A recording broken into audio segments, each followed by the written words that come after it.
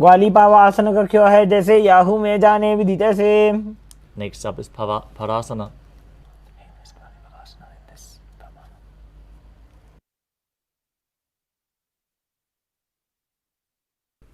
Now sit with the knees raised, arms between the thighs and calves, interlace your fingers and lift your feet off the mat. Gaze to the tip of the nose, visualize Swamiji in your inner space and perform the Mula Bandha. ध्वम्रे च येत् वायुं मृदुनिश्वास संयुतम्.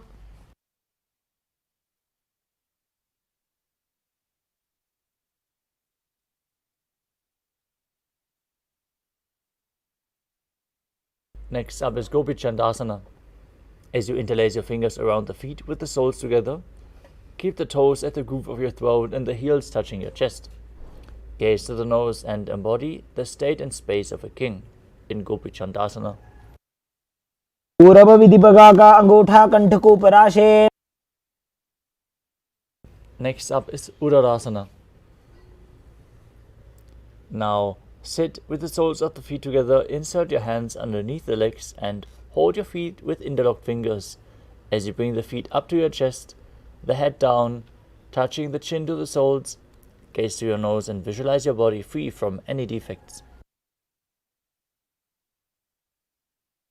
दो पगदली संपुट उठाने उभय हस्त करी वरद हिताने. From the same position, lift your feet even higher in front of your face, with the interlocked fingers in front of your forehead. Visualize yourself excelling in everything in Vishishtasana. दो पगदली जोड़ी संपुट करे. Next up is Bhujasana. From a seated position, lift both legs over top of the respective shoulders. Bring your arms underneath the legs and up, interlacing your fingers around the back of your neck. As you visualize yourself as a cobra, breathe in Rajaka Kumbhaka. Exhale deeply and hold your breath.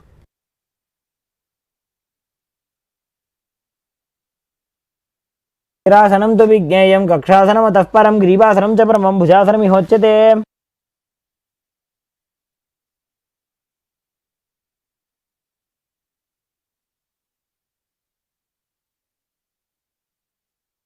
The next asana is Kalyanasana.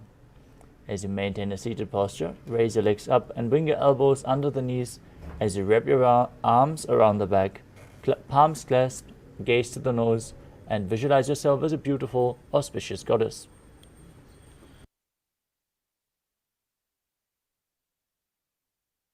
दो हाथ पगों नीचे आने, तिनको गोड़ा नीचे ठाने. Next asana is Sankatasana. Now place the left foot flat on the mat and sit down on the left heel. As you stack the right knee over top, bring both hands to the opposite knees. Visualize yourself as an elegant swan as you open your eyes wide, but not focus on any of the external objects. Only focus on the object within. Visualizing yourself as a beautiful swan as you perform Ujjayi pranayama, making an ocean-like sound with your mouth. Engage the Mula Bandha and don't forget to internally repeat the Mahavakya Om Nithyananda Paramashivoham.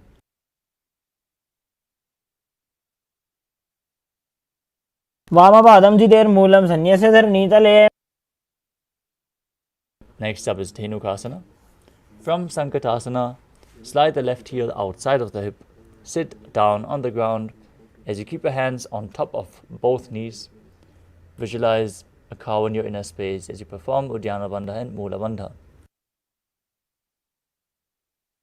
अनुषागी नगर पंचडं वृषीलिन्दकल्यम्नीम्.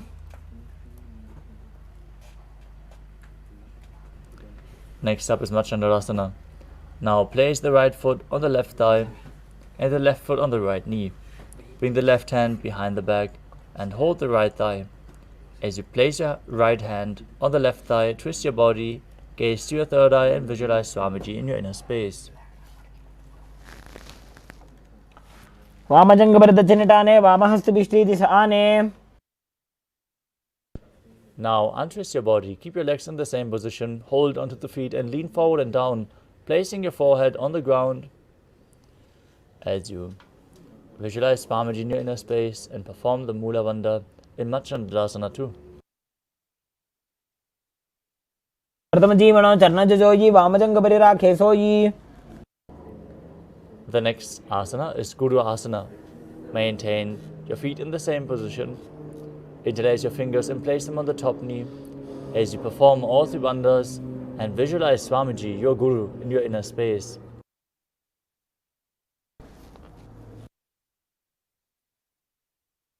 ऊर्मूलैत्रपादस्य कनिष्ठिका प्रदेशगुल्फं संस्थाप्य. Now, place the right foot flat on the mat. Sit on the right heel as you stick the left knee over top. Repeat Sankatasana on the other side as you visualize yourself as an elegant swan.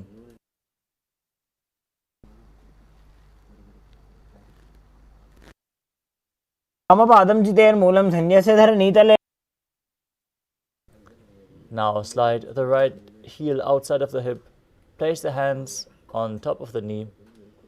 Visualize a cow in your inner space. Perform Uddiyana Bandha and Mula Bandha in Dhenukasana on the other side. अनुषागीनकर पंचडं वृषीलिन्दगल्यम्नि. Next up is Machandalasana.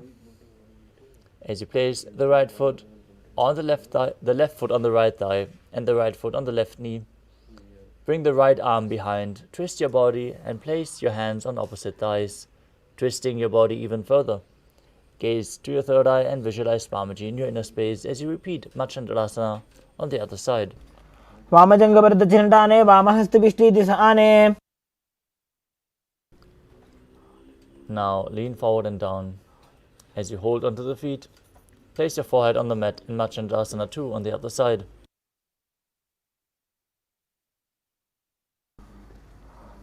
प्रथम जीवनो चरण जजोयी वामजंग परिराखे सोयी. Next up is Guru Asana on the other side. As you interlock your fingers, place them on the top knee, visualize your Guru, perform Mahamudra Bandha. ऊर्मूलैत्रपादस्य कनिष्ठिका प्रदेशगुल्फं संस्थाप्य. Next up is Pashasana. As you sit with your feet flat on the ground, hold the opposite knees with your hands and pull them towards your chest. Keep your tongue up against the palate of the mouth in Kechari Mudra as you gaze to your third eye and visualize Swamiji in your inner space. पादतले भूमौ निधाय जाननिवृषि निधाय.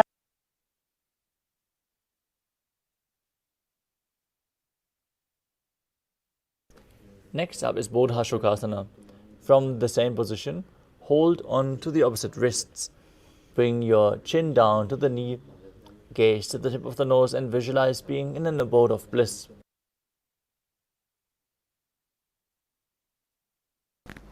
दोवु भगदली भूपरिधरे गौरमाहिलिये शेखरे. The next asana is Kudakatasana. From the same position, bring your arms underneath the knees and hold on to opposite elbows. Gaze to the nose as you visualize Swamiji in your inner space in Kudakatasana.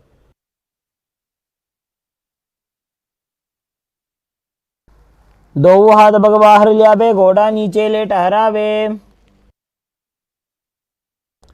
Next up is Sumati Asana.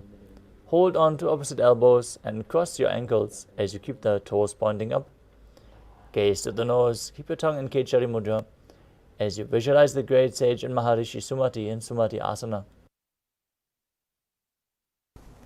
मूलद्वारी धरती परिठाने डावा पग परिदशपद आने.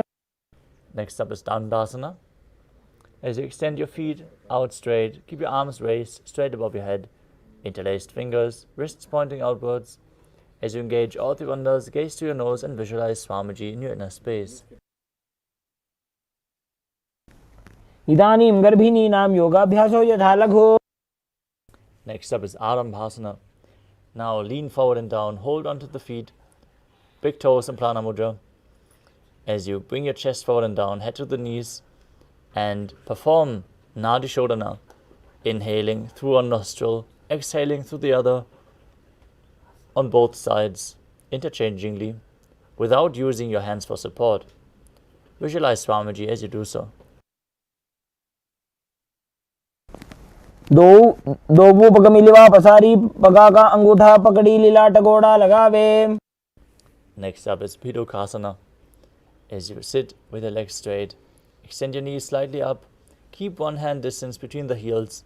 As you bring your shoulders down, wrap your hands in and around the legs and hold your feet, the soles of the feet from the outside. As you gaze to your third eye, visualize Swamiji in your inner space. प्रथम बैसी दो पाव पसारी कचको उर्तको कुरडो डारे.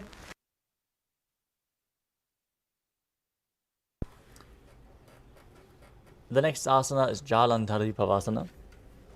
As you extend both legs out with the heels together, place your chin on the heels, insert your hands below the legs, and keep the palms facing up. Gaze to the nose as you visualize Swamiji in your inner space and perform the Mula Bandha. दो एड़ी में लिखे दीजिए हाथ पसारी.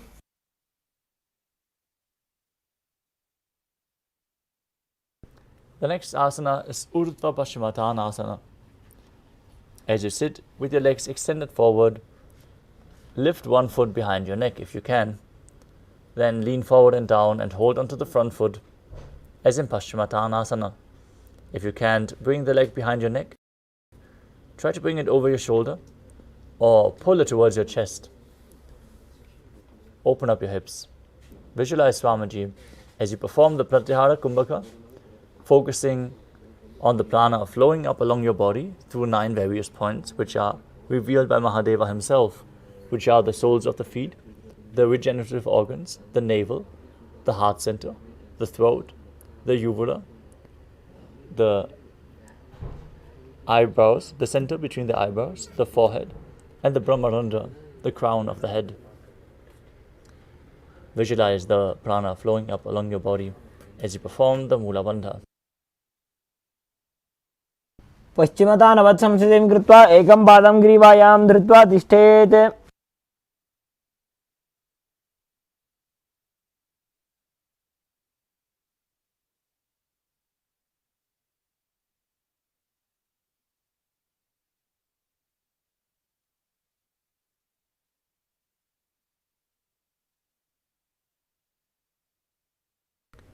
Next up is Anantasana.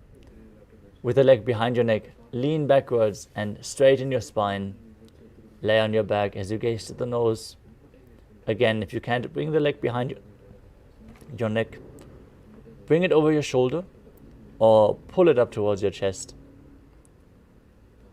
Hold onto the foot with the opposite hand as you gaze to the nose and visualize yourself as being infinite, endless, eternal, Ananta in this posture.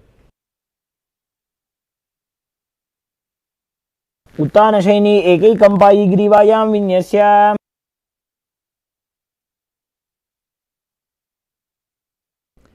Next up is Ankushasana. From Anantasana, roll onto the side of the elbow, holding onto your foot. Rest on the side as you gaze to the nose and feel in complete control.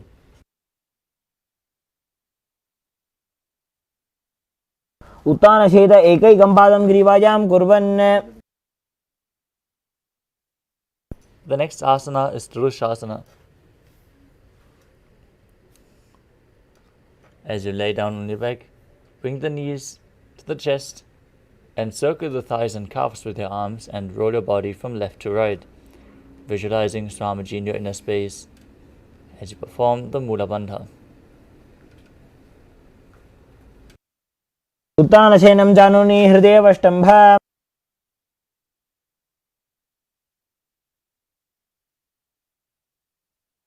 Next up is Urdhva Paschimottanasana on the other side. Now extend both legs forward, bring one behind your neck, lean forward and down. Hold onto the front foot as in Paschimottanasana as you visualize Swamiji in your inner space.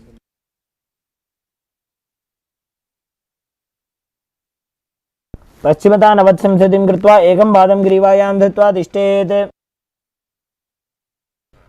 Now repeat Anantasana on the other side as you hold the foot with the opposite hand, extending your body straight, visualizing yourself as unending.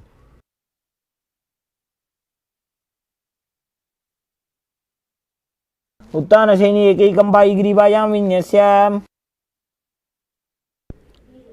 Now repeat Ankushasana on the other side as you roll onto the side and feel in complete control.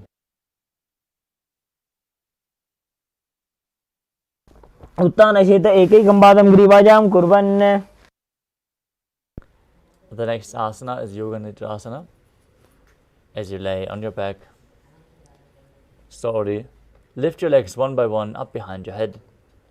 Hold your hands behind your back and gaze to your nose as you visualize Swamiji in your inner space. पादाभ्यां वेष्टयेत् कण्ठं हस्ताभ्यां पृष्ठबन्धनम्. The next asana is Atmaramasana. While laying on your back, raise your legs towards your head, wrap your hands around the legs and interlace your fingers behind your neck. Gaze to the nose as you visualize Lord Vishnu blessing you from within. Focus on the prana flowing up in Pratyara Kumbhaka as you perform the Mula Bandha.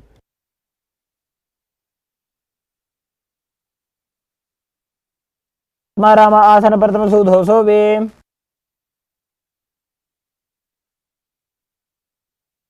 The next asana is Kutrikasana. As you lay on your back with the knees to the chest, with the soles of the feet facing up, extend your arms sideways and gaze to your third eye. Visualize Swamiji in your inner space as you perform the Mula Bandha. दो हाथ सीधा सा करे, तीनों सौ बेसपा करे. Next up is the Jatthara Parivriti. This asana consists of 3 steps. We are going to perform all 3 steps and then repeat them on the other side. First, enter a neutral position where you pull both knees towards your chest, soles facing up, as you extend your arms to the side at shoulder level. Then drop one knee to the side, extending the other leg down. This is the first step. Then bring both knees bent to the side. Second step. Then extend both legs to the side and hold onto the feet with your hand as you gaze in the opposite direction. Visualize Swamiji in your inner space and perform the Mula Bandha. परिवृत्ति कुक्षि भागे त्रिदाहि परिकीर्तितः. Now return to the neutral position. Knees pulled up, arms extended to the side. As you drop the other knee to the ground in step 1. Both knees to the other side. Then both legs extended to the side, holding onto the feet and gazing away from the feet.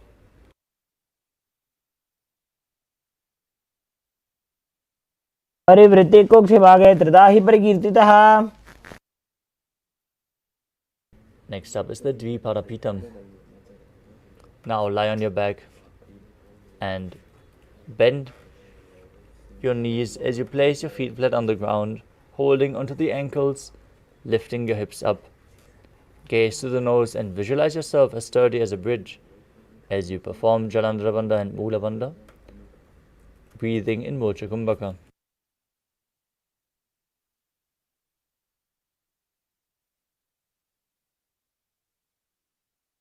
प्रतिक्रियायुतं द्वन्द्वपीठ सर्वबलप्रदम्.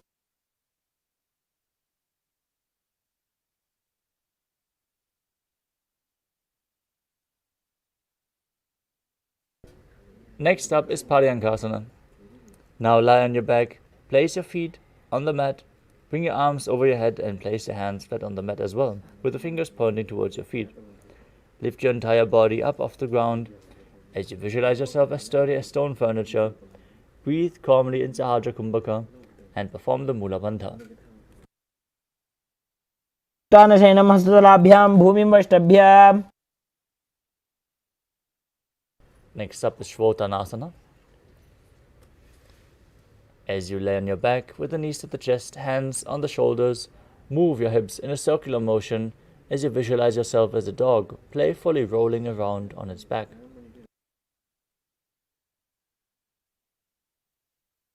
शवच्छरीरं संस्थाप्य जानुनि सम्मील्य नाभवानीज.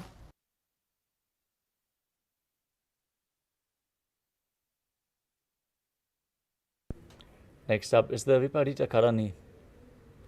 Now lie supine, raise your hips and legs up as you bring your hands to the lower back for support. Elbows and hands extended on the mat below. helping you balance your body with your legs up straight. Move your legs round and round in a circular motion as you visualize Swamiji in your inner space and perform Jalandhara Bandha and Mula Bandha.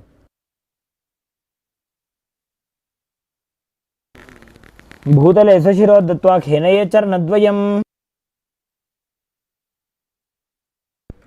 Now stop the movement of your legs, be straight and stable in Viparita Karani too.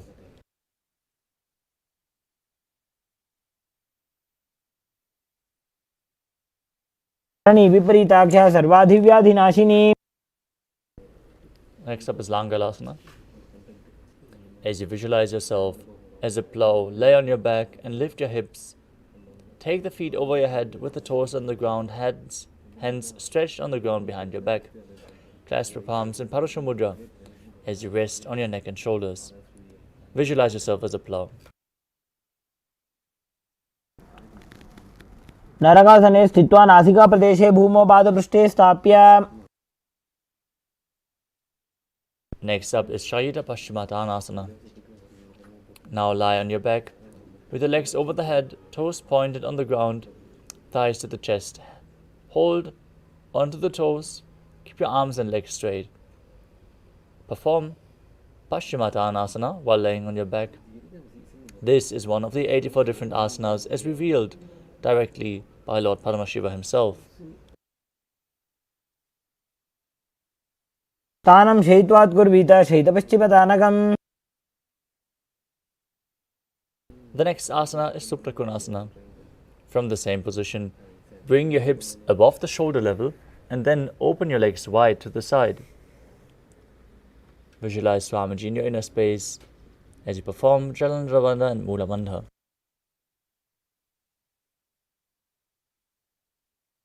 परिवृत्ति कुक्षिभागे त्रिदाहि परिकीर्तितः. Next up is Chakrasana. From the same position, hold on to your ankles and roll onto your back while visualizing yourself as a chakra, a wheel. Breathe in Mocha Kumbhaka in Chakrasana. वासनस्तद्वौ पादौ कुर्यान्मस्तकतः परौ. The next asana is Suprapta Sarita Parangushtasana, where you lay on your back and extend your legs up at a 90-degree angle, holding on to the feet, to the big toes and prana mudra. As you then open your legs wide to the side, visualize Swamiji in your inner space. पादं क्रौञ्चं च भरीजिं वीरभद्रकम्. The next asana is Supta Parangushtasana, where you join your feet together above your body and remain with your arms and legs straight. Visualize Swamiji in your inner space as you perform the Mula Bandha. उत्तानपादं क्रौञ्चं च भरीचिं वीरभद्रकम्.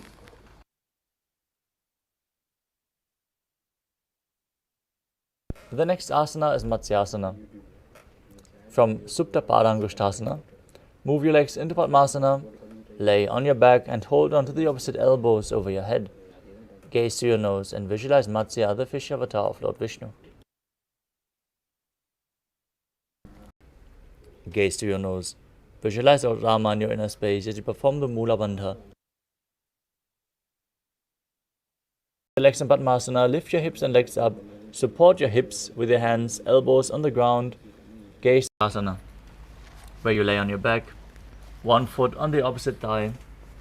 Lift the other knee towards your head. Change the position of your feet. Repeat Vrishchikasana on the other side. प्रथमशेन सूधो शीशिकेशिकी सन्धि सुधा. Breathe through your nose in Sahadra Kumbhaka and perform the Mula Bandha. तानं शयनं कृत्वा अङ्गुलिभिः कन्दरां बद्ध्वा.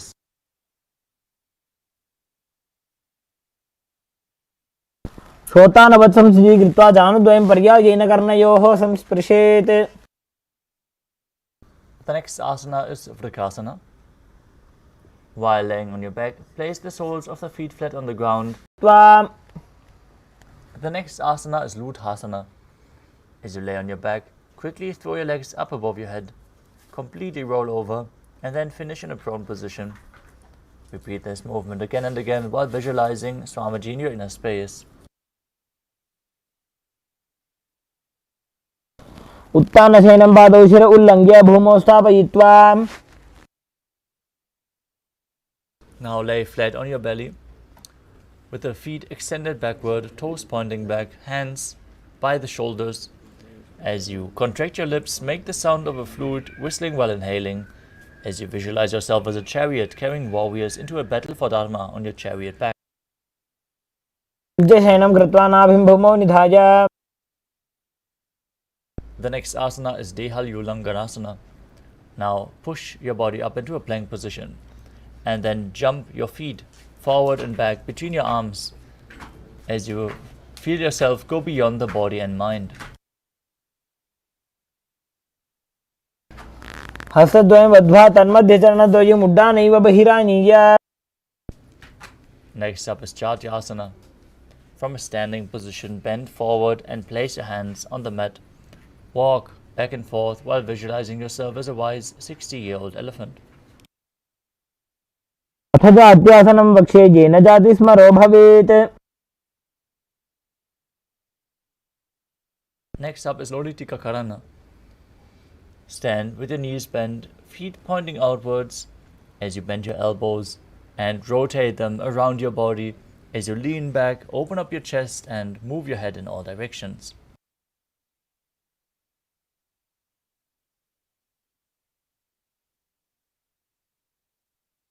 The next asana is Sarapasana. Now tie your feet with a rope if you have one available. Stand erect on the mat like a rod. Keep your arms at the side of your body with the hands touching your thighs. Visualize your Kundalini, Devi, raising and curling upward around your body. Activate the Kundalini Shakti, flowing upwards. As you perform the Mula Bandha, breathe calmly through your nose in Sahajra Kumbhaka. अथ सर्पासनं वक्ष्ये वायुपाणाय केवलं शरीरं दण्डवत् तिष्ठेत्. रज्जुबन्धस्तु पादयोः वायवी कुण्डली देवी कुण्डलाकारमङ्गुले. Now move on to Ushta Sadhanasana. While standing, place all fingers on the mat and then stand on your hands, holding on to the toes from the front as you begin to move. Walk around, visualizing yourself as a camel. टिकनिष्ठिका प्रदेशेन भूमौ निधाय उपरि पादतले संस्थाप्य. Next up is Ashvasana from the same position, holding onto the feet from the outside. Visualize yourself as a horse and walk around. टिकनिष्ठिका प्रदेशेन भूमौ निधाय उपरि पादतले संस्थाप्य. Next up is Kapota Nitakasana. As you stand straight with the feet together, interlace your hands behind your back and pull them down towards your calves, opening up your chest widely. Visualize yourself as a soaring bird diving as you perform the Mula Bandha. पादतले भूमौ निधाय पृष्ठभागेन हस्तो जङ्घापर्यन्तं नीत्वा. Next up is the Tala Pushpa Bhutam Karana. Now stand tall with the palms together in Namaskara Mudra. Gently bend the knees and keep the toes pointing outwards.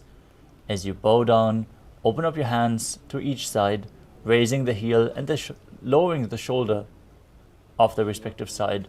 Visualize yourself holding a bouquet of flowers and offering it to Paramashiva.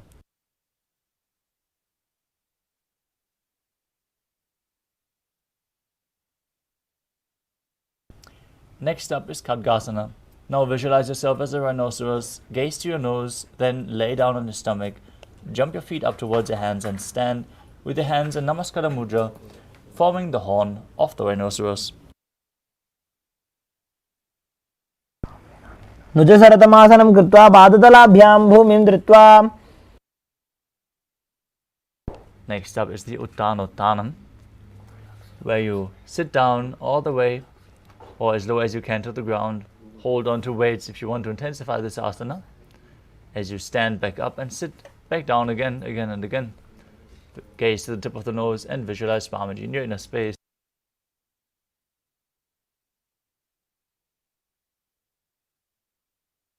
पुनः पुनः उत्थातव्यम् असितव्यमिति उत्थानोत्थानं भवति.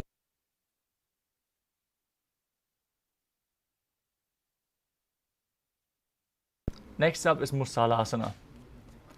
Now stand up straight, raise your arms up over your head and jump repeatedly as you visualize yourself as a mace.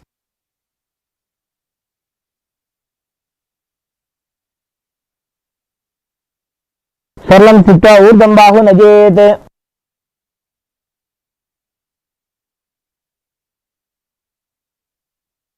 Next up is Uchchiya Shakasana.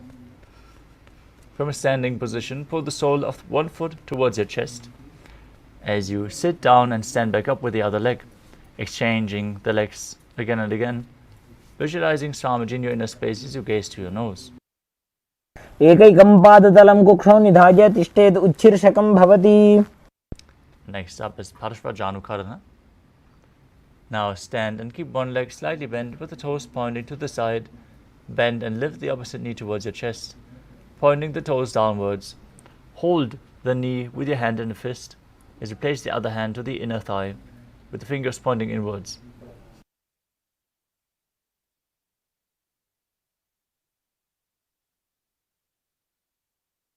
Next up is Tandavasana. You can hold weights if you want to intensify this asana. As you visualize yourself fiercely dancing as Lord Shiva, extend one leg and both arms forward, then sit down and stand back up with the other leg.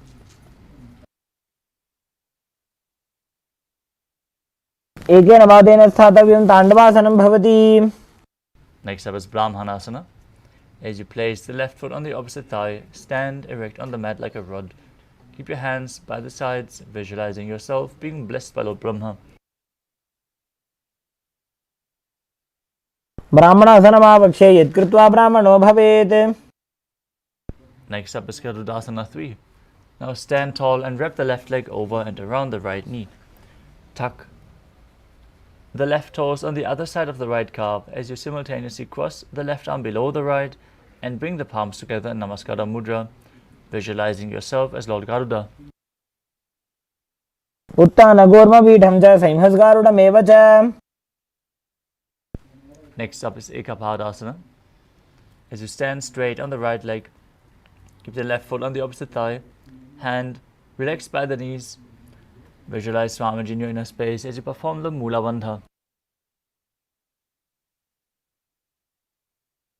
दक्षाङ्घ्रिं वामपादस्य जङ्घोपरि निधाय च. Next up is Dhuruvasana. As you stand on the right leg, lift, hold onto the big toe of the left foot and straighten it out to the side. As you visualize yourself as the North Pole star, rotate on the standing leg. एकेन हस्तेन दण्डरूपस्य एकस्य पादस्य अग्रं धृत्वा. Next up is Trivikramasana. As you stand on the right leg, lift the left foot behind your neck and stand tall. Alternate sitting and standing. Perform the 3 steps of Lord Vishnu as you visualize Lord Vishnu blessing you from within. एकेन पादेन स्थातव्यम् उत्थातव्यं ताण्डवासनं भवति. Now repeat Parashvajanukarana on the other side.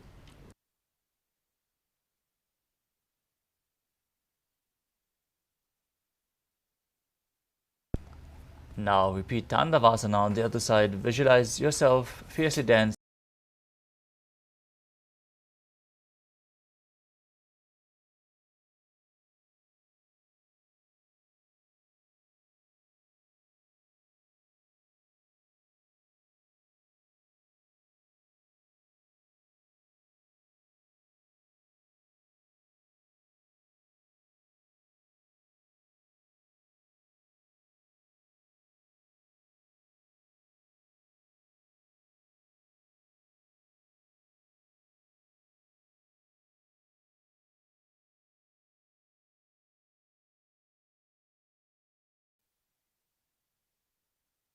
Next up is Ekapadasana.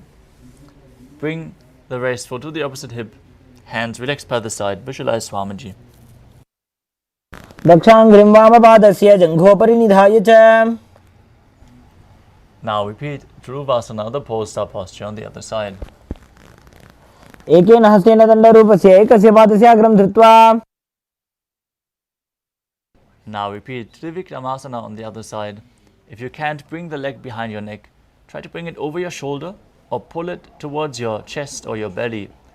Then sit down and stand back up. Get the support of a solid object if you need. पादं संस्थाप्य स्थातव्यम् उत्थातव्यं त्रिविक्रमासनं भवति. Next up is Samanaka Karana. Stand straight with the feet close together, toes pointed slightly outwards. Keep both hands to the side of your body, fingers apart. Relax, feel the awakened Kundalini Shakti flowing through your body as we enter the final 100 asanas of the sequence.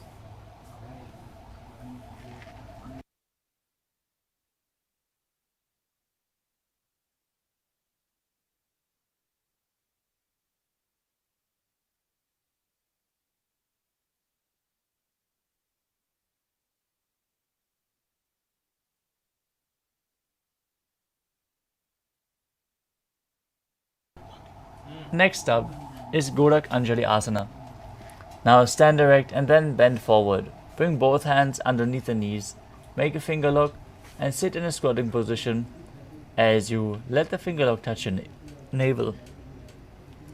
Visualize the great sage Goraknath, founder of the Natha Yoga Hindu Sampradaya, as you perform Jivachala Kumbhaka.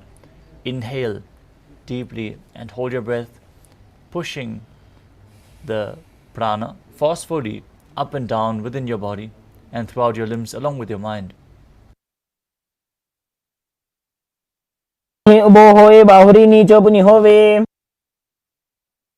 Next up is Kanchi Asana.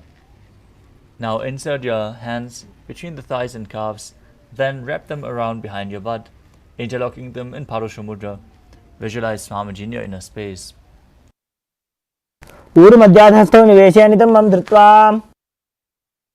Next up is Bhaira Asana. Now bring the feet together and sit in a squatting posture where your heels touch your perineum. Hold the hands behind your back in Parusha Mudra as you gaze to the nose and gaze to your navel and visualize Bhagavan Kalabhairava, the Lord of Time.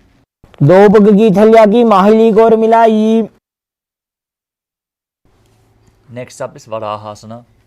Squat all the way down to the ground. Keep your feet together, toes apart. Bring your elbows up close to your head as you join your hands behind your back. Fingers pointing downwards in Anjali Mudra. Gaze to the nose and visualize yourself as Varaha, the boar avatar of Lord Vishnu.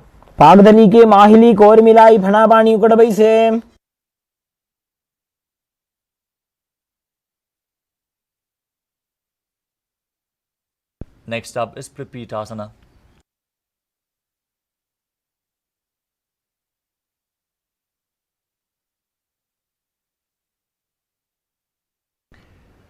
With the heels touching, bring your hips to the same level as the knees.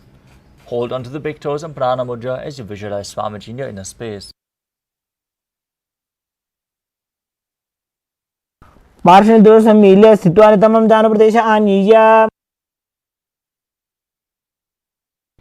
Next up is Bakasana. As you place your hands on the mat, fingers wide apart, hands shoulder width apart. Visualize yourself as a crow as you perform the Jivachala Kumbhaka.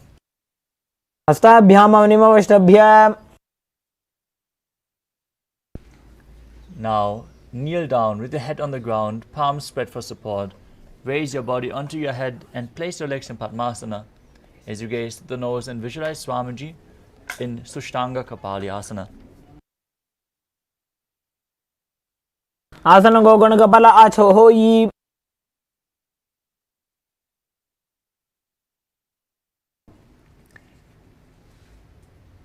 The next asana is Guptasana. As you keep the toes flat,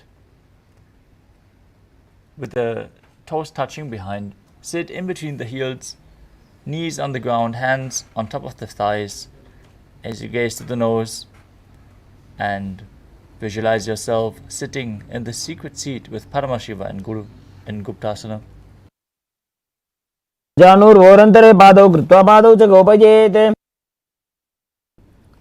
The next asana is Vrikshasana too. Another inverted posture. So get the support of a partner or prepare yourself in front of a wall if needed. Now place your hands on the ground, fingers wide. Lift your body up straight into a handstand as you You should perform this asana to purify the 7 chakras. As you visualize yourself as a tree with deep roots into the ground, perform the Mula Bandha. सप्तचक्रक्षालनाय vrikshasana विशेषकान्. Next up is Shiva Asana. In the handstand posture, bring your hands closer together, join the feet, gaze to your third eye and visualize Tejas, energy flowing to your third eye, rejuvenating your body. दो पग जोड़ी माही Gulf मिलाए.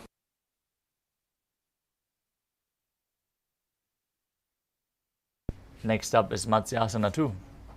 Now bring your body into a plank position and then lower it down and push it back up again and again while visualizing yourself as a fish. नित्यं शयनं गुरुपरो पार्श्वभागायामूर्धकृत्य. Next up is Sarvasana 2. Lower your body onto your stomach, bring your hands to the hips. Visualize yourself as a snake as you lift your chest from left to right like a snake. Perform the Mula Bandha. नित्यं शयनं कृत्वा हस्तनितम्बं संस्थाप्य. The next asana is Niralambanasana. As you lie prone on your belly with the toes pointing backwards, bring your elbows to the mat in front and hold your face with the hands in Padma Mudra, the Lotus Mudra. Feel self-supported and completely independent. कराभ्यां पंकजं कृत्वा तिष्ठेत् कुरुपरया सुधीः. Next up is Chakrasana. Now visualize yourself as an umbrella, protecting Guru from the sun rays. As you lay on your stomach, place your hands flat on the mat in front, straighten your arms, push your upper body up and bend your knees, bringing the feet towards your upper back. Perform the Mula Bandha as you do so in Chakrasana. अर्ध्यासनमस्थित्वा हस्ततलाभ्यां भूमिं धृत्वा. Next up is Vajrasana. As you sit on the knees with the tops of the feet flat on the mat, bring your butt onto the heels, stretch your arms out in front with the palms facing down.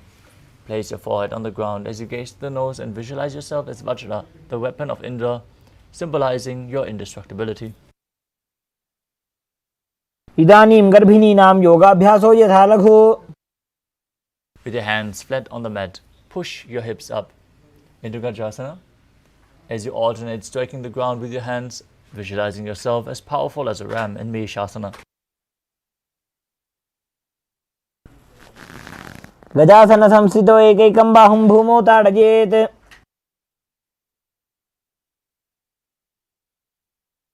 The next asana is Ajasana. From Gajrasana, lift your legs up into the air and slowly bring your forehead to the ground. Visualize yourself as unborn, existing for all eternity. गजासन संस्थितो पादद्वयमन्तराळे कृत्य.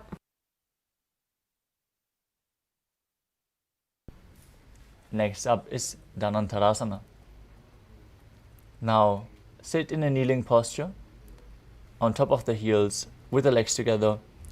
Interlace your fingers around the toes and pull the feet towards your perineum. Then place your hands on the respective knees. Keep your spine straight, gaze to the nose. Place your hands on top of the knees as you visualize Swamiji in your inner space and breathe in Ujjayi pranayama, making an ocean-like sound with your mouth. पूर्व विधि परिहाता की काकसी से फणा शरा मोड़ी.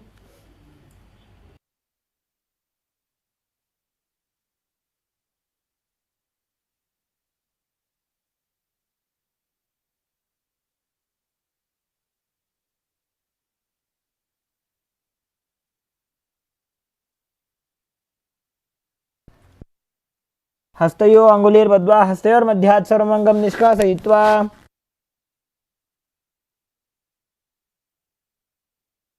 Next up is Garudasana 4. As you sit on the heels in Vajrasana, turn your feet out to the side, keep your thighs and knees resting on the ground with your spine straight, hands on the knees.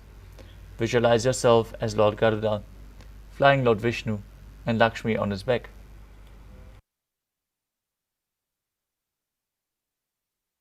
जंघोरुभ्यां पीड्य स्थिरकायो द्विजानुना.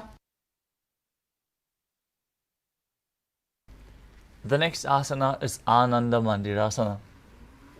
As you sit, With your legs folded back, toes pointing backwards, the knees opened wide, the front of your buttocks on the ground, holding onto your ankles. Gaze to your third eye and visualize yourself residing in the blissful space of a temple. भवक्षे वीरनाथ आनंदमंदिरासनम. Next up is Mandukasana 2. As you sit with your knees wide, feet overlapping on top of your ankles, keep your hands under the knees, gaze to the tip of the nose, press your tongue up against the palate of the mouth in Manduki Mudra, while visualizing yourself as a frog. Perform Uddiyana Bandha and Mula Bandha as you do so. पृष्ठं संपीड्य गुल्फाभ्यां जान्वंगे सवलयाकृतिः. Next up is Narasimhasana. Now keep your toes on the mat, heels up and together. Place your perineum on the heels. Place your palms on the ground in front with the fingers spread wide, toes touching the palms and the thumbs touching in the center. As you gaze to your nose, stick out your tongue and exhale forcefully as you visualize Narasimha, one of the 10 avatars of Vishnu. दो फणा पानी होए वैसे एड़ी Mailer गुदानी वैसे. Next up is Pishlakasana. As you sit on the toes, place your perineum on the heels, separate your knees, place them on the ground. As you cover your mouth with the hollow of both hands, bring the thumbs between the teeth and close your mouth.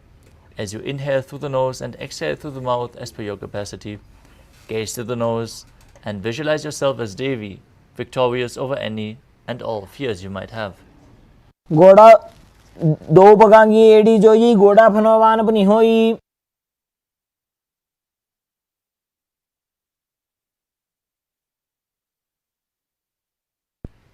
Next up is Makaldasana. Now keep the soles of the feet together, the top of the feet on the ground. Sit on your heels. Bend your elbows and bring your fingers to the armpits as you visualize yourself as a playful monkey scratching itself. दो पगदली संपुट आने तिनिगी पिष्टि भूमि पर इठाने.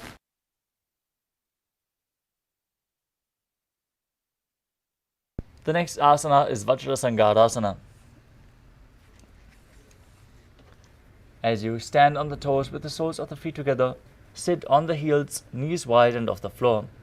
Hold your elbows behind your back and gaze to the nose as you embody a diamond-like strength for yourself and your Sangha, your spiritual community.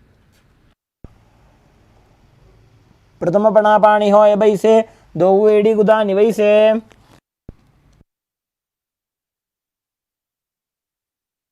Next up is Kanjanasana. As you keep the toes down, ankles crossed behind, sit on the heels, place your palms on the mat to the sides, as you gaze to the nose and visualize perfect health beyond any and all physical ailments, performing Uddiyana Bandha and Mula Bandha as you do so. खञ्जनासनमावक्षे यत्कृत्वा सुस्थिरो भवेत्. The next asana is Kurmasana. With the toes flat, cross your feet, place the perineum onto the back of the heels. As you keep your knees wide on the floor, rest your hands on the knees, gaze to the nose and visualize yourself as a turtle with a stable body and mind to live for centuries. गुल्फौ च वर्षणस्याधो व्युत्क्रमेण समाहितौ.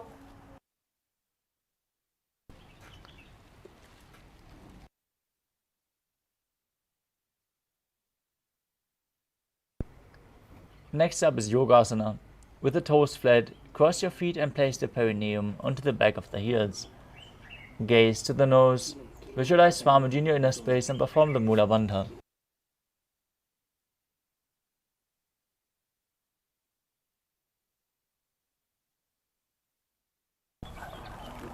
गुदं नियम्य गुल्फाभ्यां व्युत्क्रमेण समाहितः. Next up is Vijogasana. Stand on the knees as you cross your ankles behind with the feet near the opposite knees. Hold your calves with the fingers inside and the thumbs outside. Gaze to your third eye and visualize a space of eternal oneness Advaita with your Guru. घोड़ा वामो उभौ होई घोड़ा आड़ा राखे doji. Next up is Ushtrasana 2. In a kneeling position, bend backwards, hold your ankles with your hands. As you keep your arms straight, push your hips forward, tilt your head back, and visualize yourself as a camel. मेरुदंडग्रंथि दाढ्या संविभादयिषुः पुमान्. The next asana is Jatyasana 2. With your heels together, hands on the soles of the feet, slowly lean back, bring your elbows down to the mat, and place the back of your head onto the mat as well. Gaze to your nose and visualize yourself as a lotus blooming. दो एड़ी संपुट करे सोले मूलद्वारि धरे. Next up is Viratasana. As you sit on the knees with the thighs and calves together, lean back and touch your back to the ground, then rise back up again and again. Use the support of your hands if needed as you gaze to the nose and visualize the healing and liberation of all causal, subtle forms of your body. जंगा पृष्ठभूमो निधाय जंगोदरयोः ऊरुनी संस्थाप्य.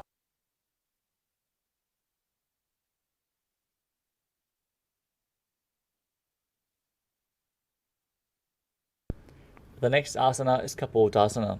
From Viratasana, raise your hips higher. Bring your forearms to the mat and hold the back of your heels.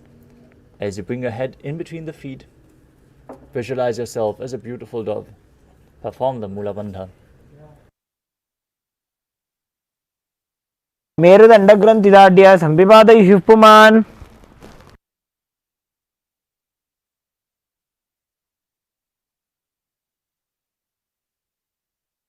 The next asana is Valasana. Stand upright on the knees with the toes tucked. Hold your arms with opposite hands as you gaze to the nose. This is the boon fulfilling posture. Receive your boon from Paramashiva. Internally chant Om Nithyananda Paramashivoham in Valasana. जानुनी भूमौ संस्थाप्य हस्ताभ्यां बाहु परस्परं धृत्वा. Next up is Varahasana 2. Now keep the knees together, toes tucked, heels raised, perineum down on the heels as you lean forward and down, holding onto your head. Rest your hand on the hands and visualize yourself as Varaha, the boar avatar of Lord Vishnu in Varahasana 2. सूर्यं चन्द्रं भेदनानि आसनानि निगद्यते. Next up is Mundasana. As you kneel down, place your elbows on the mat shoulder width apart. Interlace your fingers, place the crown of your head onto the mat, support your head with your hands. Walk your feet forward, raise your hips, and lift your legs off the ground, extend them straight. As you visualize yourself as a lop tree, gaze to the nose, breathe calmly in Sahajra Kumbhaka, and perform the Mula Bandha in Mundasana. अधो मुंडासनं वक्षे सर्वेषां प्राणिनां सुखम्. Gently lower your body down. Place your head in between the knees as you hold onto your head and place the elbows outside of the knees in Andhasana. Gaze to the nose and visualize Swamiji in your inner space. प्रथम पगदली समटारावे कोरमाहिली उभे मिलावे. Next up is Viparita Shalabhasana. Hold weights if you want to intensify this asana. Lay down on your belly, arms extended, and legs and arms lifted off the ground completely. Visualize yourself as a locust as you perform the Mula Bandha. शलभासन भेदाश्च नटभेरुण्ड नामके. Now lay on your belly and keep your arms at the side near your hips with the palms facing down. Lift your legs up completely as you place your forehead on the ground. Visualize a skull representing the mind with purified thoughts and the strong will to attain enlightenment in Kapalasana. कपालं भूमौ निधाय ऊर्ध्वं पादौ नयेत्.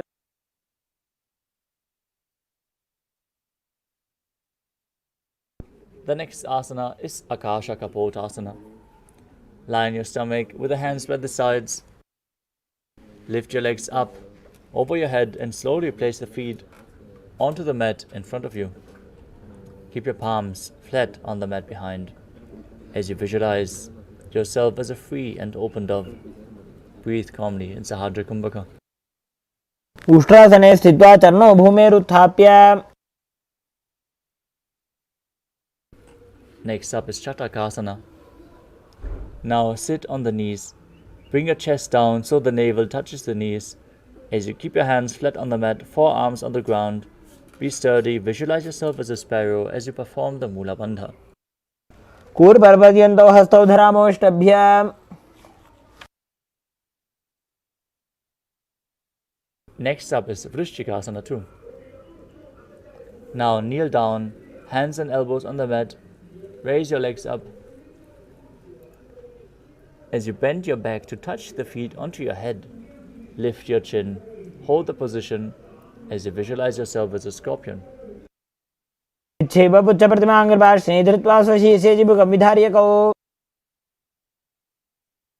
Next up is Vrishasana. As you place your perineum down on the right heel, keep the left foot outside the hip, ankle to the side, toes pointing upwards, hands on the mat in front as you visualize yourself as a bull. Forcefully inhale and hold your breath for a short while, then slowly exhale through your nose in Antarangaka Kumbhaka. याम्य गुल्फे पादमूले वामभागे पदेतरम्. Now place your hands flat in front of you and raise your knees off the mat, crossing the left toes over the right as you visualize Swamiji in your inner space in Lolasana. लोलासनं सदा कुर्यात् वायुलोलापघातनात्. From Lolasana, place your perineum right onto the opposite heels, repeating Vrishasana on the other side, visualizing yourself as a bull. याम्य गुल्फे पादमूले वामभागे पदेतरम्. Next up is Balagunasana. Now place the left toes on the ground, left heels raised, sitting on the heel. As you keep the opposite knee towards your chest, foot flat, hands on the respective knees, visualizing Balagunahai, one of the 84 siddhas in your inner space. आसन को गुण जल विकार जागी. Next up is Grahasana. Now squat with your feet flat, bring your elbows under the thighs and wrap your hands around the shins, holding onto the ankles from the outside. Visualize yourself as the entire planet as you perform the Mula Bandha. पादतले भूमौ संस्थाप्य जानुमध्ये कूर्परौ स्थाप्य. Next up is Balagunasana. As you place the right toes on the ground, sit on the right foot, on the right heel. Repeat Balagunasana on the other side. आसन को गुण जल विकार जागी. Next up is Utkatasana.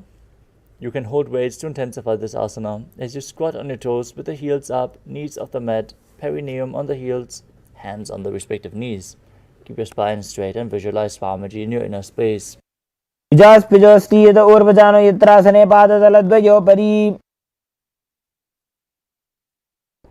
Next up is Vajrasangarasana too. Sit on the toes with the perineum on the heels, soles together, knees off the ground and apart. Interlace your fingers. Hold onto the opposite elbows behind your back as you visualize Swamiji in your inner space. प्रथम पणापाणी होय जैसे दो एड़ी गुदानी वैसे.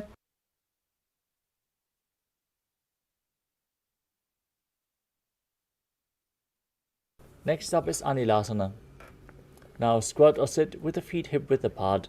Place your palms on the mat, fingers pointing forward and step onto the top of the hands. As you gaze to the nose, visualize you are able to consume and live off of air alone. भूमि पर इठाने कहुनी जाड़ी ना भी लगाने. Next up is Parukasana. Now place the back of your hands onto the mat with the fingers pointing towards your body. Step onto the hands with your feet and wrap your hands around the feet like a shoe. Start walking around on the mat. Visualize yourself wearing padukas walking across India. हस्ततलयोः पादतले कृता तिष्ठेत् गच्छेत् पादुकासनं भवति. Next up is Kukkuttanasana. Now place your palms on the mat, raise both feet upwards into the air as you let them fall back down. Do this again and again, visualizing yourself as a rooster. हस्ततले भूमौ कृत्वा पादतले च ऊर्ध्वमुड्डानं कृत्वा.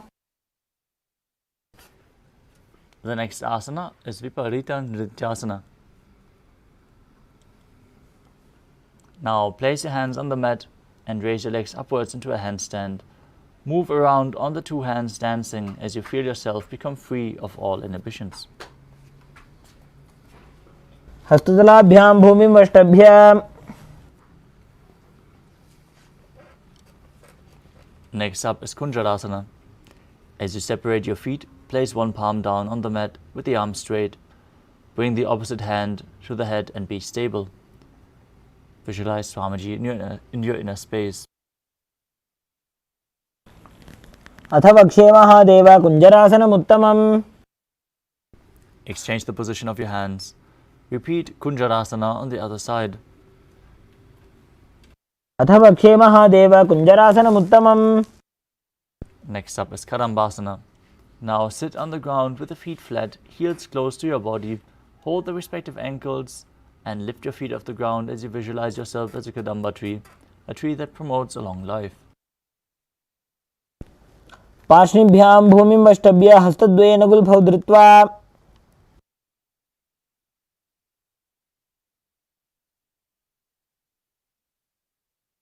Next up is Pavana Muktasana. As you sit with the heels at the perineum, holding onto opposite knees, pulling them close to your chest. Visualize any excess vata being released from or balanced within your system. गजोस्तु पादयोः पाणिं लात्वा स्वस्वनितम्बके. The next asana is Chakorasana. As you sit and lift one leg behind your head, place both hands on the mat and extend the opposite leg with the knee straight. If you can't, lift your leg behind your neck, pull it towards your chest or bring it over your shoulder. Then lift your entire body off the mat and gaze to your third eye, visualizing yourself as a powerful source of energy. पूर्वदानं चतुष्पादपीठं वज्रासनं तथा. Next up is Dhanurasana 2. Now sit with one leg extended forward and hold on to the respective big toes in Prana Mudra. As you pull the other leg towards your ear, visualize yourself as a bow as you pull your leg back as if you're pulling a bowstring. पादाङ्गुष्ठौ तु पाणिभ्यां गृहीत्वा श्रवणावधि. Next up is Ashtavakrasana. Now place your hands flat on the mat, shoulder width apart. Bring one leg over top of the respective shoulder. Hook the other foot over top and extend the legs out to the side, balancing on your arms as you lean forward, visualizing yourself as a flying crane. वासिष्ठमदकौण्डिन्यमूर्ध्वकुक्कुटमेव च. The next asana is Pranasana. Now bring one foot on top of the opposite thigh. Bring the other foot flat on the ground with the knee raised. Push the opposite knee to the ground and bring your shoulder underneath the raised knee with the hand flat on the ground. Visualize you are immortal and able to exist solely from prana as you gaze to your third eye. एतत् प्रभेदं वक्ष्यामि करोति यस्य चामरः. Next up is Parashvamatsyendrasana. Now bring one heel to the opposite hip and step the other foot over top the knee. Twist outside of the raised knee, bring your arm underneath the knee and interlace your fingers behind your back. Gaze to your third eye and visualize Matsyendranath, the master of Hatha Yoga.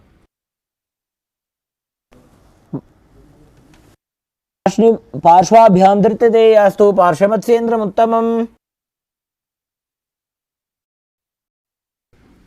Now repeat Chakorasana on the other side with the other leg behind your neck or over the shoulder as you raise your entire body off the mat and extend the leg up straight, visualizing yourself as a powerful source of energy. पूर्वदानं चतुष्पादपीठं वज्रासनं तथा. Repeat Dhanurasana 2 on the other side. Pull the other foot towards your ear. Hold onto the big toes. Visualize yourself as a bow. पादाङ्गुष्ठौ तु पाणिभ्यां गृहीत्वा श्रवणावधि. Now repeat Ashtavakrasana on the other side. Bring the other foot over top of the shoulder, hook the opposite foot over top, and extend the legs out to the side. Balance on your arms, visualizing yourself as a flying crane. वासिष्ठमथ कौण्डिन्यमूर्धकुक्कुटमेव च. Now repeat Pranasana on the other side. Bring the other foot over top of the opposite thigh, shoulder underneath, pressing the other knee to the mat. Visualize yourself as immortal, existing from prana. एतत् प्रभेदं वक्ष्यामि करोति यः स चामरः.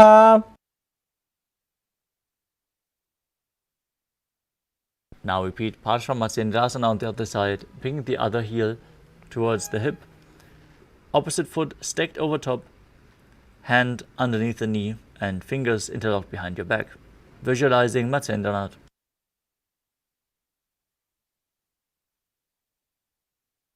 पार्श्वाभ्यां धृतदेयास्तो पार्श्वमत्स्येन्द्रमुत्तमम्.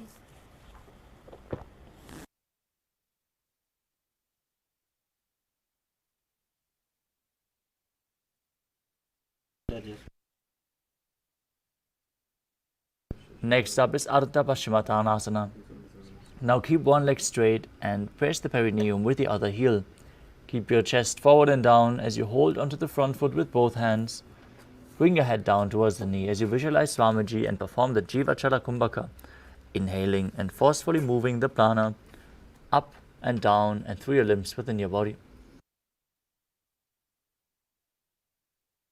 एकं पादं प्रसार्य एकं पादस्य पार्श्वनासीवनी सम्पीड्य. Next up is Kranchasana.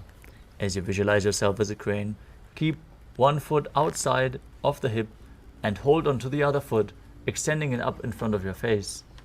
Visualize yourself as a crane as you perform the Mula Bandha. उत्तानपादं क्रौञ्चं च मरीचिं वीरभद्रकम्. Now repeat Ardha Paschimottanasana on the other side.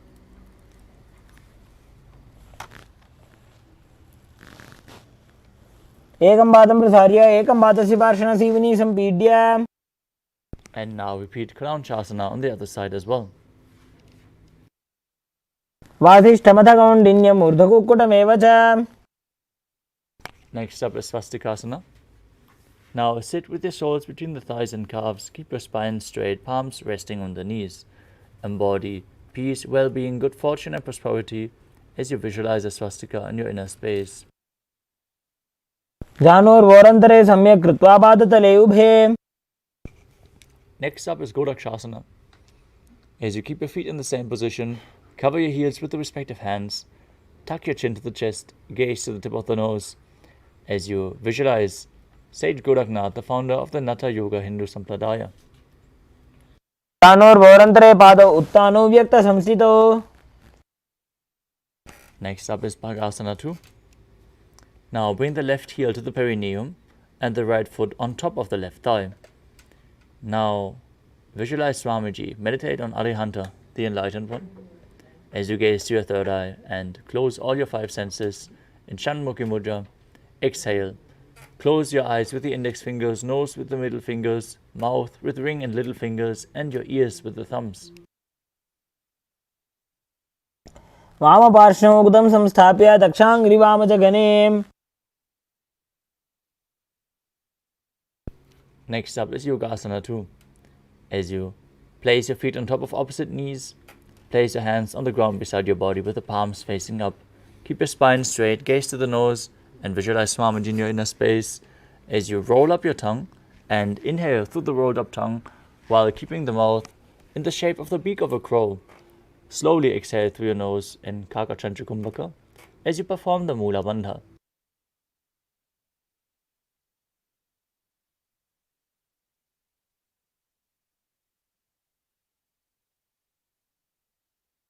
उत्तानौ चरणौ कृत्वा संस्थाप्य उपरि जानुनोः. Next up is Urdhva Kukutasana. Now rotate your hands at the side of your body and push your palms into the mat, lifting your body off the mat as you visualize yourself as a rooster. वासिष्ठमथ कौण्डिन्यम् ऊर्ध्वकुक्कुटमेव च. Next up is Siddha Haratali Asana. From Padmasana, insert both hands through the knees and place them on the mat. Avoid lifting your body up, stay seated on the mat as you gaze to the nose and perform the Mula Bandha.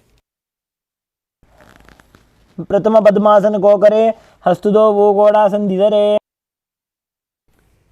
Next up is Hamsasana. Now push your body off the mat from the same position as you gaze to the nose and visualize yourself as an elegant swan. Kukkutasana स्थित्वा स्कंदपर्यन्तं ऊरूनि नीत्वा.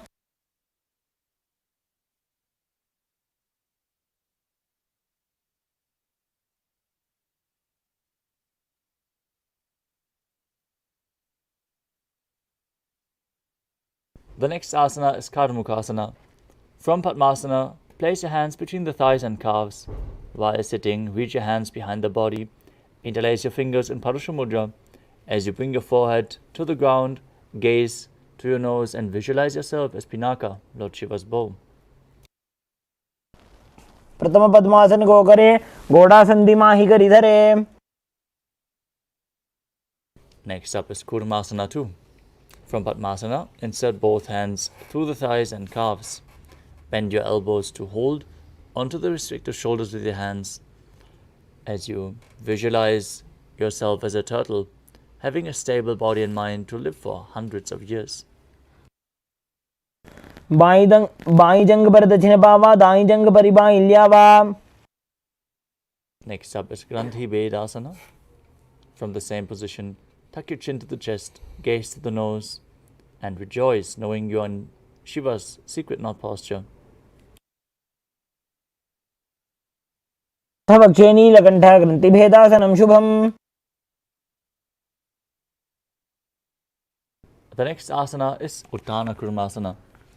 With your legs in Padmasana, arms broad in between, roll onto your back and hold onto your shoulders as you embody a turtle laying on its back. Kukkutasana बंधस्थम कराभ्याम धृतगंधरम. Now sit back up into Padmasana.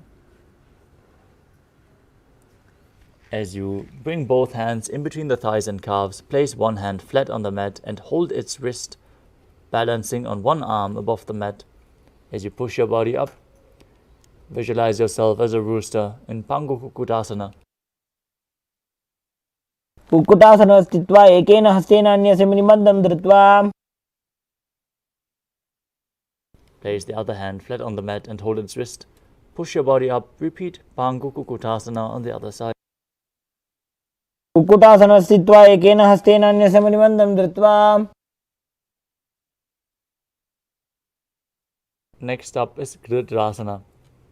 From Padmasana, place your elbows on the toes and interlace your fingers. Rest your chins on the knuckles as you press your thumbs to the throat, visualizing you have gone beyond all greed and covetous. तानोर्वोरन्तरे पादौ उत्तानो व्यक्त संस्थितौ. Next up is Padmasana 3. From Padmasana, hold one hand over the other with the palms facing upwards. Now, hold one hand over the other. Keep your spine straight. Gaze to the nose. Engage all three bandhas as you visualize Swamiji in your inner space. उत्तानौ चरणौ विधाय विधिवत् शक्ति स्थितौ योगिरात्.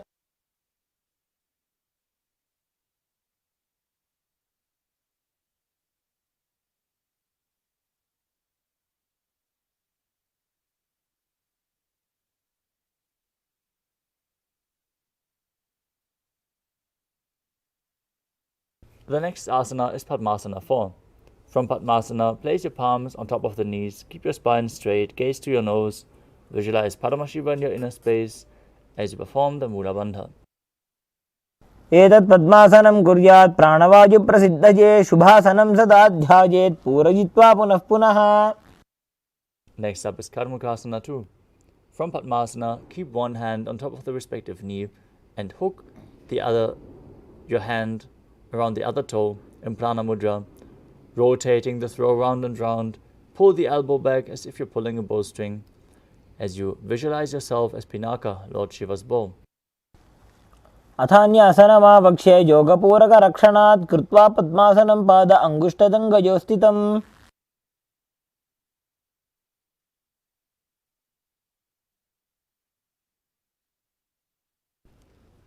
Next up is Karmakasana 3. From Padmasana, cross your arms behind your back and hold onto the big toes in Prana Mudra. Gaze to the tip of your nose.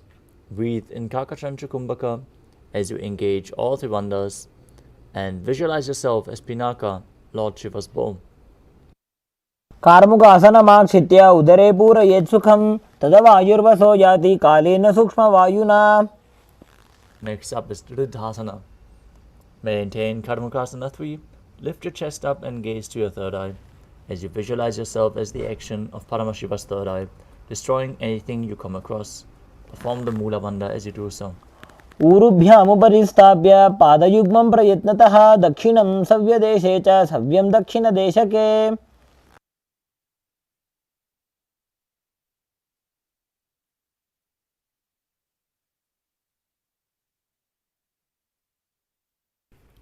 Next up is Nagradasana. From Karmukasana 3, with your arms behind your back, holding onto the opposite big toes, lay down on your elbows, thighs and back. Gaze to the nose, visualize yourself as a snake. Breathe calmly through your nose in Sahadra Kumbhaka as you perform the Mula Bandha. प्रथम पद्मासन कोठाने दो हाथ पाछाने आने पाद अंगूठा पकड़े आनी सोबई कोहन्या कुल्या पानी. Now free your arms and legs. Pull your knees up towards your chest. Hold them with interlocked fingers close to your chest and tuck your chin to the knees. Squeeze your body into a ball in Kandukasana.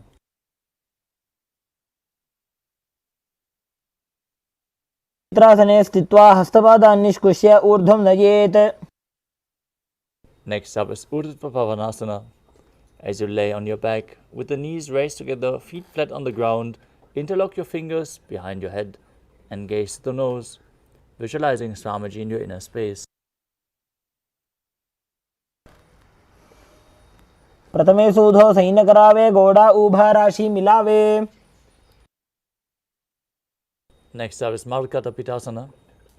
As you lie on your back, bend your knees and keep the feet flat on the mat. Place the upturned palms under the heels. Lift your hips up. Engage Jalandhara Bandha and Mula Bandha. Breathe in Mocha Kumbhaka with Jalandhara Bandha engaged on the exhalation as you visualize yourself as a powerful alpha ape. उत्तानशयनं पादतले उत्तानहस्तयोः स्थापयेत्. Next up is Uttana Shikhi Pitakasana.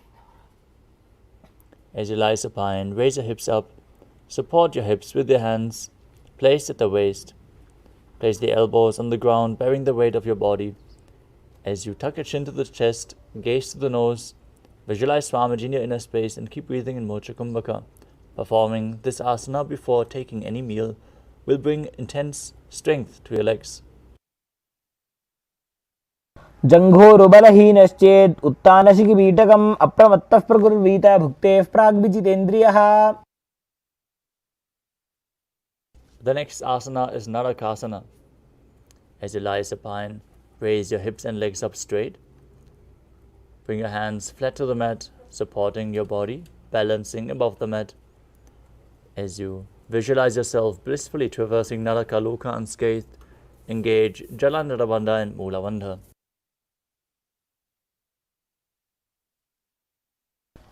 ग्रीवाकण्ठेन भूमिं विष्टम्भ पादाग्रद्वयमूर्धमुत्त्रयेत्. Now bring your hands to the lower back as you keep your legs vertical and then slowly angle and lower them down, keeping your core engaged. In Tirya Naukasana, visualizing yourself as a boat crossing the ocean of samsara. तावत् स्थित्वात् ऊर्ध्वं पादाग्रद्वयं नयेत्. The next asana is Dvajasana. As you place your hands back down to the ground, be straight as a flagpole, as you visualize yourself as the Kailasa flag, respected across all nations. तिर्यन्नौकावते ग्रीवापृष्ठकोर्परैः भूमिं वष्टभ्य. Now gently lower your body down onto the mat, lay flat with the hands by the sides into Mrittasana.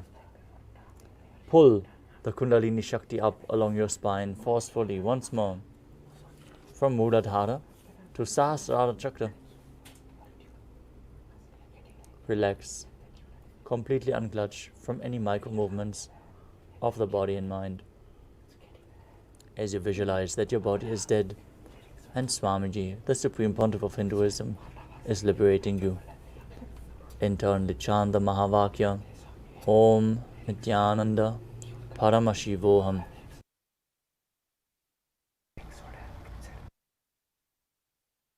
उत्तानं शववद्भूमौ सजनं तु शवासनं शवासनं श्रमहरं चित्तविश्रान्तिकारणम्.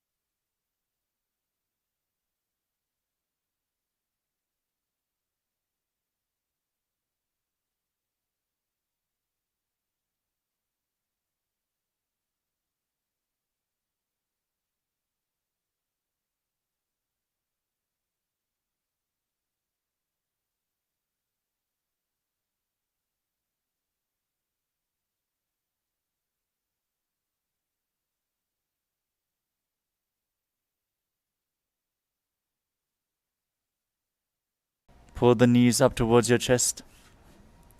Pull them close. Rock your body from side to side. As you slowly sit back up into a comfortable cross-legged position. Congratulations for completing the Dvitiya Vinyasa Krama, all 308 asanas. Today we are going to have the power manifestation next. Manifest the Shaktis of Paramashiva after invoking him and awakening your Kundalini through Nithyananda Yoga. Bold the superconscious breakthrough into your nervous system by manifesting the powers immediately. Stay tuned. as the session is going to start very soon. But for now, let us close the yoga session today with the Purna mantra. Sit straight with your head, neck and spine in a straight line, hands in Atmanjali Mudra in front of your heart center. Close your eyes, take a deep breath. Visualize Swamiji in your inner space as we chant the Purna mantra.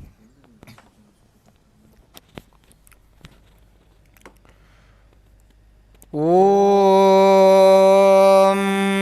Purnamadah Purnamidam Purnat Purnamudachyate Purnasya Purnamadaya Purnamevavasishyate. Om Shanti Shanti Shanti Hari Om Tat Sat. Sarvam Bhagavat Shri Nithyananda Paramashiva Padukarpanamastu. Om Nithyanandam. Thank you all, Nithyanandam.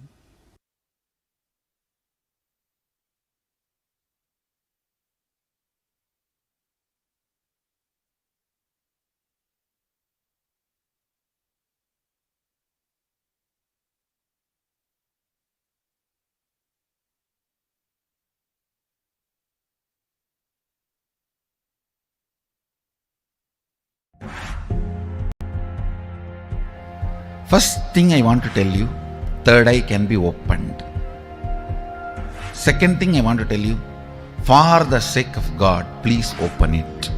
Third thing I want to tell you, do not believe the fellows who say it cannot be opened or it should not be opened. Third eye has a capacity to make anything you want as reality. Taste the first breakthrough, conscious breakthrough guaranteed. It is all about opening your third eye, giving you first conscious breakthrough. Any human being can go through these initiations and have this superconscious breakthrough, manifest these possibilities and powers. It is possible for all of you. If these words reach your ears, I am talking to you and it is for you. I welcome, O humanity. Come, it is time you experience superconscious breakthrough.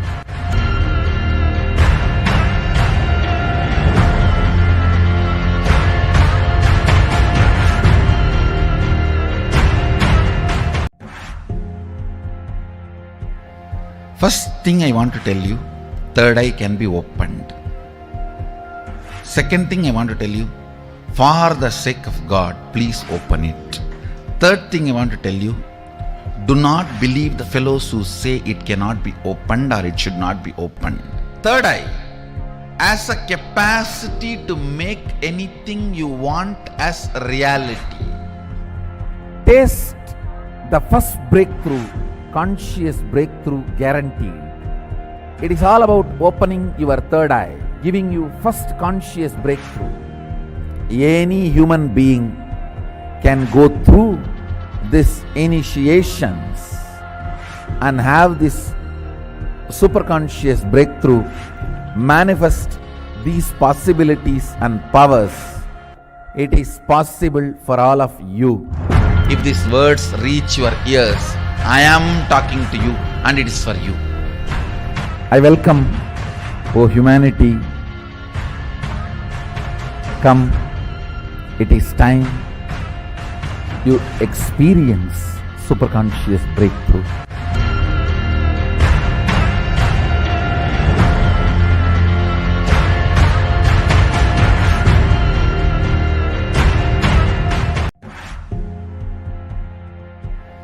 First thing I want to tell you, third eye can be opened.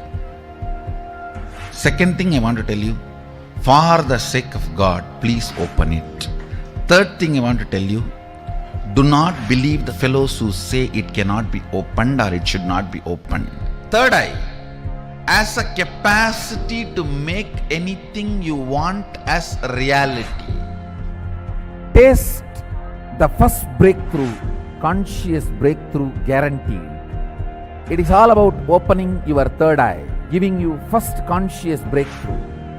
Any human being can go through this initiations and have this superconscious breakthrough, manifest these possibilities and powers. It is possible for all of you. If these words reach your ears, I am talking to you and it is for you. I welcome, O humanity, come, it is time you experience superconscious breakthrough.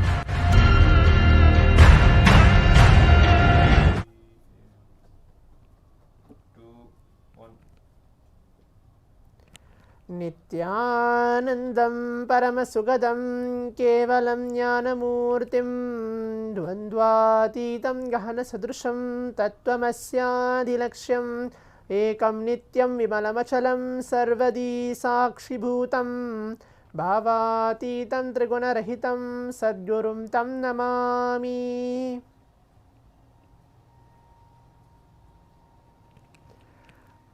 Nithyanandam, I welcome all the Paramashivoham participants who are being seated here across different Zooms for the power manifestation session.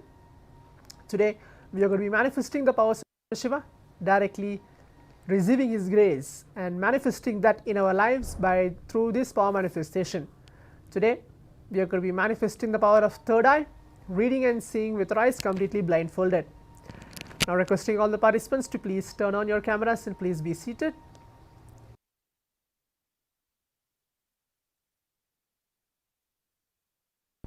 Please be seated.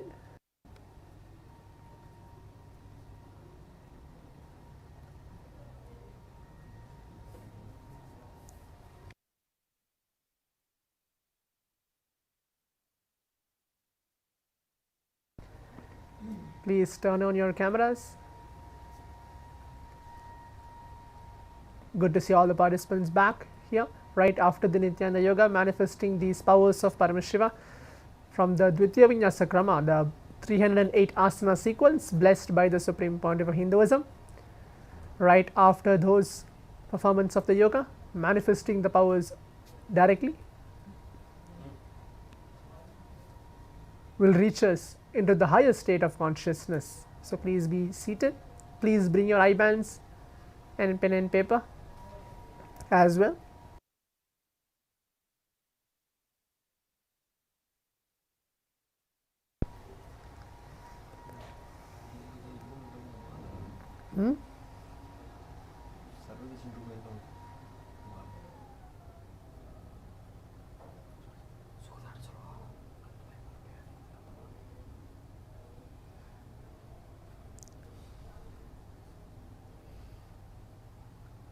Let's give a few minutes for that.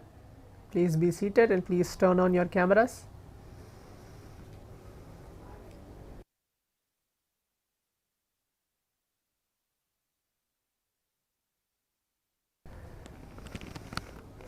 Remember, please bring your eye bands.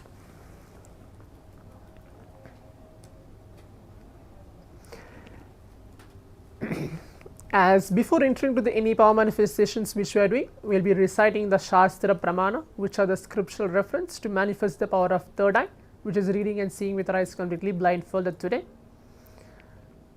The Shastra Pramana is revealed from Bhagavan Paramashivam himself, where he tells that these power manifestations are real and has benefits to all our being, raising ourselves to the superconscious breakthrough. Yes, good to see Pavan K or Raghunathan Shiranganaya just now being connected.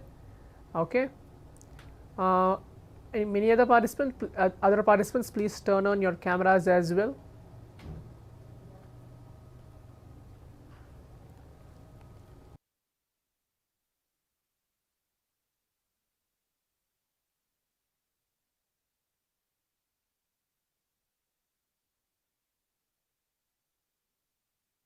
Now, I will be reciting the Shastra Pramana for us all to manifest the power of third eye, reading and seeing with our eyes completely blindfolded, getting to know this revelation directly by Bhagavan Paramashivam himself. Kapalantarmano nyasya tishtanmilitalochanaha kramena manaso dadyad lakshayed lakshamuttamam. The translation goes, by fixing the mind on inner space within the crown center and sitting stably without any movement, having your eyes closed in succession. By that stability of the mind and inner space, through the power of the third eye, one directly sees the ultimate goal, Lakshyam, by having vision beyond the sight that reveals any object or place, attaining the space of oneness with the source, Paramashiva himself. So this is a verse directly revealed by Bhagavan Paramashiva from the Vijnana Bhairava Tantra and the translation for that. So I hope all the participants are now ready in being seated for the power manifestation. Today we are going to do something unique than yesterday. It's going to be easier and maybe more fun for all of us to manifest the power of third eye today.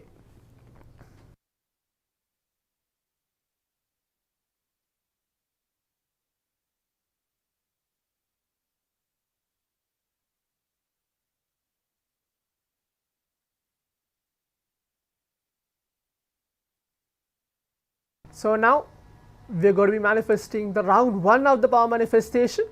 Do not blindfold yourself now. I'll be just introducing what we are going to do today. Today again we are going to go ahead with the letters, but it's going to be any one of the chosen letters. I'll be choosing from the slide. As you can see beside of me, there will be a slide getting projected of those 6 different letters. It's letter A, letter C, letter E, letter G, letter L and the letter J. So from these 6 letters I'll be choosing and pointing out, like choosing any one of these letters and projecting it to all the participants once we are blindfolded. So hope all the participants are able to hear and get the instruction of the first round of the power manifestation. Again I am repeating, it's going to be any one of these 6 letters. I'll be choosing any one of these 6 letters, letter A, letter C, letter E, letter G, letter L and letter J, any one of these letters, and projecting it to all of you once we are blindfolded. Do not blindfold yourself now. Please give your intense listening, and then once I tell you to blindfold, and then we can blindfold ourselves. If all the participants are able to hear, you can give a thumbs up on your video camera, then we can go ahead.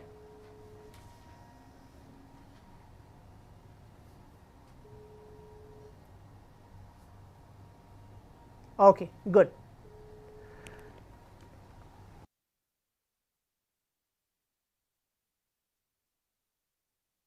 Now requesting all the participants to please close your eyes. Put on your eye bands. Please close your eyes. Please blindfold yourself.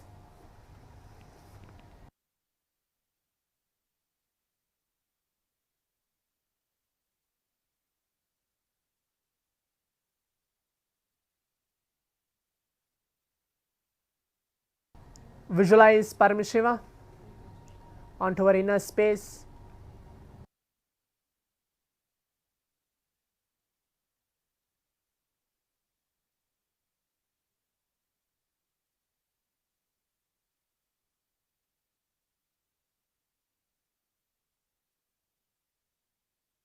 Please close your eyes.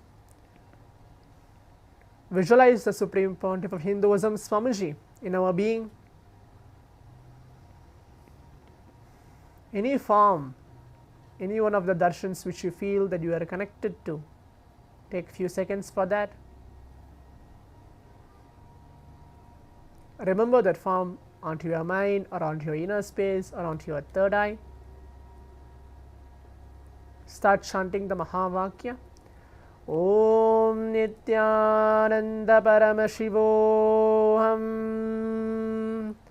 Om Nithyananda Paramashivoham.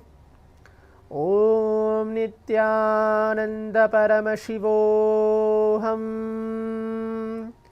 Om Nithyananda Paramashivoham.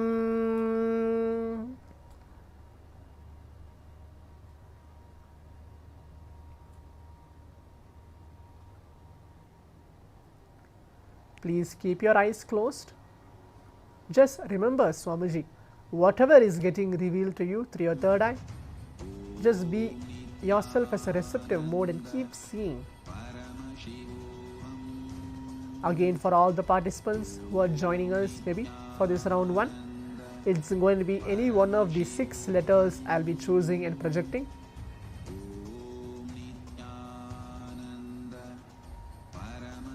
From the letter A, C, E, and the letter G, L and J.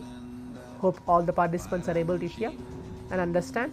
And the round 1 of the power manifestation has been started. Please close your eyes.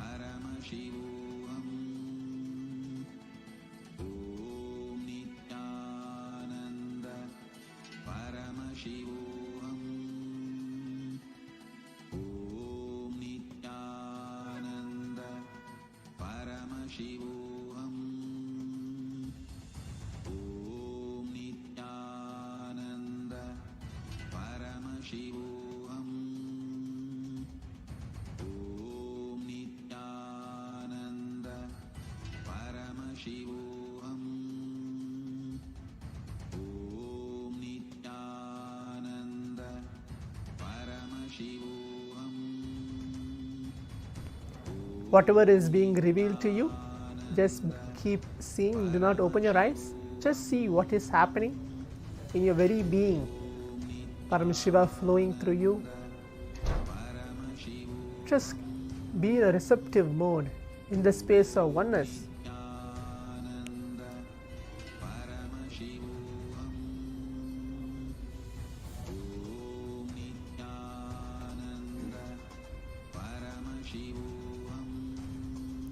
Keep your eyes closed. Keep chanting the Mahavakya.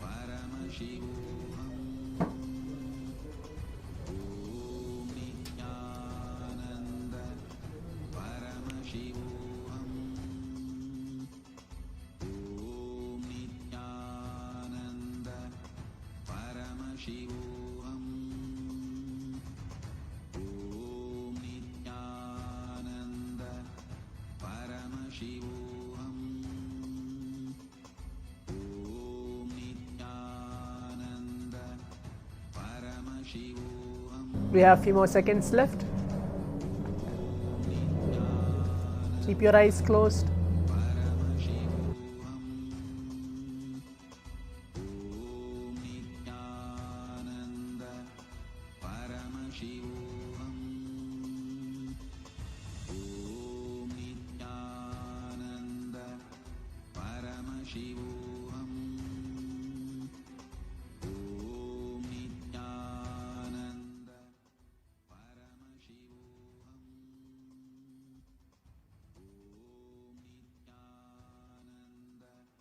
Yes, now requesting all the participants, we can relax, you can take off your eye bands, please open your eyes.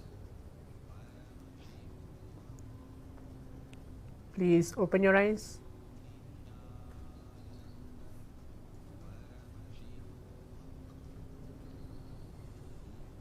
You can remove your eye bands, take off your eye bands. Yes, good. Now let's take few minutes of our time to type out our answers on the Zoom chat, telling what was getting revealed to you through your third eye. What was the answer? What was the letter which was revealed to you through your third eye? Please type out that. Let the microcosm Yes, I can see the participant named as Srinivas C has put a message. The letter C you're able to see. Good, Aya. James Hull L. Okay, that's wonderful. Please leave the message in the Zoom chat. What was revealed to you through your third eye? Raghunathanaya C. Okay, that's great to see you that you have manifested C. Okay, let's see what's going to be the round. Philip Andreas Lopez has put D. Pavan K. You're able to see J and C. Okay, good. Alex Dosish, please leave the message what you are able to see.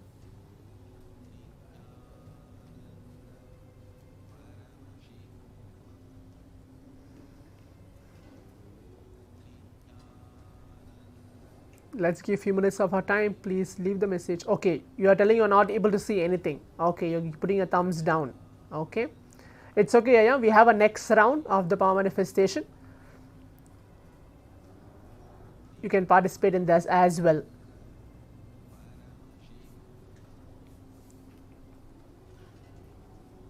We have a few more seconds for all the participants here to leave the message. Okay.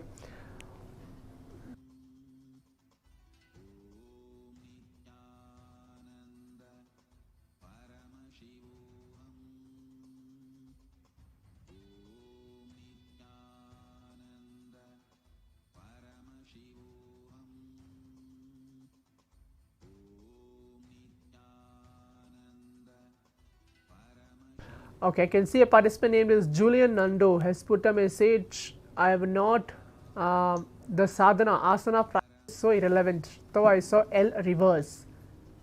Okay, for all the participants who are seeing the vision in a different way, or thinking that how it is appearing, it doesn't matter at all. The way how you are seeing Swamiji is for every participant here, how it is manifesting for all of us is very unique. It can be you're seeing darkness, or it just comes as a flash and goes. For some of the participants, you are able to just see maybe a letter A for a moment and then it just vanishes. It doesn't matter. Only thing is just being in the space of oneness and just seeing what is appearing in front of you. So looks like all the participants have put their message. Okay, let's move on to the next step of actually seeing what is the letter was chosen for all of us.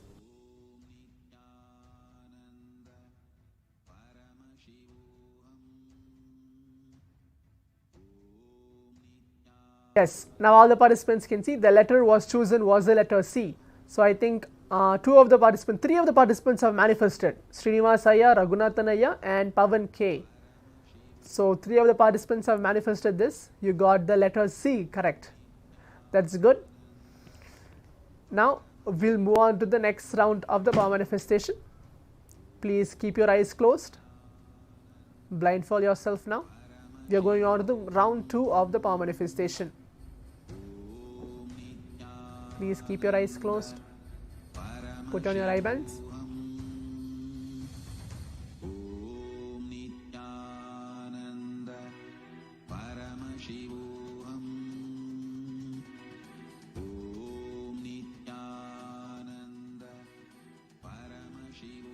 It's going to be same any one of those 6 letters. If some of the participants are not able to remember, I'm going to repeat again from the letter A, C, E and the letter G, L and J.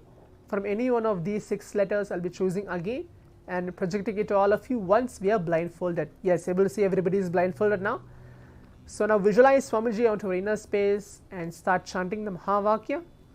Om Nithyananda Paramashivoham.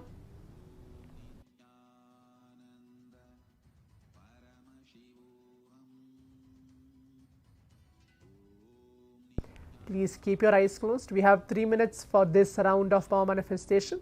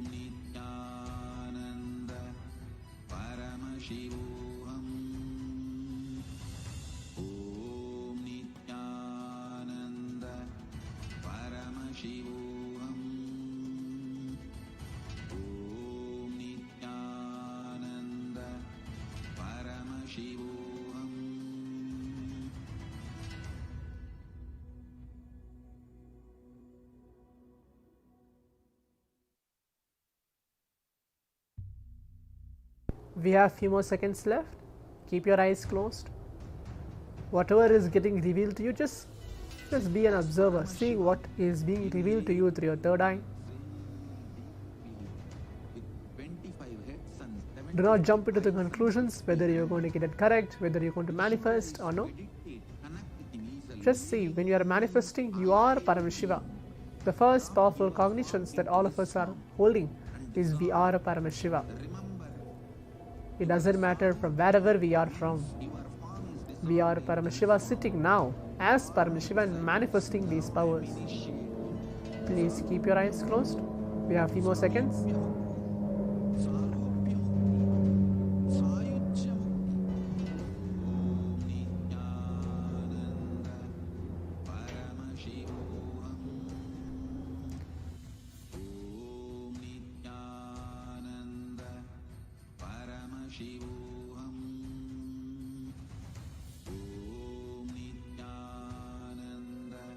Yes, now requesting all the participants, we can take off our eye bands. The round 2 of the power manifestation has been done. You can please open your eyes. Please open your eyes.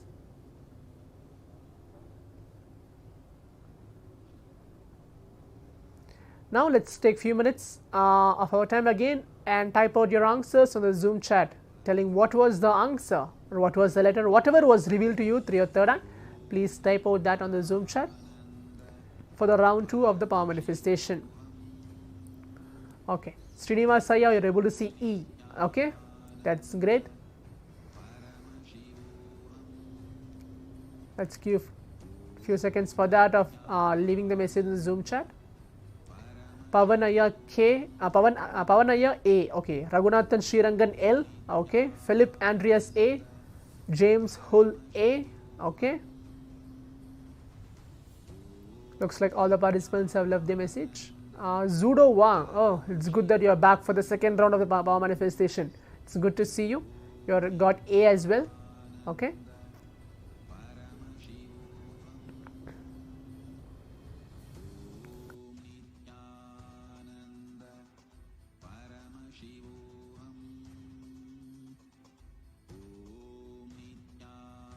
Okay, Julian has put a message again, E. Okay, the letter was chosen for all of us was the letter L. So I think Raghunathan, you have got both rounds correct. The first round C and the second round L as well. So both rounds you have manifested this time. So you got a breakthrough for yourself. Chalaya, you put A. Okay, but the letter was chosen for all of us was the letter L. So the first round was the letter C and the second round was the letter L for chosen for all of us for this round 2 of the power manifestation. Now, as we are coming to the conclusion of the 21st minute of the power manifestation, the intense 28 minutes, hope all the participants have enjoyed these sessions, manifesting the powers of Paramashiva. Now, let us take few minutes of our time of going ahead onto our social media, posting our experiences, maybe as pictures, videos, and post your experience. Remember, while posting your experience, please post with the hashtag Paramashivoham, Kailasa, Nithyananda, and power manifestation. Alex Dosage has put a message, don't see but old impact on my head start to appear and get healed. It's fine, Aya. More and more you manifest these powers, it's going to help you and get you healed absolutely, for sure. That's 100% guaranteed. Okay, Julian Nadu will put a message. You saw a flash as L as well. Okay, then you have put that message. Philip Andreas Lopez Rogers has put a message. Thanks for the experience. Okay, good. Raghunathanaya, I think so. This is the first time for you to manifest these powers for the both rounds. Looks like that you have manifested. Maybe you can put a message as well. Whether this is the first time for you telling that whether you have manifested this power or not. Both round you got it exactly correct. The first go. If any other participants have any doubts or any clarifications regarding this power of third eye awakening, you can leave the message in the Zoom chat as well. Okay, yes. Raghunathan has put a message. Yes, for both. Good, Aya.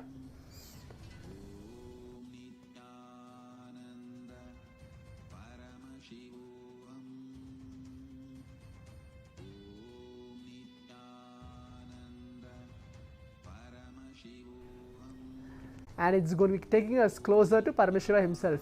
And the final thing, for the as all of us are going to receive Swamiji at the end of the day, receiving the Supreme Pontiff of Hinduism, seeing his darshans, that is going to make us even more closer to the power manifestation.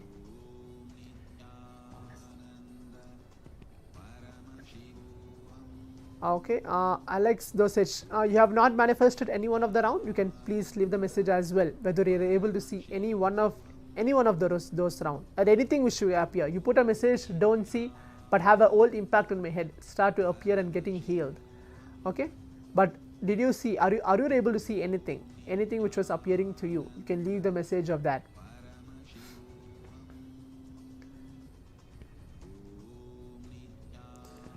Before concluding the power manifestation, the Supreme Pontiff of Hinduism very beautifully tells there are very few techniques, or I can't call it as techniques, but methods to all of us to manifest the power more easily. Is when we connect, take few minutes of our time of our day. We have 24 hours. In that 24 hours, seeing 21 minutes, taking 21 minutes of our time sitting and being in the space of unclutching. Either you are getting connected to Swamiji by seeing his oneness capsules, or you see his darshans, either with the photographs or even through these power manifestations.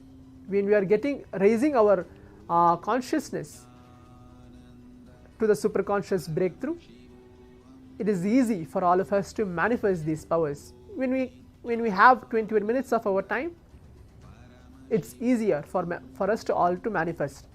Okay, Alex Dosage was putting a message. Difficult to see in most of it. I feel the things exactly.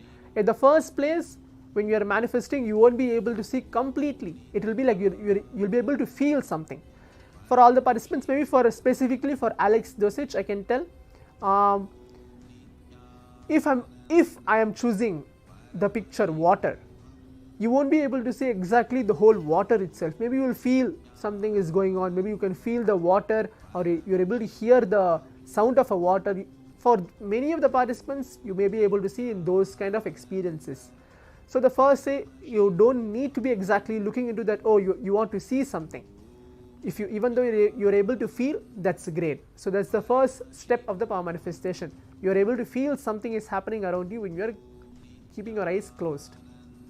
So that's good to put up the question as well. Alex Dosakchaya, thanks for that.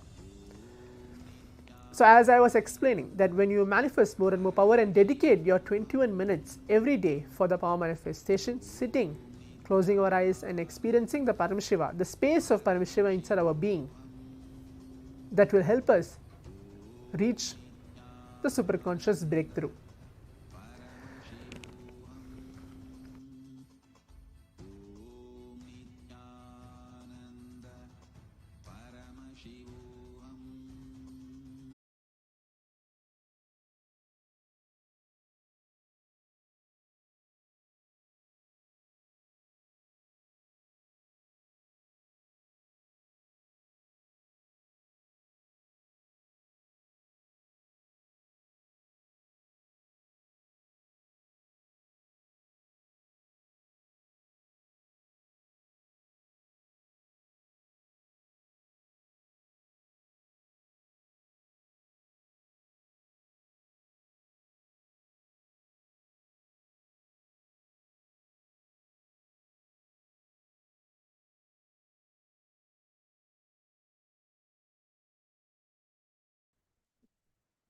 नित्यानन्दं परमसुखदं केवलं ज्ञानमूर्तिं द्वन्द्वातीतं गगनसदृशं तत्त्वमस्याधिलक्ष्यम् एकं नित्यं विमलमचलं सर्वदी साक्षिभूतं भावातीतं त्रिगुणरहितं सद्गुरुं तं Namami.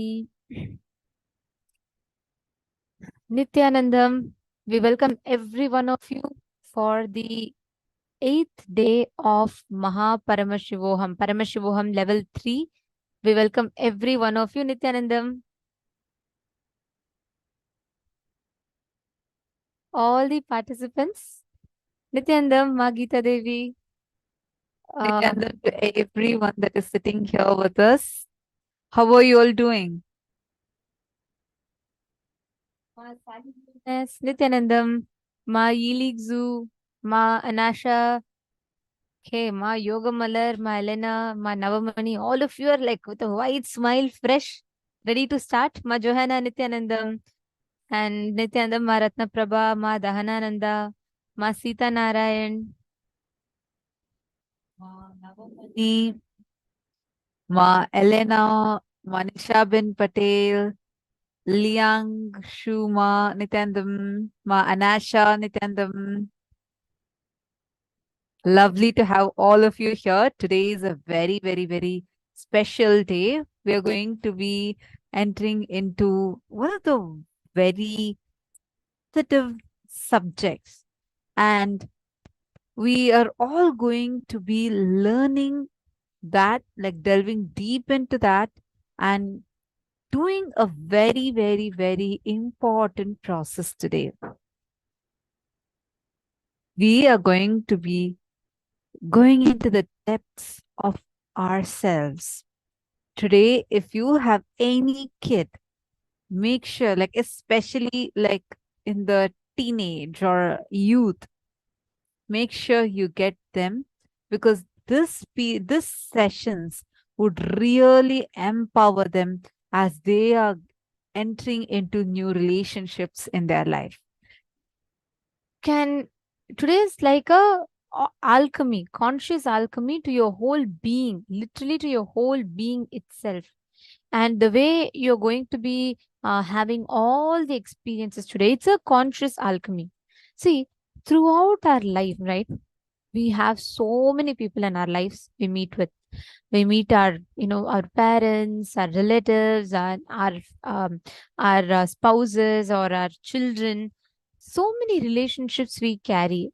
We are constantly facing the society. And one thing that comes along with it is all the tags and labels that we attach to ourselves. I am beautiful, I am ugly, I am good, I am bad, I am tall, short, thin, I am beautiful, I am not beautiful. And the definition of beauty is extremely subjective. It keeps changing. In one country, if something is considered beautiful, in another country, that same thing is considered ugly. And take an example of this. If you see, mostly in the eastern countries, we feel that a very fair skin is beauty. And then you come to the western side countries, we start feeling that, having a tan is good. So it's very subjective, but unfortunately, all of us suffocate ourselves with these standards. And not just that, we become uncomfortable with the way we are. Why do you think a child is able to be so happy? But we struggle, feel suffocated whether it's our looks. We always feel, right? Oh, let just the small alteration, I look good. We all carry like such strict rulers with us and keep on suffocating, putting ourselves down. And this is not just limited to our physical look alone, but also seeps into our physiology. What does physiology mean?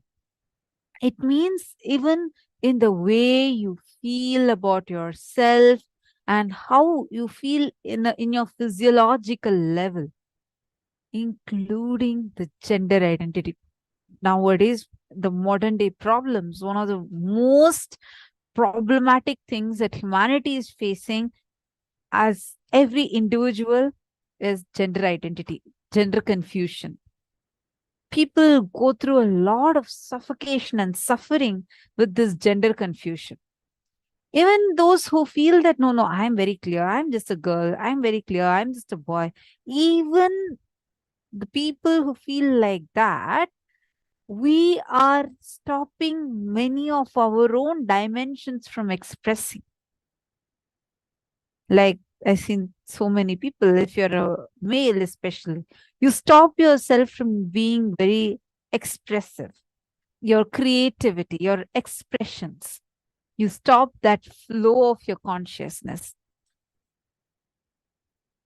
And women start believing that, no, I am weak. I'm not saying now, I know it's changing a lot, but if we see inside us, deep inside us, these kind of ideologies that we were brought up with are still inside us. It's time that we break free from this. Today, we are going to be entering into this very important subject. I request you all to take a few minutes now and look around you. Check in the Zooms that you are logged in. Make sure that your friends and people that you have invited for today are also logged in. If they are not logged in, you can send them the join link. And most importantly, today, every one of you that are sitting here with us, every one of you, let us take this responsibility. It's been 8 days. We all have enjoyed these amazing revelations from Swamiji. But now it is time that we reach out to our loved ones and make sure that they are not missing today's program. Because today, with everyone in today's society, it's becoming more and more increasingly difficult, and for people to be able to interact with the society without being having attached to these labels, these tags, everything that they add. And there's so much of pressure from everywhere. There's so much of pressure constantly as to how they're going to do it, how they're going to live, how they're going to, looks, whether their appearances. That is why today so many, whether it is plastic surgery or whether it is the whole cosmetic industry, the whole cosmetic industry nexus, everything literally earns money based on our fears, based on how we do things, based on our judgments and all the fear, insecurities we have. They make a business out of it. That is why today, if you see in more Asian side, they all go behind fairness creams, and all the cosmetic industry is making their business on that. Similarly, on the Western side, right? The whole thing is about, tanning, making them their skin more tanned. Like this, everything is extremely the pharmaceutical nexus, the whole cosmetics industry, everything makes a business out of these tags. Today, somebody is going to help us unwind that most core, the most important part of us, the consciousness in us. How do we relate with ourselves? How do we treat ourselves? How do we understand our body, our appearance, not just physical body? Yesterday, we all understood about the physical body, but today it is more deeper. It is something more subtler. It is the physical, psychological, physiological, and the conscious layers that we are going to be working on. How many of you are going to take responsibility? It becomes our responsibility to inform the others so that they don't miss such a precious offering that Swamiji is giving. How many of you here are going to take responsibility to reach out to your loved ones, to invite them for today's program? Could you all please put yes in the chat?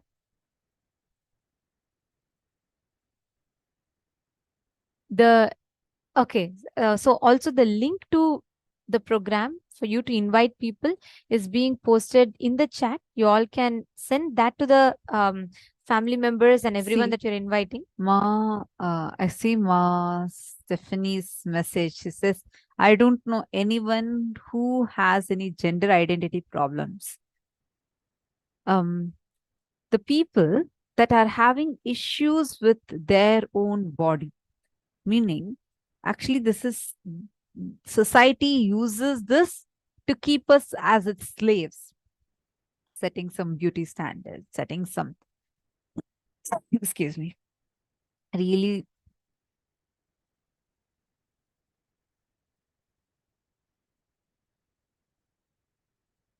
society sets some really sometimes even toxic beauty standards. But all of these make us feel low about ourselves, as if something is wrong within us. I'm not saying we should not be healthy, but there's a clear borderline between when you are looking to only be healthy versus when it's you start being toxic with your own self, meaning you start being self-negative, self-sabotage in multiple levels. Today, this is going to be helping everyone to first start being comfortable with themselves and complete with your gender identity, sexual identity, and how you feel at the core of you about you. Multiple layers and layers and layers. We are stopping ourselves, multiple dimension of us, because of these incompletions that are sitting, the past wounds that are still sitting in so many layers. So take a few minutes, make sure that all of your friends, relatives are all logging in now, because every session is going to be very important. If you need, you can send the join link. They'll be able to immediately join. And make sure that you share this and make sure that everyone is getting it. Let us get ready to consciously delve into understanding and knowing about these sciences and healing ourselves. And see, you don't need to know someone suffering with it to give this. This is the greatest boon you can give to anyone. But we are just saying, in specific, if you know such people, share it with them. But it is not only for them. Anyone and everyone, all of us have relationships in life. Every one of us navigate through different relationships. We all live with our body. We all consume the content. Today, even before a kid understands about themselves, they start consuming the content about sex, sexual identity, everything through the internet, unfortunately. And many times this messes up their internal system, their cognitions, everything. And it becomes our responsibility as people who know that there is a science, there's a solution for this. It becomes our responsibility to take care and make sure we reach out to those people. So please reach out, and the links have been posted. And today, the first session we are going to be learning is understanding about one of the most important aspects, the Savikalpa Samadhi. How we exist, the space in which we exist. What is Savikalpa Samadhi? How do you manifest that experience in space? So let us now listen to Swamiji's revelations on Savikalpa Samadhi. Mind is not linear like this, so that you can just put a barricade, stop it, you are a yogi. No. Mind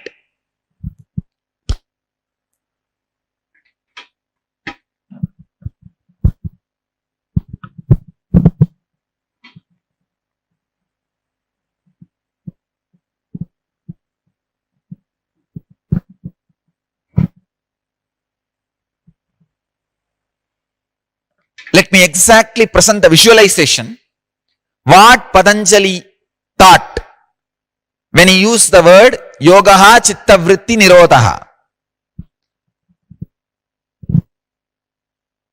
Understand this example, this visualization. There is an ocean. Few fishes are jumping randomly, spontaneously, for no reason.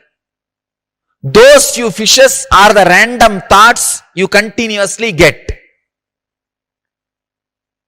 Unfortunately, you cannot look at the scene as it is. You want to make meaning out of everything.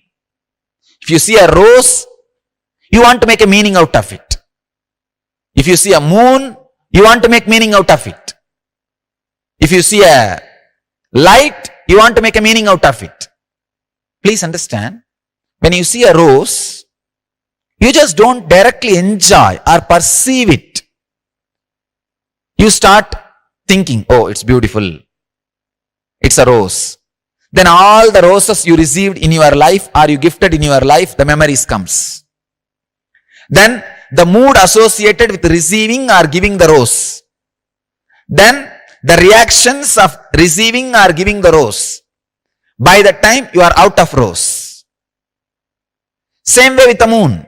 With anything, you do not perceive as it is. This is the plan of the mind. Means from the top view. The top view of the mind I am trying to present. Then I will give you the front view and side view. Top view of the mind. Ocean.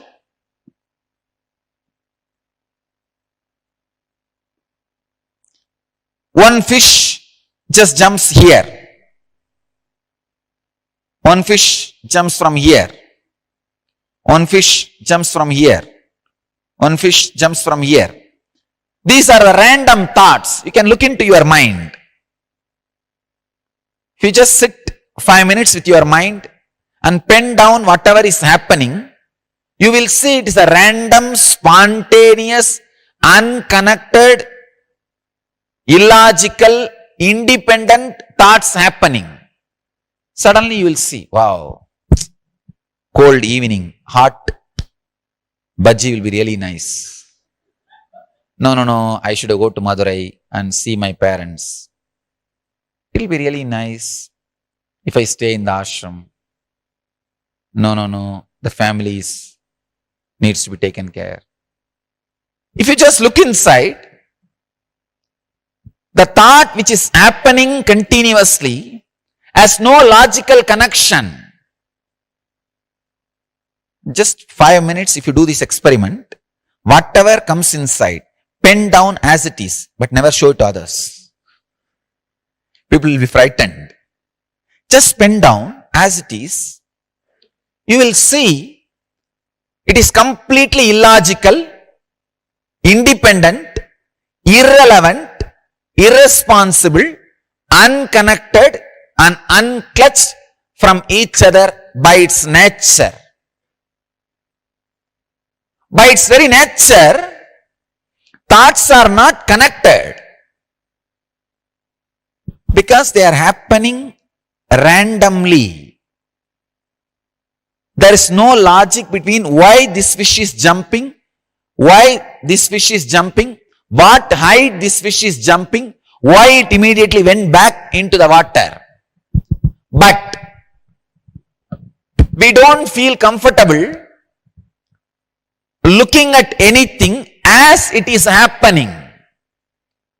As we are not established in pure awareness, we somehow want to make meaning out of this. Then we start creating a rectangle.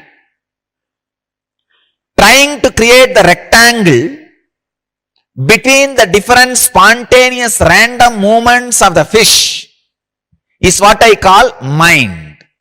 Please understand, mind is not the movements of the fish, random movements of the fish. Mind is you trying to connect something and make something out of it. When you try to make something out of random movements happening inside you, you create mind. It is the second layer illusion. Please understand. The first layer illusion is this fishes jumping. The second layer illusion is trying to make something concrete out of this random spontaneous movement. Anybody who understands from the second layer illusion and relaxes himself, he is called udasi, liberated, taking things simply. It's okay. Please understand.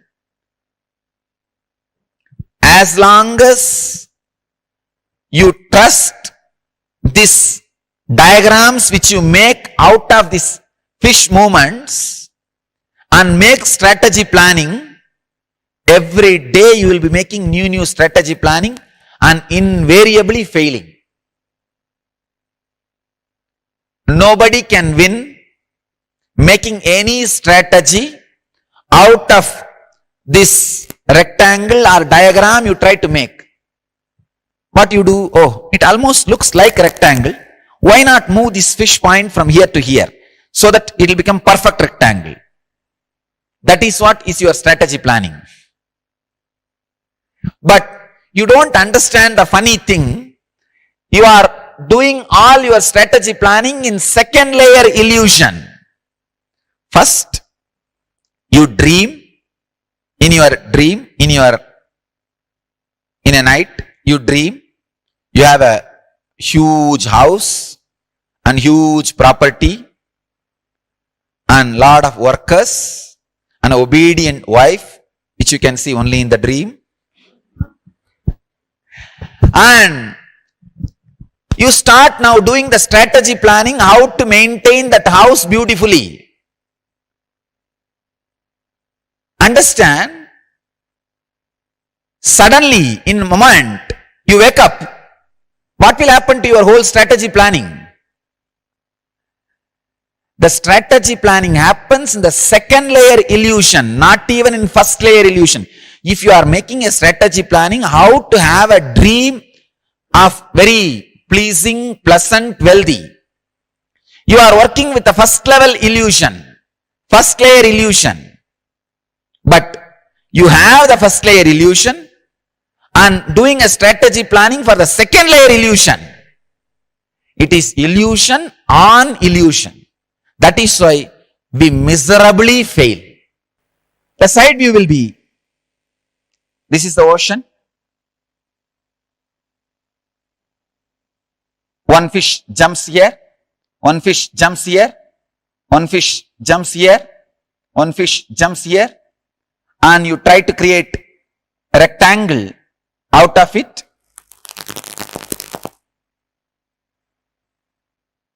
This is the way you try to create the thought. See, these are all independent movements.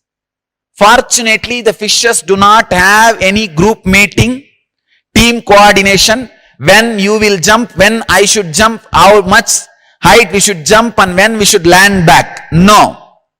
It is a random, spontaneous movement. But the mind, the ego, cannot operate on spontaneity. It has a basic necessity to create a kind of an understanding, create a kind of a boxing, dowholing. See, whatever information comes to you, you try to dowhole. In the post office, they say, when thousands of letters are in front of them, they say, oh, Bangalore, Chennai, Kolkata, Mumbai. How they dowhole the letters in the box, pigeonholing the letters. Same way, anything happens randomly, spontaneously in your inner space, you try to pigeonhole it. The pigeonholing happens by creating or feeling this illusory connection. All you need to do to become a yogi is just avoid the second layer illusion. Means trying to create this square or rectangle and make it as a perfect geometric figure. That's all you need. Just stop, connecting these random spontaneous thoughts and trying to create meaning out of it. Understand? The ocean is an ocean. Fish is a fish. They are all completely free beings and they jump as they want. They fall into the ocean as they want. They live as they want. They dance as they want. Do not try to create the points and make lines. After making lines, oh, if this corner is little adjusted, it will become a perfect geometric diagram. Don't waste your energy in the second layer illusion of creating perfect geometry or diagrams out of the spontaneous random fish jumping. That is what I call yogaha chitta vritti nirodhaha. The moment you stop making these diagrams, taking these fish points as an important points and making this diagram, the moment you stop, suddenly you will see you are in samadhi. You are in samadhi. This making of the diagram is chitta vritti. Trying to constantly make diagrams out of the spontaneous random things happening in your mind. The first level illusion is thinking that fishes are jumping after a clear strategy planning meeting. As a team, they are working. That's the first illusion. Second illusion, trying to create a logical diagram out of those jumping points. Third level illusion is analyzing the diagram and trying to make it logical, geometric, get out of it. It's a get out of it. It's a very deep but strong truth. Just by understanding can liberate. Just this understanding can liberate you. Just by understanding, liberation is possible. Because the moment you understand, all the thoughts happening in you are irrelevant, independent, illogical, unconnected, irresponsible, and unclutched. You will not bother too much to respond to those fish jumpings. You will not try to create a diagram first.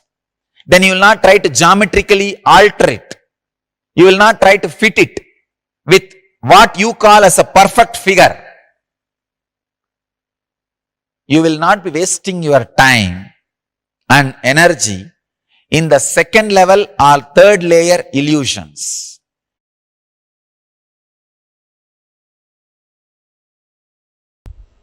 Almost like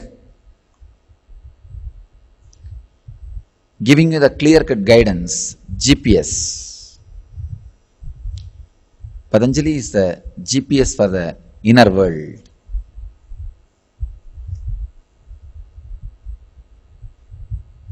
Let's enter into today's sutra.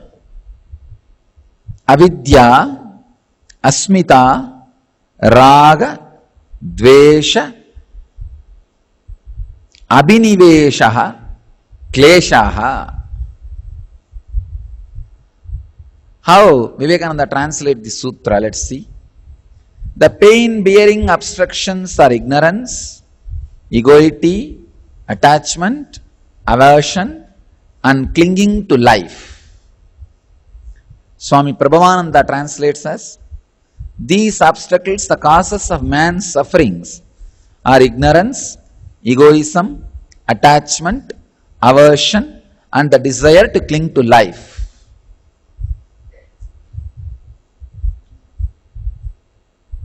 Again, Swami Sachidananda translates as ignorance, egoism, attachment, hatred, and clinging to life are the 5 obstacles.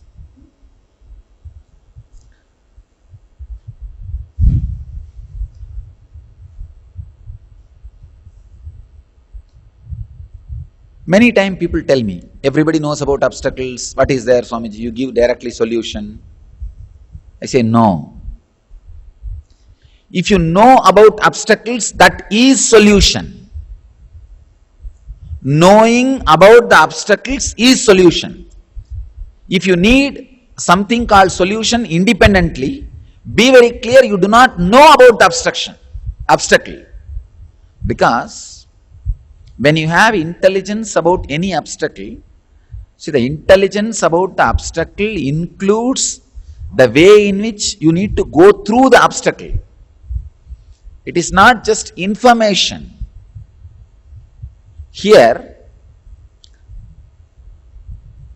when Patanjali is describing all the different obstacles, the very description, the very understanding, the very clarity equips you with all the tools and weapons, what I call Shastra Shastras, the knowledge weapons.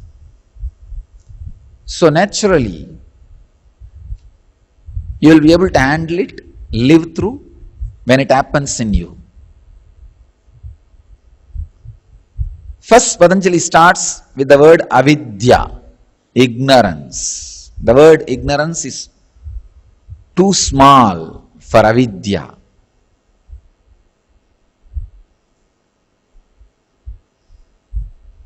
Avidya means trusting things which are not permanent in your life as permanent solid support to divert yourself from the constant insecurity reminder happens in your system. Understand? All of us by nature built with the constant reminder of insecurity system. Like if you don't put the seat belt, how the light goes on in the car, continuously reminding you, or some special sound. Same way, till you become enlightened, there is a constant reminder in you that insecurity. I tell you, you are inbuilt with that insecurity.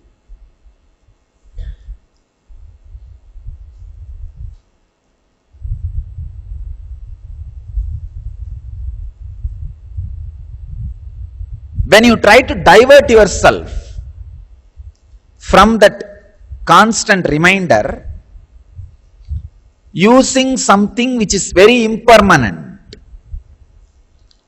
sometimes people are so foolish, knowing it is impermanent, they use those diversions because the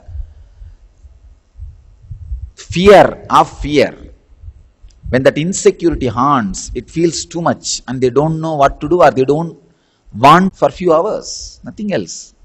They know in that few hours the problem is not going to be solved. It may become a little more.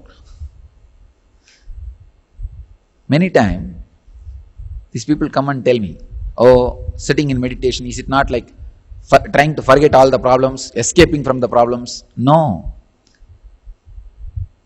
Not sitting in meditation is what is trying to escape from the problems. Trying to divert yourself through other things. Any entertainment except you facing you directly is escaping from that insecurity, is escaping from that red signal, that constant reminder. Avidya means trying to divert yourself from that constant insecurity using something which is impermanent. I tell you, if you have the capacity to sit with you with closed eyes, just 40 minutes a day, nothing else, 40 minutes a day. Every day, whatever may be your outer world situation, whatever may be your mood swing, whatever may be, if you are able to sit 40 minutes with closed eyes, you don't need to meditate or get into samadhi, or I am not telling about all those things. I am not giving you any big technique or method or nothing. Just 40 minutes you are able to sit with closed eyes.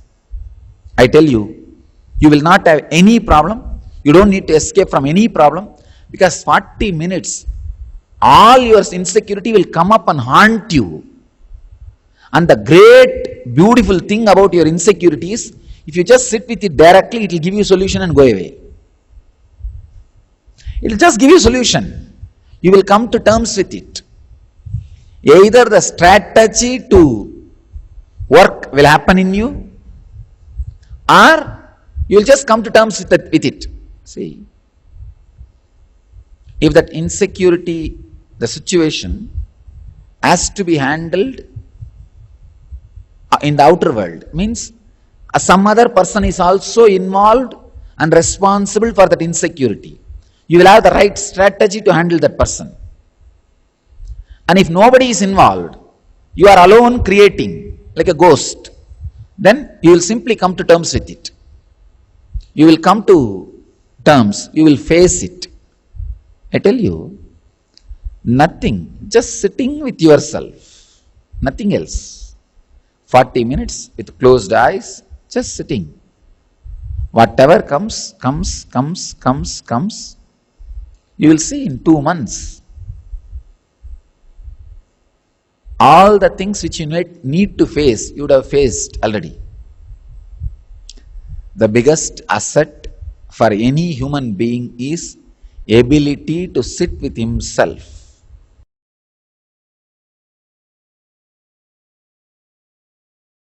Actually, when you use the will and stop the breath, at the most what will happen? After a limit, automatically your will lose its power and body will start breathing. That's it. Again, when you remember, stop. Means, when your logic is able to control the body, stop. It's a very powerful technique. It can lead you to manonasha, cessation of mind.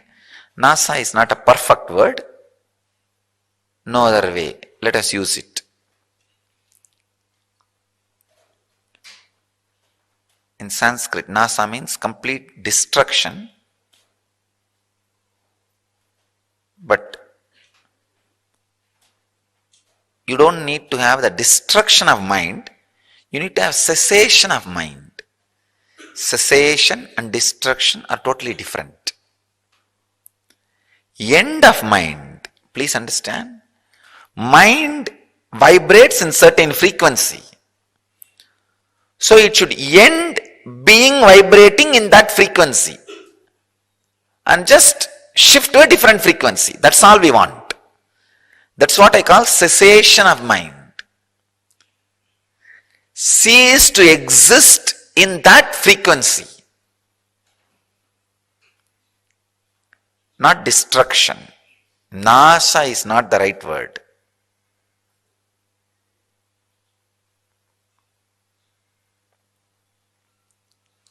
Your mind needs to cease to exist in the frequency in which it is existing now.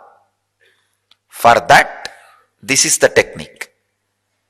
Whenever you remember, whenever you can, any time you can do, whatever may be the breathing, except the thought, you are breathing. You see, you are breathing. That breathing movement will create a certain thought. I am breathing, going in, coming out. Those thoughts are allowed. Other than that, any thought, stop the breathing. This is what I call surrendering to prana. Surrendering to the energy. Pranic energy. Except the thought of prana, everything else is surrendered to prana. The surrendering to prana straight away leads to Savikalpa Samadhi. And naturally from Savikalpa Samadhi you will melt down into Nirvikalpa Samadhi.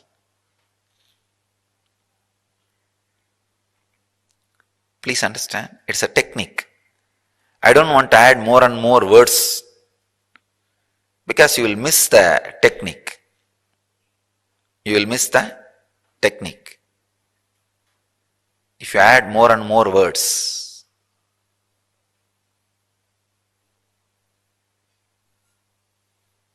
I have seen people go to some functions, festivals, marriages. They see all the decoration and finally miss seeing the bride and bridegroom. Really, it happens. They'll remember all the decorations, everything around. They'll just miss seeing bride and bridegroom, eat and come back. It's like you go to hospital and see everything and see the doctor also, but forget to discuss about your disease with the doctor and come away. Because of the glory of the structure.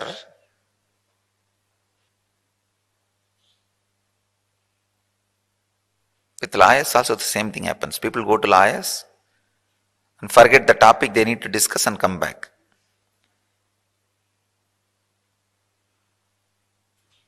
Because lawyers are very intelligent. They talk only what they want to talk.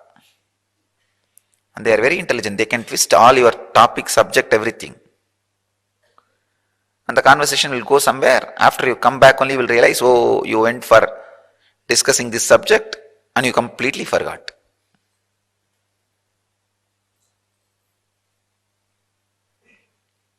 I don't want to use more and more words. I'll give you the exact technique.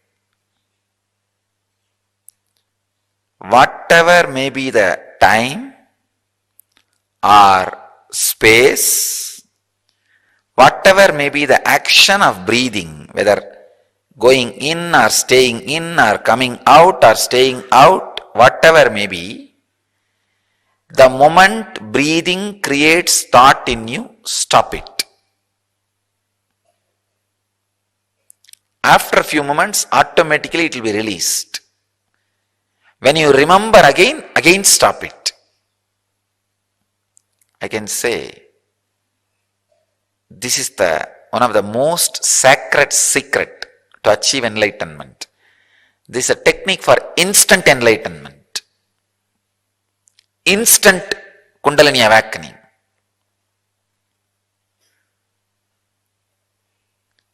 If you work on this technique sincerely, 2-3 hours enough, it can awaken your Kundalini. When I say I mean 2-3 hours, when I say I mean chronological 2-3 hours. What you understand as 2-3 hours, the calendar and the calculating mechanism or the clock which you use. I am not talking from my space. Somebody goes to temple and prays to God. God,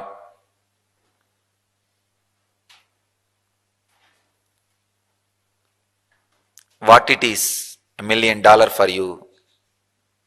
God says what? It's 1 paise. What it is, 1,000 years for you. He says what? It is just 1 second.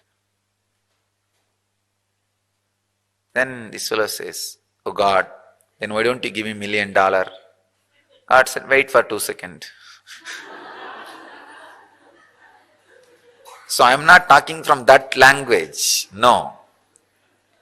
I am talking from your language. Just few hours, even 2-3 hours, if you work on this technique sincerely, it's not impossible, it is possible.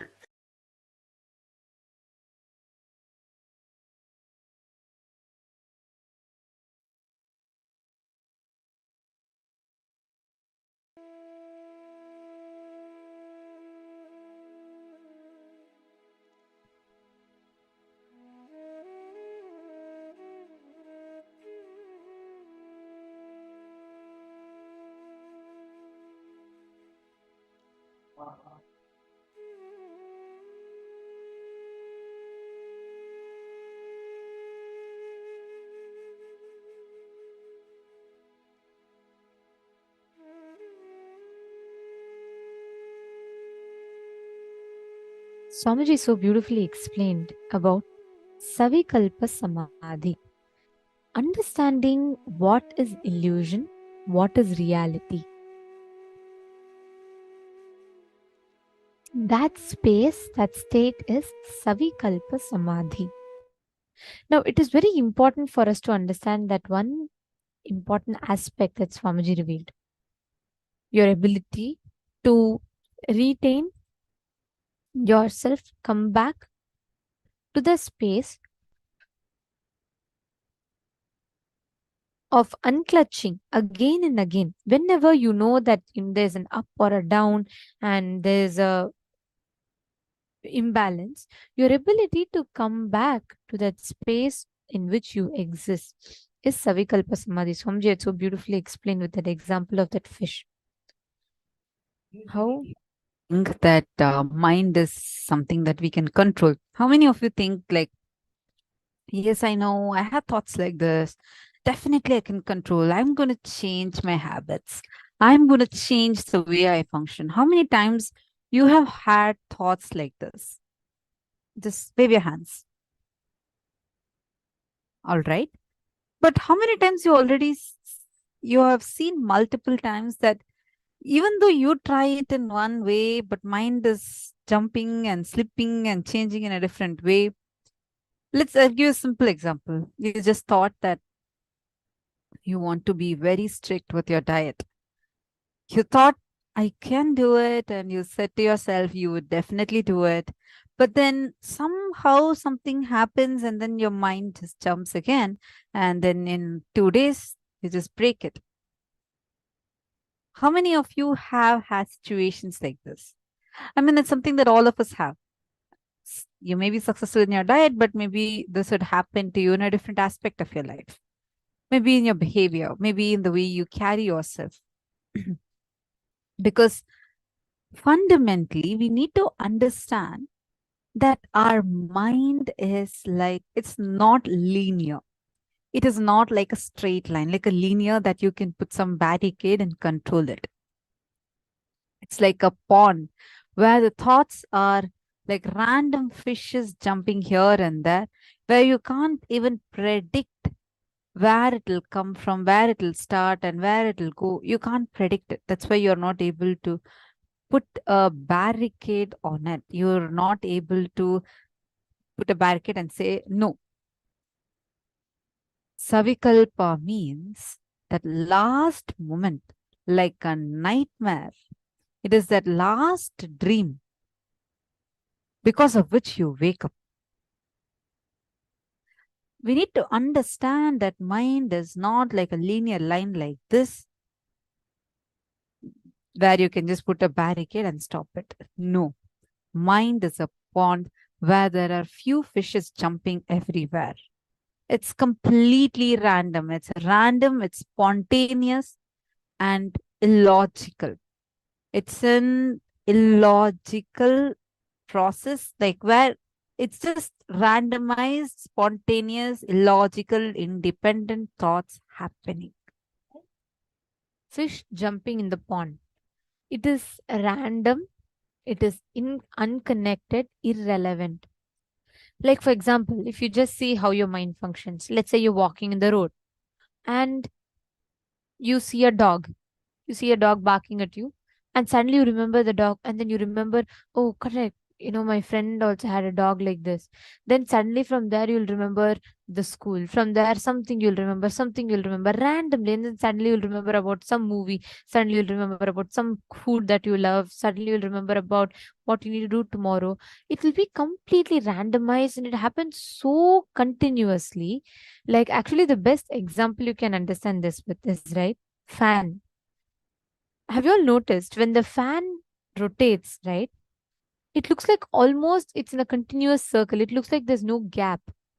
But though there are only 3 or 4 wings maximum, and there's a lot of gap in between, when it is continuously like rotating so fast, you will not be able to see it. You will just lose the track of the gaps. It'll look like a seamless circle that's continuously rotating. That is exactly what happens to our thoughts. It is so continuous, like every second, it happens so much. We think it's all connected. That's why Swamiji tells the pain that you got now, the pain you got 5 minutes before, the pain you got 5 hours before, 5 days before, or 5 weeks before, or 5 months before, or 5 years before, are all irrelevant, not connected. We pick up the pain we got 5 years before, 5 months before, 5 weeks before, 5 days before, 5 hours before, 5 minutes before. We make we stitch it all of them together and we make them as like one shaft. We say, I have been suffering with pain. That is how all of us make a delusory layer. Actually, the thoughts you have are not connected to each other. Your mind is just randomly, spontaneously generating thoughts. That's all. A very quick exercise. Take a few minutes. Let's take about 5 minutes or 10 minutes and write down, transcribe your mind. Please start. Just start writing whatever is coming. Even if a thought is coming saying, I don't have thought, write that down. Please start penning down. Your time starts now. Start transcribing your mind. Whatever is coming in your mind, please start writing it down.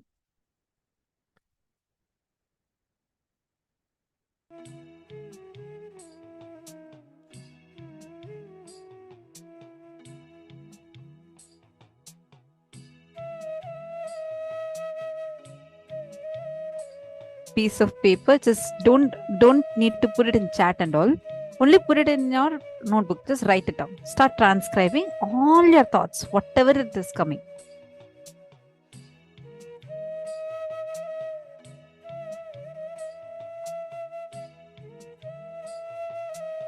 Remembering your kitchen, write it down. Then you're remembering your office, write it down. Whatever thoughts are coming, start writing it down.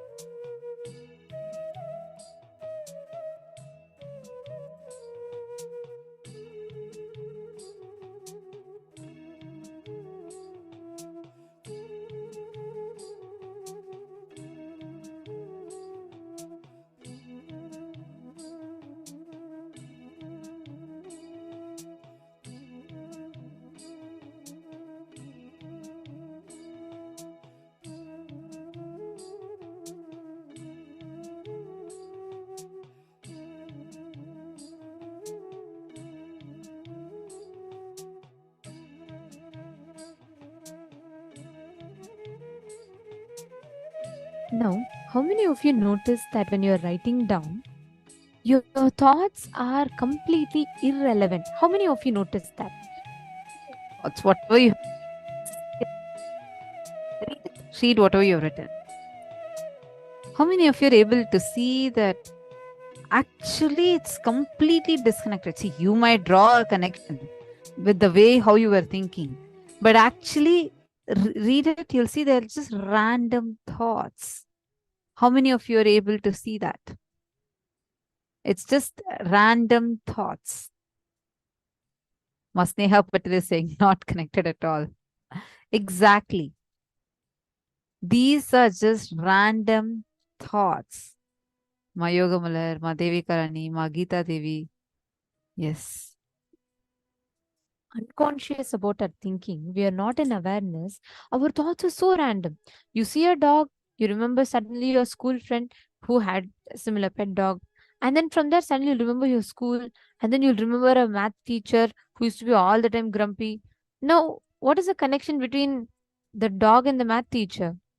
Nothing at all. You just randomly create a whole stream. From there, you'll go off to your old memories, from there to some other memories, and then you'll sulk. Like this, we just create some random thoughts, and constantly we feel like, so many things are running in my head, I'm not able to handle. If we just practice Savikalpa Samadhi, what Swamiji explained, unclutching. If we just practice unclutching, you will see that all these things that you create for yourself is not required. Ma Johanna has posted. It's literally like paying attention to one fish jumping and then another and another. See, we first need to understand. Does the order in which the fishes are jumping affect the pond? Or where the fishes are jumping affect the pond? No. But what we do, we see one fish and we think that that fish, oh, look, it's jumping like here. Then you wait for it to jump again. Then you see it is jumping there. And then you draw a connection between this point and that point. And then draw another connection between another fish jumping. And you form, let's say there are 4 random fishes jumping. You suddenly see a square over there. You suddenly put a rectangle over there. Understand? You will see that you are connecting it. And then we give a label. Oh, today is a sad day. Today is a very hectic day. It was very, very hectic. My whole life is so painful.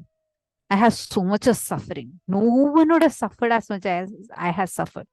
These kind of thoughts start coming in us by us drawing. It's like you're trying to create shapes or patterns connecting to unconnected fishes. And then you think you put a shaft, like how Swamiji is explaining. We draw that shaft. We create a pain shaft, then a joy shaft. And then we feel that usually we most of the times, you minus out all the joy shaft and create a pain shaft and think, my whole life is so painful. My childhood was such an amazing childhood. Oh, when I was young, it was so nice. Actually, if you go remember that days, which you think is very nice, you will remember even at that time, you were thinking about another past of yours and thinking that, oh, now it's so sad. But look, that date was so good. It's like when you now you'll be feeling that your college days were the best. And then just go remember back when your college time was there, you'll think school days were the best. And in your school, you'll be actually thinking about your summer holidays. Understand, we go on creating a non-existent shaft and believe our whole life is like that. How many of you are able to relate to this? How many of you are able to see this, that this is what you're doing in your life? But whether you connect to fishes or don't connect it, they are random. They are. The pond is not getting affected by their jumping. Same way, your inner space is having these randomized thoughts jumping. First and foremost thing, the quality of your consciousness is not getting pure or impure by these thoughts. You first need to unclutch from these thoughts. and experience how that pure space is. All actually do that. Understand, when you sit in that space of Savikalpa Samadhi and when you are unclutching from all the thoughts, you will just experience that space completely unclutched, and you will not constantly have so many different things running in your head. And the way you will interact with life, it will be realistic. Swamiji will say it will not be complicated, it will not be infused based on your fast thoughts, your assumptions. You will have a realistic view of life, not pessimistic or optimistic. You'll have a realistic view of life. So now, let us all take a few minutes. I request every one of you to just sit and unclutch. Do not create a thought. Do not sustain a thought. Do not destroy a thought. Just sit and unclutch. Please sit straight with your head, neck, and spine in a straight line. Have your eyes closed.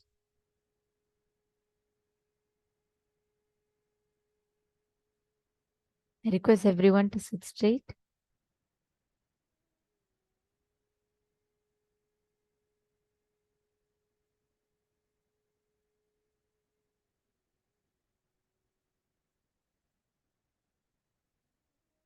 Please close your eyes.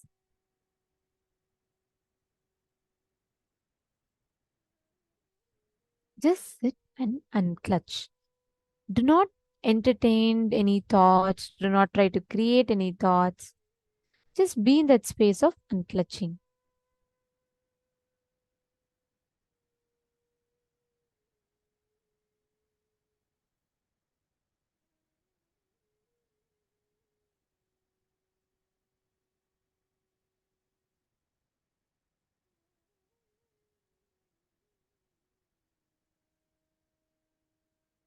Just witness. Don't cherish anything. Just witness it. Whatever is happening, don't clutch onto anything. See them as random fishes are just jumping in the ocean. You just witness those thoughts. If a thought is created already, don't worry. Just unclutch, witness it.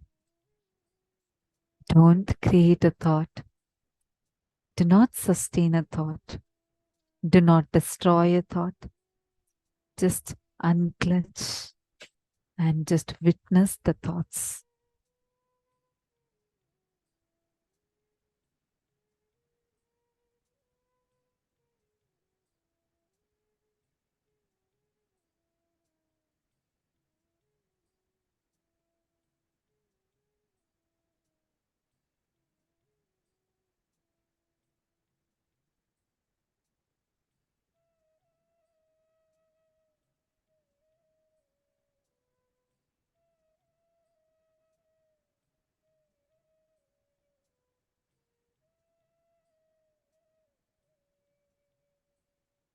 Continue to unclutch, just witness it. Do not try to create, do not try to destroy, do not try to rejuvenate, do not try to sustain. Now, as you unclutch, it is from this space of unclutching that power manifestation happens. Whenever you manifest powers, right? If you always notice, it is from the space of unclutching you'll be able to manifest powers. Today, all of us are going to be manifesting a very, very beautiful power. The power of being able to see using the alchemy products, Kristashila, mirror, or the Jnananjana. Okay. As you unclutch now, you will experience a space of like complete completion. It's very serene, calm, undisturbed state.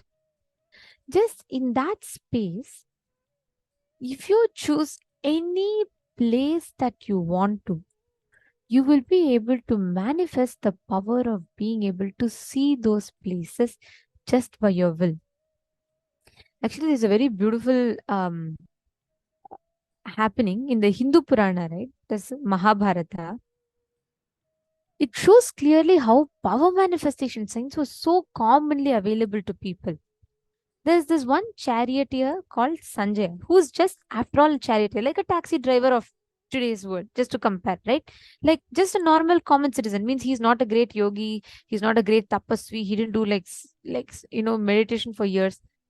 Just like if I have to give a contrast, today's normal world, people who go to 9 to 5 jobs and who are just normally living their lives, who are not great seekers, etc. But even Sanjaya was able to, a charioteer, he was able to see what was happening in the war. So it so happens that there's a blind king called Dhritarashtra who's not able to see, and the war is happening elsewhere, right?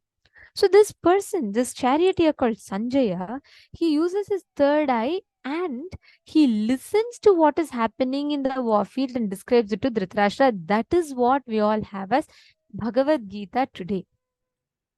This shows how commonly, easily accessible these sciences are for us. There's a very beautiful line from our Shastras which exactly describes this process. Here it is from Vijnana Bhairava Tantra, and the exact technique Paramashiva reveals. He tells, Vyomakaram swamatmanam dhyaye digbhiranavritam nirashraya chitish shakti swarupam darshaye tada. He tells, Paramashiva beautifully reveals how, see, the exact technique is you have to cognize yourself as the vast universe, right? In the form of vast etheric space, which is limitless in any direction. Like you are going to visualize yourself as a sky, right?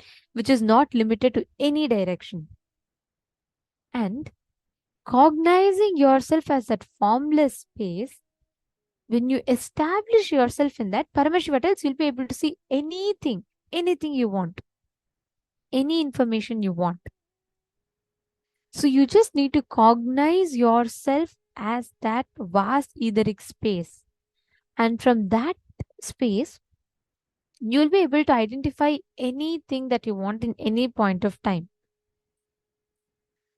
Now, we are all going to be manifesting this exact power.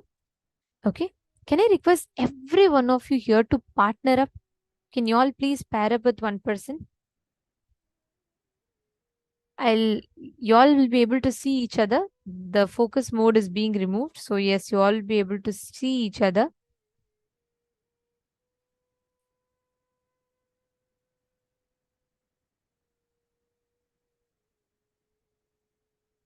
Come on. Shall we all start? Can I request every one of you to pair up? See, it's a very, very simple, easy power. And as much as possible, pair up with someone whom you do not know. Like Ma Sneha, you can pair up with Ma Sonia. You can just pair up with someone whom you do not know of. Like random, like you don't know their house, you don't know their choices or tastes.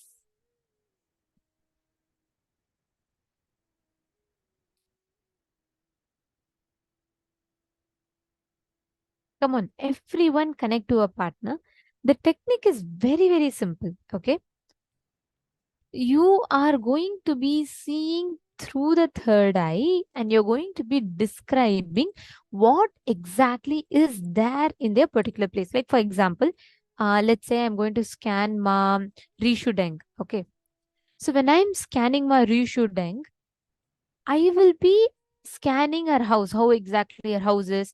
As soon as I enter, what I see. Don't be generic. Don't say there's a kitchen, there's a cupboard, there's a this thing, that thing. No. Be as precise as possible. Scan all the details that you can.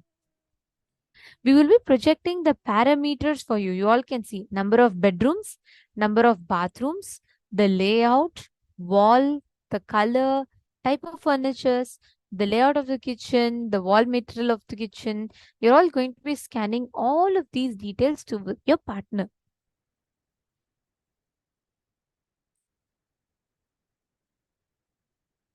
Okay, shall we all get started? Can I request every one of you? Come on, let's do it very simple. Okay, I'm going to give it all 7 minutes. you all are going to be connecting, you can describe all the details. So, ma, chingho. You can scan, identify like any kind of details from another person's house. Like, for example, I'll just give you an example. Like, I see a bookshelf behind you. When you scan a person, you'll be able to see it as clearly as you can see the room around you. You're understanding, ma? Let us start. For Paramashiva in me, for Paramashiva to manifest. With this one spiritual powerful cognition, chant this Mahavagya.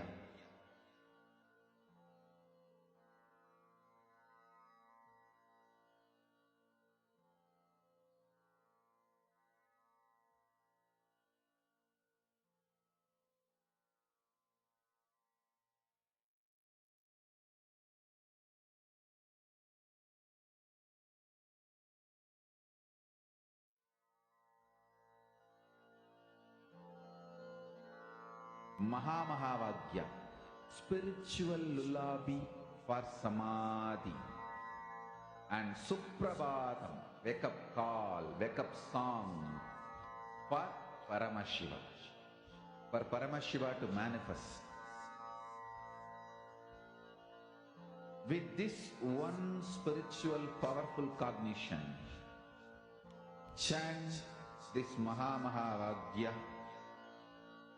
Om Nithyananda Paramashivoham. Om Nithyananda Paramashivoham. Om Nithyananda Paramashivoham.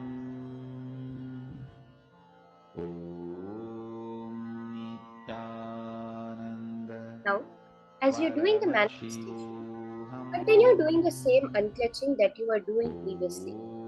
Power manifestation always happens from the space of unclutching only.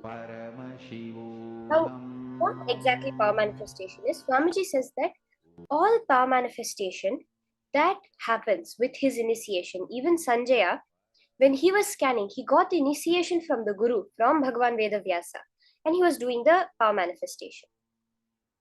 When you do the power manifestation with Swamiji's initiation, what you're doing is, you're nothing but connecting to the space component of you, which is what you can understand as the most ultimate. You have your length, breadth, your time component, and the space component.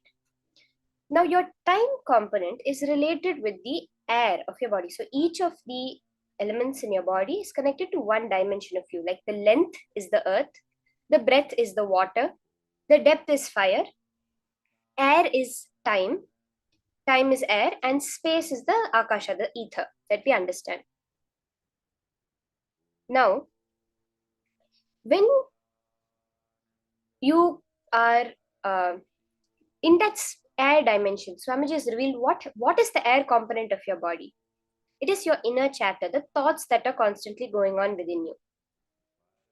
How does time get created? This is the same as the time component of you. How does it get created? Only when your length, breadth, and depth are hitting against the space.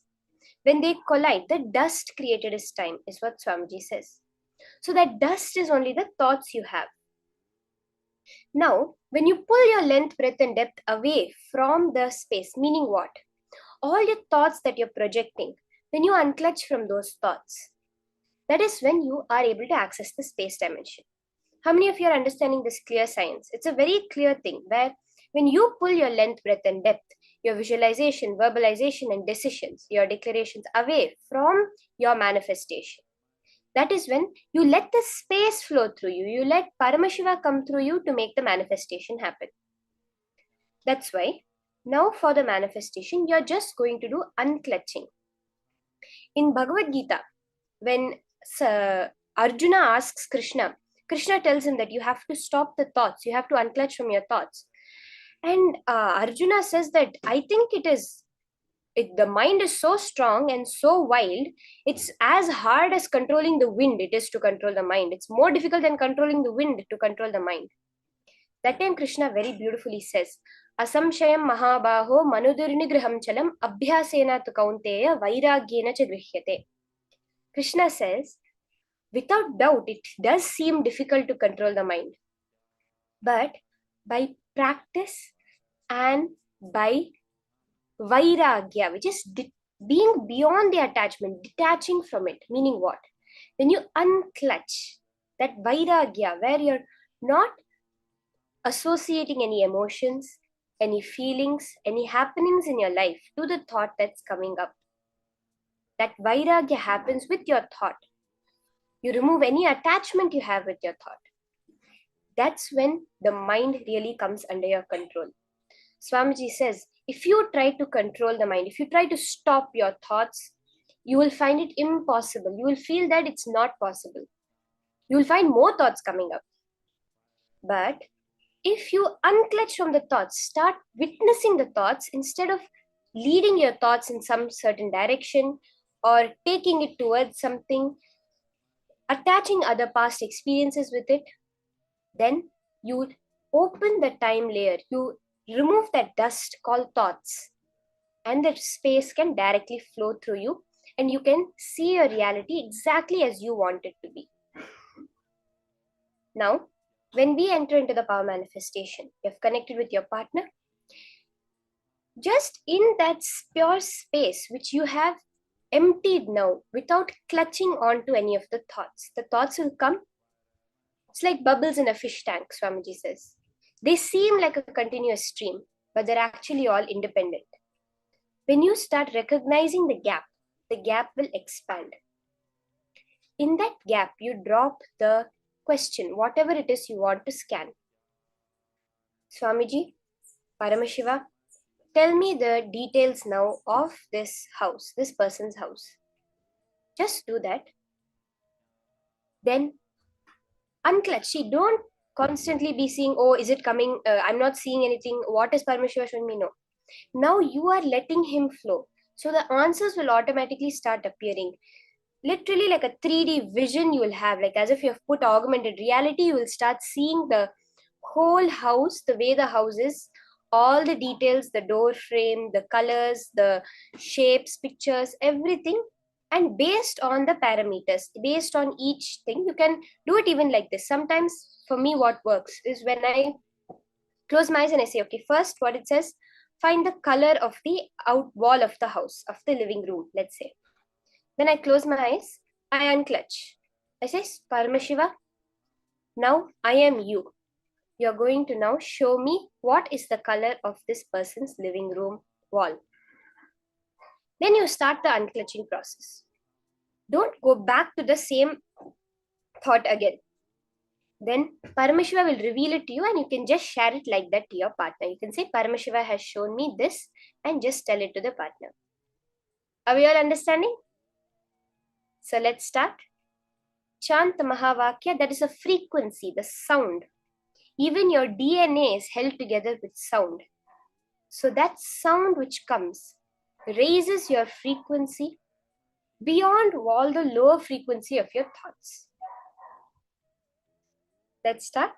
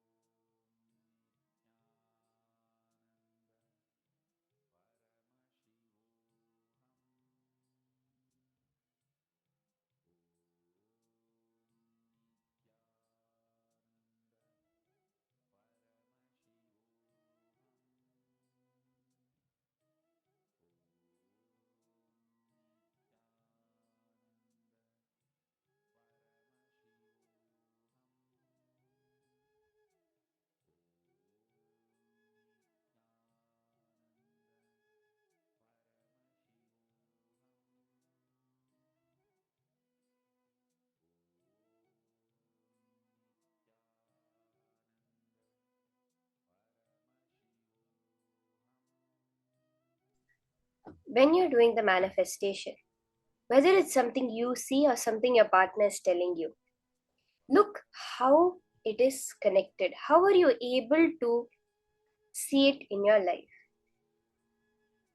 Do not do it as a guess. Understand it's a vision you're having. It's more real. What you're seeing through your third eye is more real than what you see through your two eyes.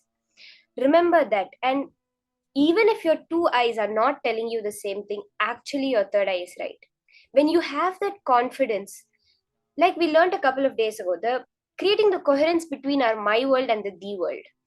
If you go into the thee world, you will only find depression. But when you go through the my world and then create that as a coherence with create that a connect between your my world and the thee world, that is when it happens.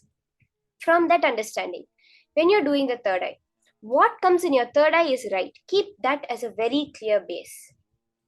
Then find the coherence between the world and my world. The more and more you do this, the more and more you do between what your third eye is saying and what seems like the reality, then you start trusting the manifestation and more manifestation happens.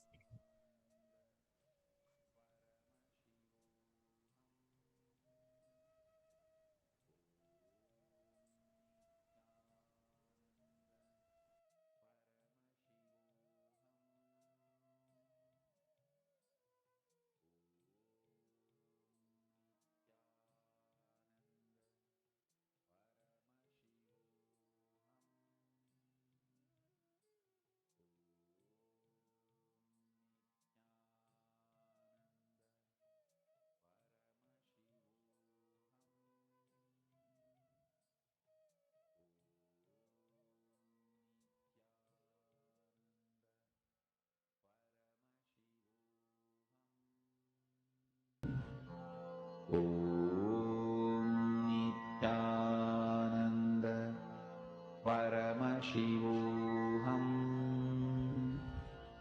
Om Nithyananda Paramashivoham. Om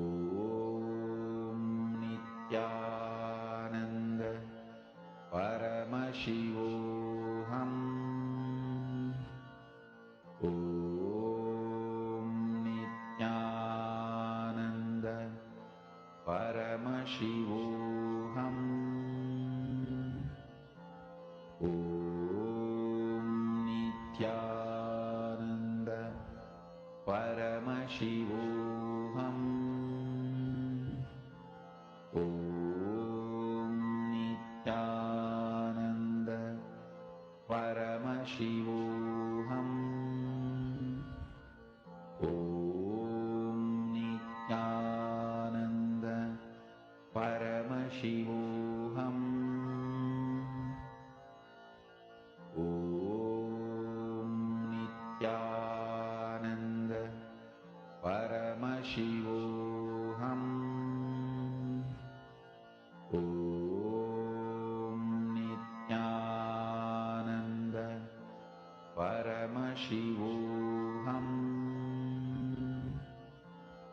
Om Nithyananda Paramashivoham. Om Nithyananda Paramashivoham. Om Nithyananda Paramashivoham. Om Nithyananda Paramashivoham.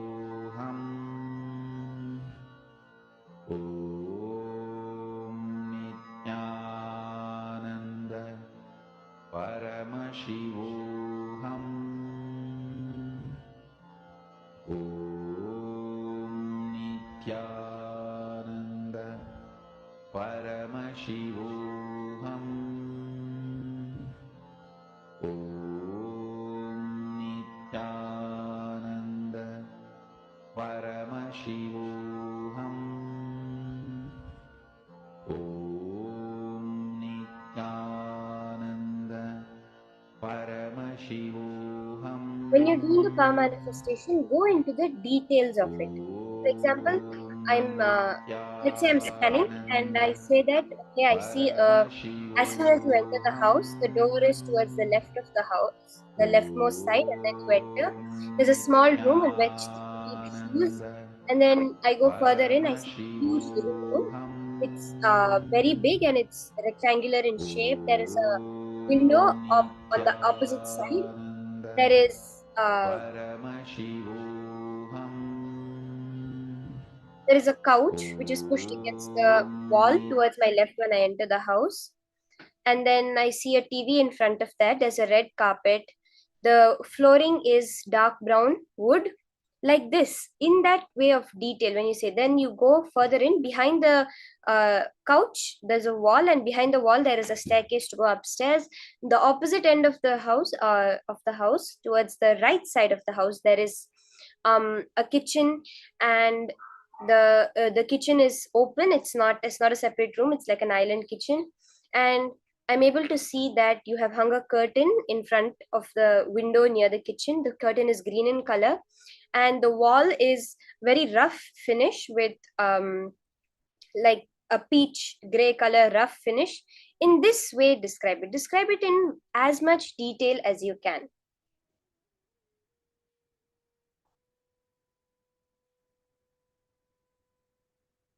Further, the more details you scan, you can take each parameter, the number of rooms. So I'm seeing there are 4 rooms in the house with 3 connected bathrooms and 1 separate. Like that, you can tell all the details. I'm able to see colors, the colors you're seeing, the shapes you're seeing, some unique features that appear, that something which is not common to all houses. Actually, when we started doing the manifestation, it literally used to be like that. The Balasins, when we started, we would say, I'm able to see you have a bedroom in your house. I'm able to see you have a kitchen in your house. But you're able to see it. That is the main point. Then you can go into the details of it. Once you have seen the kitchen, you tell Ma, the kitchen I'm able to see. And in the kitchen, I'm able to see these kinds of pots and pans, a red color big pan. The stove has 4 things on it, and then able to see a microwave towards the side.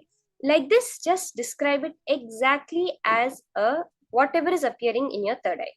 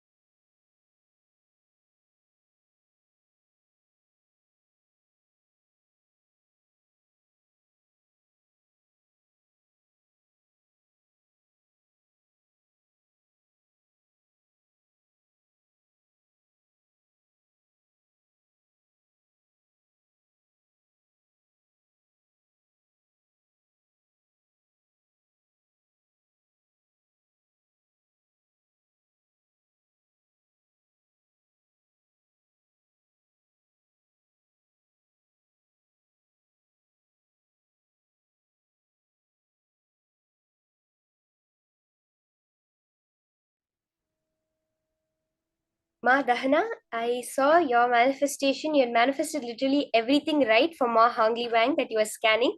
So awesome, Ma. Enjoy, celebrate your manifestation, and go to Facebook and also post. You can post how it appeared for you, how are you able to see it, ma? How are you getting the feeling? You can share that also. Then other people will also get inspiration from it, and you'll also, the more and more you share it, the more and more you see people relating with it, you'll believe it more that you have really manifested. It was not just a guess. Now we're entering into a very beautiful session. The whole day today is such breakthrough revelations that Swamiji has given directly from Hinduism. We're understanding about who is Bhagavan Ardhanarishwara, which is the deity that Swamiji is going to be manifesting for us today. Who is Ardhanarishwara and how that is the ultimate gender? Let's now hear about this from Swamiji.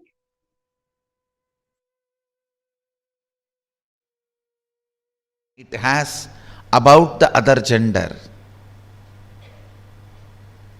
the kind of incompletion it suffers and craves for.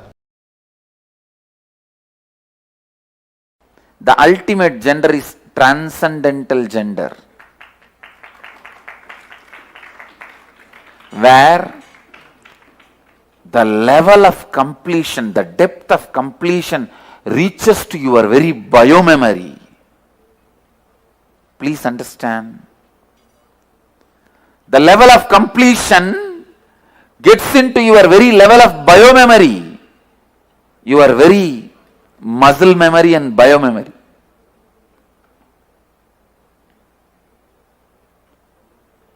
Where you don't hold pride of being a male or female, where the fulfillment of womanhood or manhood happens in you. Your manhood or womanhood both reaches its peak and experiences completion.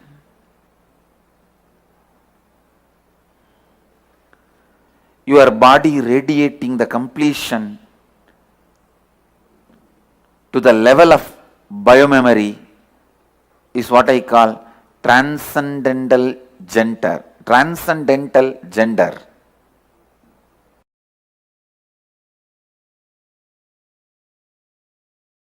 The social concepts and definitions of gender, gender related issues,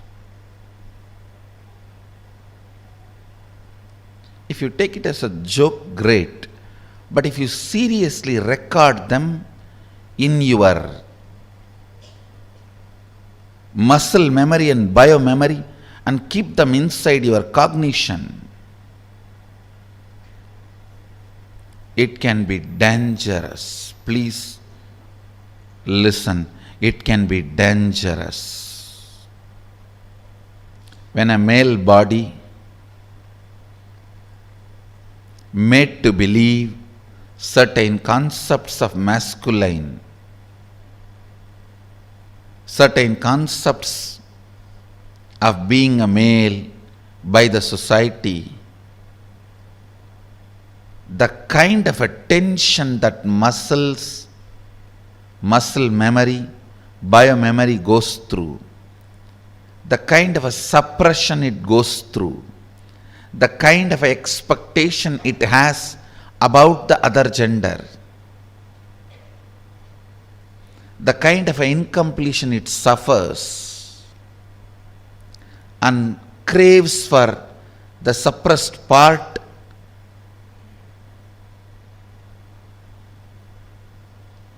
is hell. Such punishment for whole life. And the worst thing is,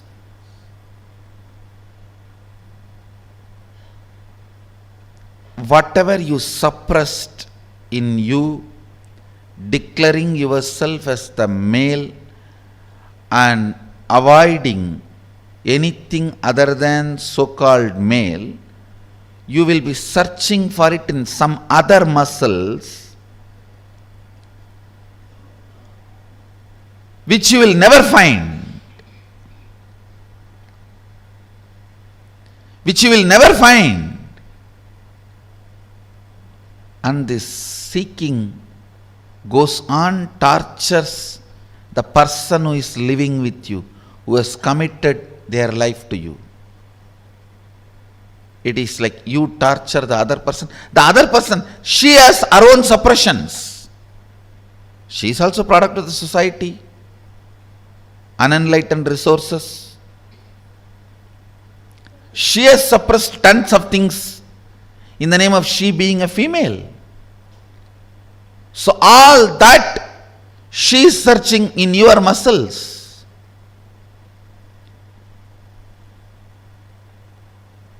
It's like in Indian villages, this early morning hen will come out with chicken and start searching all the dustbins for food. Searching.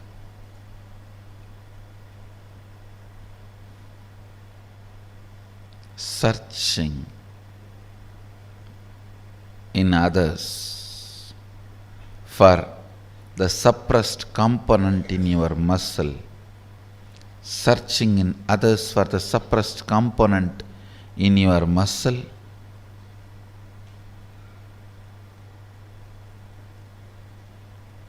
Is the most frustrating thing that can happen to anybody in life. Even if you are a potato couch, because you did trial and error on yourself, it's easy to get you out of it. But the patterns you pick up from others, believe it as your muscle memory, install it in your biomemory, takes such long completion, requires strong completion process for you to get out. Again and again it triggers violence, dissatisfaction, incompletion, resistance,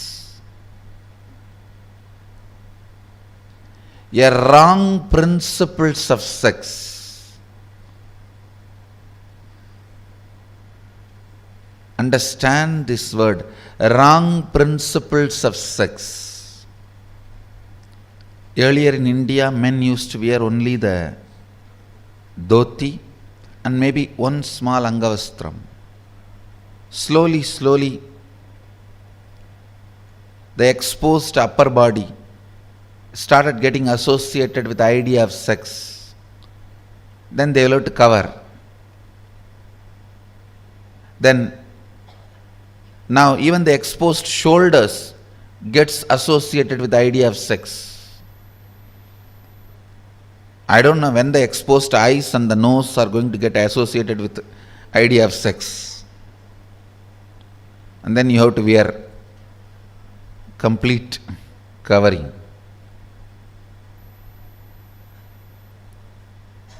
Understand various parts of body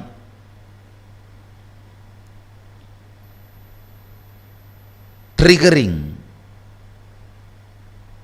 various ideas, concepts, patterns in your system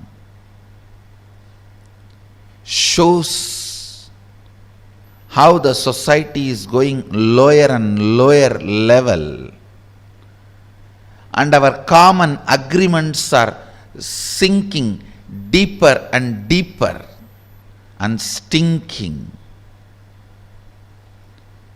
Our common understandings do matter. Our common understandings do matter because knowingly or unknowingly, even if you understand the higher principles, in your day-to-day life you are forced to live the common understandings.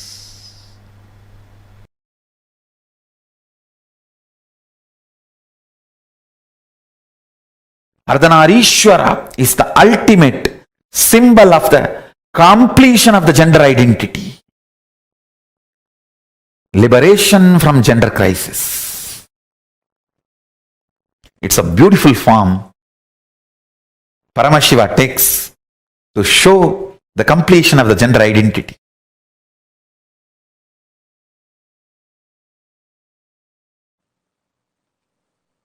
Each manifestation of Paramashiva is one of the dimension which includes whole Paramashiva. Listen. Ardhanarishwara does not mean he is only Ardhanarishwara. Ardhanarishwara is the manifestation of complete Paramashiva. You should know that even if you achieve any one manifestation, you achieve Paramashiva. If you achieve Nataraja, you achieve Paramashiva. If you achieve Lingarupa, you achieve Paramashiva. You achieve Kalabhairava, you achieve Paramashiva. You achieve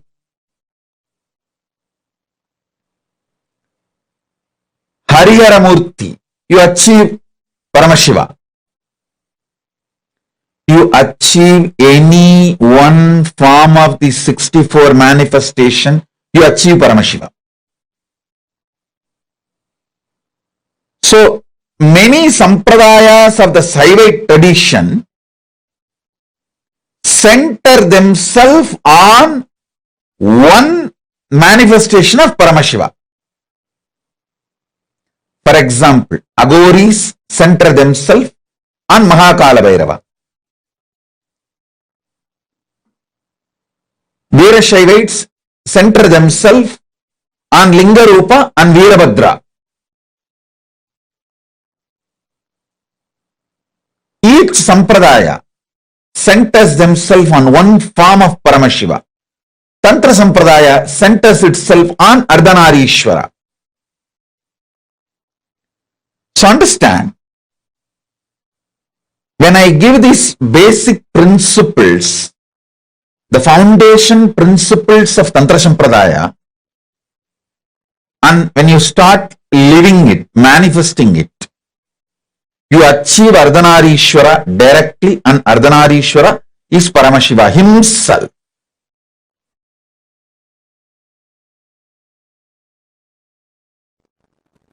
The word Tantra simply means technique, methodology. In Sanatana Hindu Dharma, all methodology for manifesting the state, space, powers and being of Paramashiva is called Tantra. That's it. Please understand. State, space, powers and being of Paramashiva, manifesting that is called Tantra. Any methodology adopted for that purpose is called Tantra. In course of time, it got associated with multiple traditions like Shakta, Bauddha, Samana. In multiple sampradayas, orders, traditions of Hinduism, it got identified, associated, started having different connotations, and then comes the anti-Hindu narratives, anti-Hindu forces, Hindu-phobic forces contains this word and boxes it inside gory sexual activities and orgies. Without any understandings and reality, I tell you, Tantra is the most anti-sex practice. In real tantric practice, whether you do it with your own being or you do it with some beings outside, it just liberates you from everything felt as a need or urge. Understand? Food is not wrong, but urge pushing you to eat is wrong. Sex is not wrong, but the urge making you lose your balance and your integrity and pushing you to do the act is wrong. Understand? Anything which breaks your integrity is wrong, not the act. Last few days satsang I was insisting on cutting down the solid food intake. Bring it to 10% of the calorie which you are consuming usually. Just 10%. If you used to consume 2000 calorie, bring it to 200 calorie. If you are used to consume 1000 calorie, bring it to 100 calorie. It's almost like I'm asking you to do fasting. Just increase the liquid and balance your routine. Understand? If you have started practicing, you will realize not having solid food, so much of irritation, anger, all the non-integrity emotions manifesting in you. Tiredness will disappear, boredom will disappear, but suddenly you will feel too much of energy and you don't know what to do. I tell you,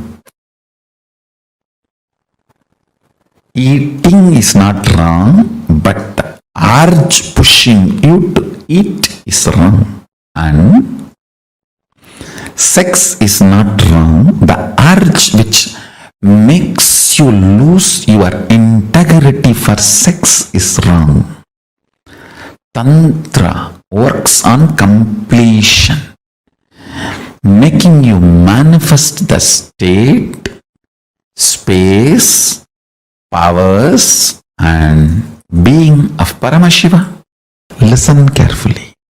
Multiple various techniques to experience the state of Paramashiva, like unclutching, completion, to experience the space of Paramashiva, like integrity, authenticity, responsibility, enriching, causing,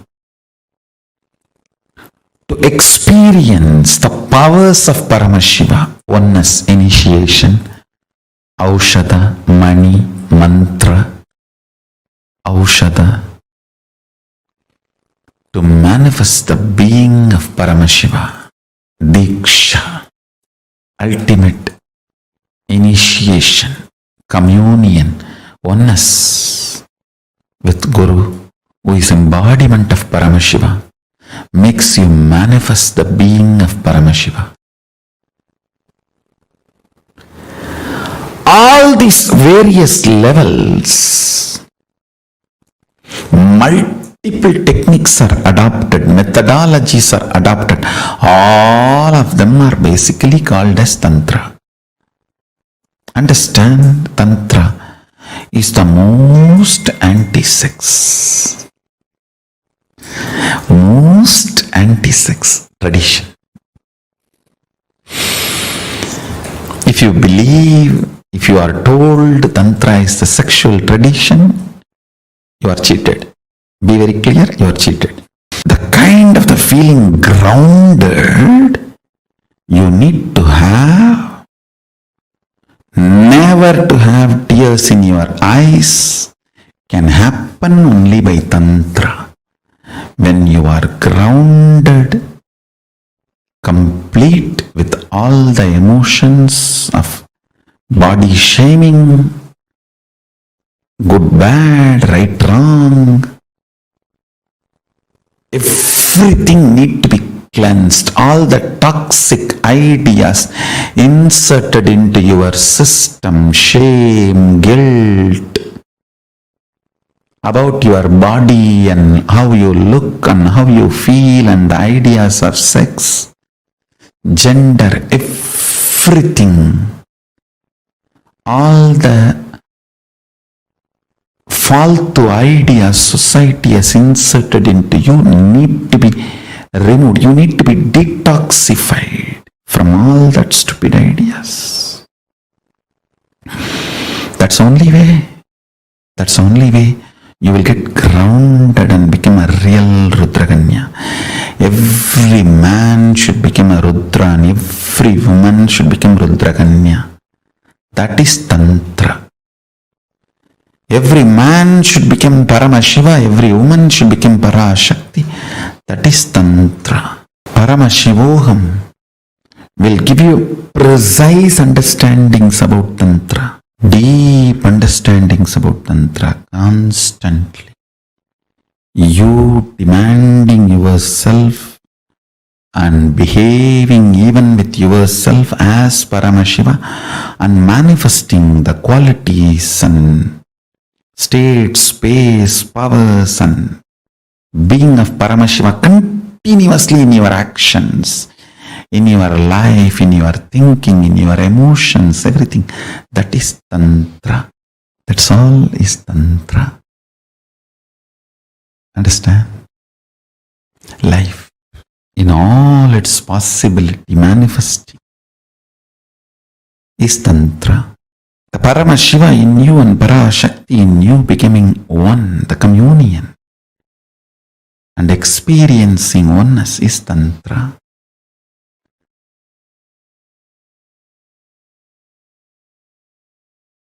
The next principle I wanted to explain. Tantra is an intense tapas-centric tradition. For example, let me first describe the word tapas. Tapas means burning away all the obstructions to manifest Paramashiva. Tapas means in Sanskrit burning away. Burning away all the obstructions you have to manifest Paramashiva is tapas. For some people,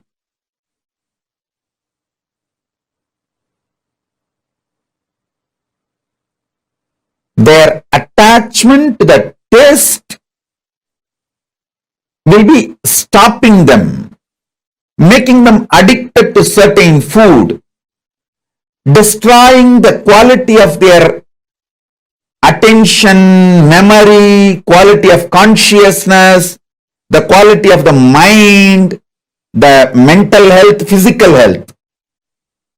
Here, tapas means making that person taste, enjoy everything as he wants in a controlled condition so that the patterns of the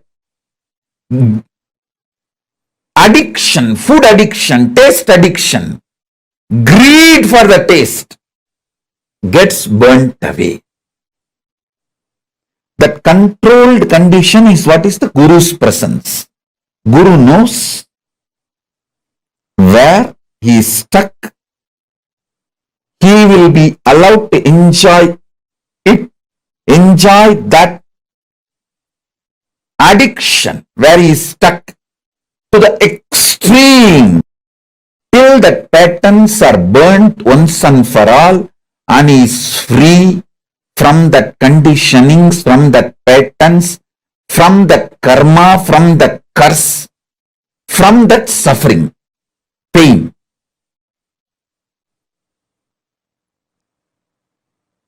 Whether you are addicted to certain taste, food, you are addicted to certain kind of the music, sound, you are addicted to certain kind of a visuals like a porn addiction.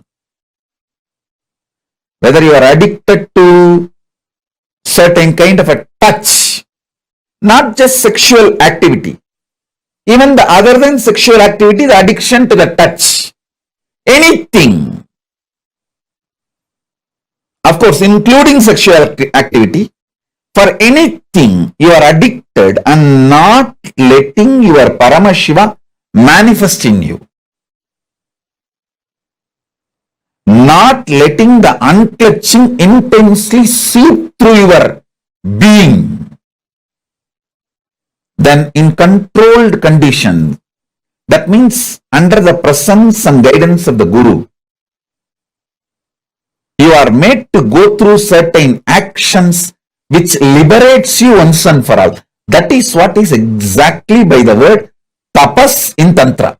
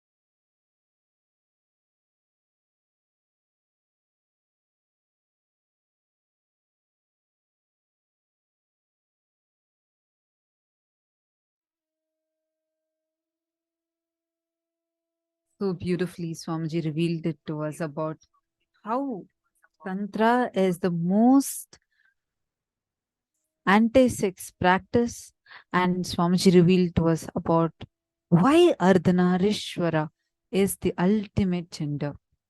How many of you had some of the most breakthrough clicks and revelations today, just in this one session? Please, can you all take a few minutes and post it in the chat?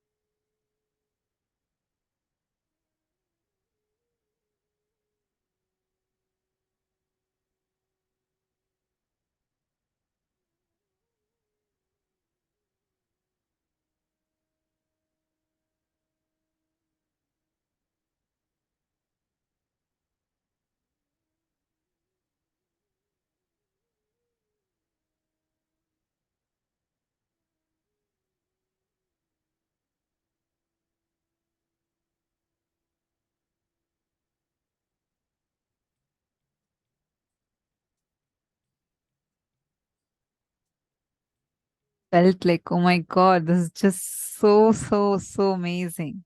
Like, I never ever thought of it in this angle.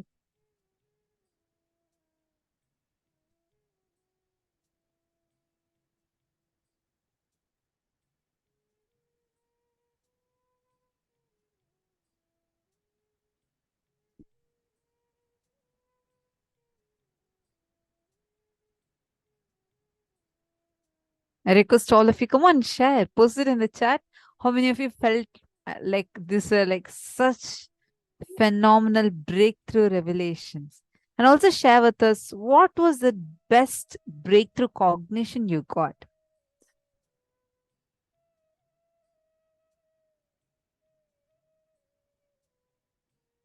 Now let's understand about this a little more deeply. See,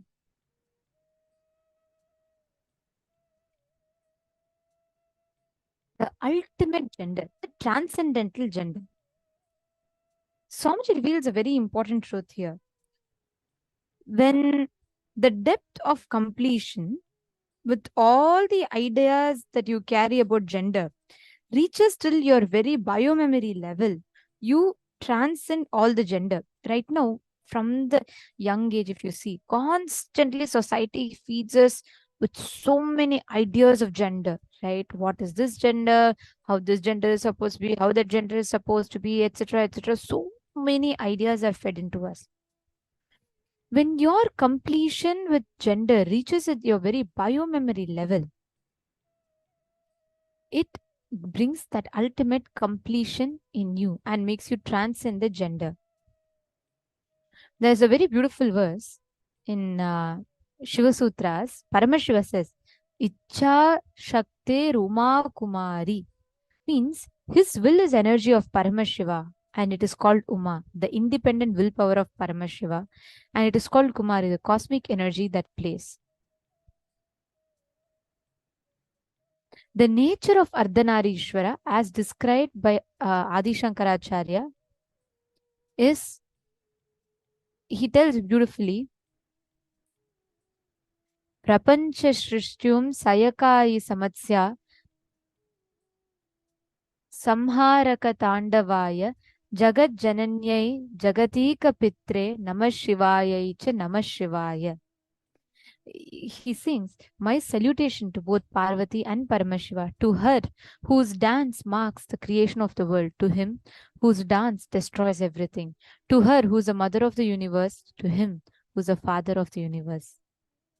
Ardhanarishwara is that ultimate manifestation of Paramashiva and Paramashiva Shakti. through which he represents that cosmic union, the divine cosmic union. Actually, here is a very interesting thing. Do you all see the picture here in front of you all? This is Krinashini Devi, and this is the Kula Devata of the Surangi Samrajyam, the Surangi kingdom of which Swamiji is the current emperor, in which Sri Ramachandra ruled. Here we can see the Surangi royal palace and the Surangi family.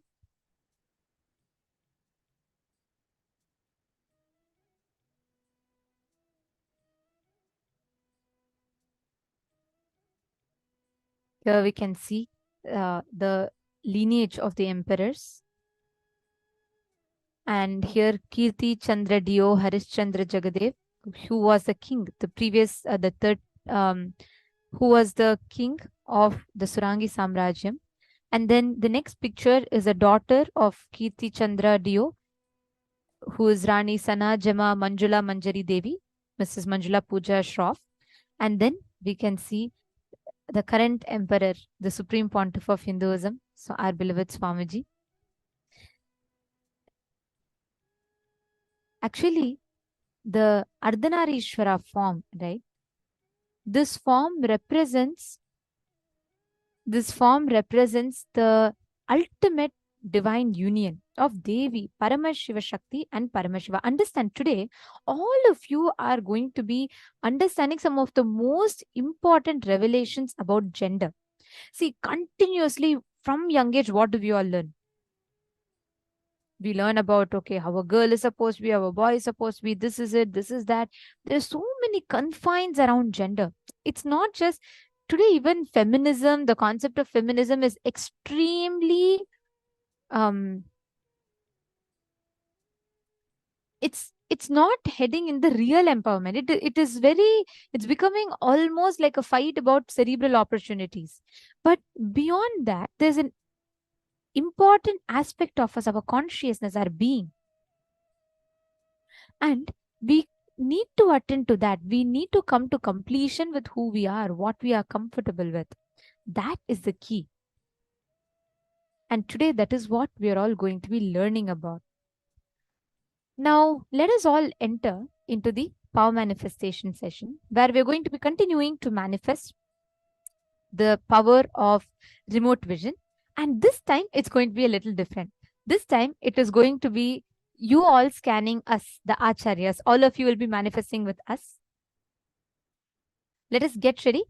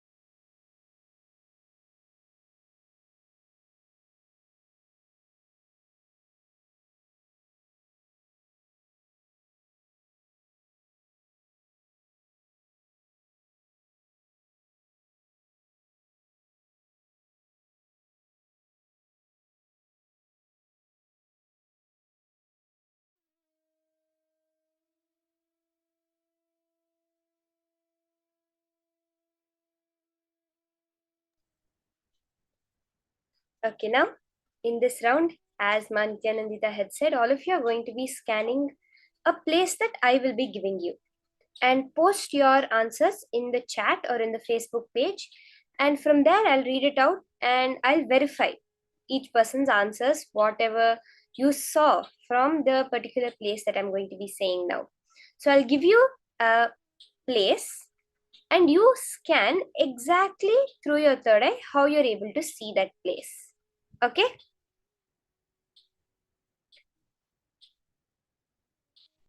Are we all ready for this power manifestation session? Let's see, remember that the whole thing in life, every manifestation is a cognition shift. As Swamiji was saying, it's the cognition you build about you when you are young, which causes all the problems that you have. It literally makes your life hell. What is living life as hell? Living life in matter. That's all. It's very simple. As long as you think matter is real, it will only be hell. Because you think you have to do so much work to make anything happen. You have to move something. That's what happens when you think that the world is a matter. But when you shift your cognition, when you have that understanding that life is not matter, it is an independent intelligence, it is energy. Then energy influencing energy becomes very simple for you. Any manifestation in life, you can apply this cognition. Whether you're trying to do some fasting, you're trying to manifest wealth, you're trying to go beyond some pattern, anything you want to manifest, you can apply this cognition. The cognition shift that life is not matter, but life is energy. That's all. It's very simple. Now, let's take the example of food. If you take food and you say that life is matter, so I am a matter being and I do not have the energy to run myself, this food has the energy, so this food as matter, I put into this matter and it gives me the energy. But when you look at it as energy, you are vibrating energy, you are space.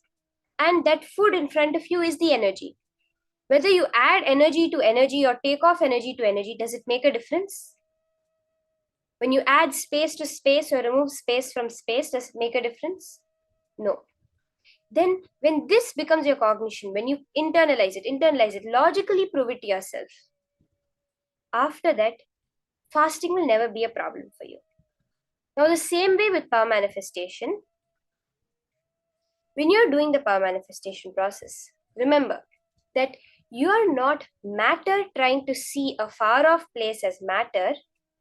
You are energy connecting in the energy to another energy and revealing it. Okay? When you're doing the power manifestation like this, it's very simple because energy has no limits. It does not have a boundary. It can reach as far as you want, everywhere.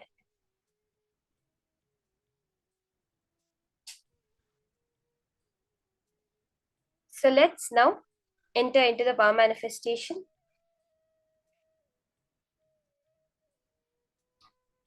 The place I'm going to give you to scan is, there is when I had gone on the world tour program in November of 2017, I had gone for doing a demo in a aerial yoga studio. Okay, it's a certain place in Santa Cruz, LA.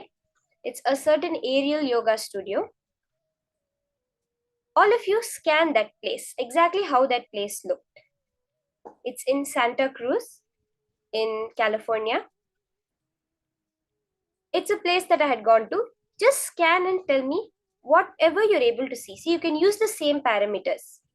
The colors that you're able to see, how many floors are there, how many rooms are there, how many bathrooms are there, what's the coloring of the walls, the coloring of the flooring, what type of flooring is there, and any other features that you're able to see. Now, don't think, oh, aerial yoga means it might be like this, there'll be yoga mats, it's a yoga studio. No. Don't bring the mind. Just whatever the third eye shows you, as it is, you reveal it. Understand now again, I'm reminding you, you are not matter trying to see a far off place as matter.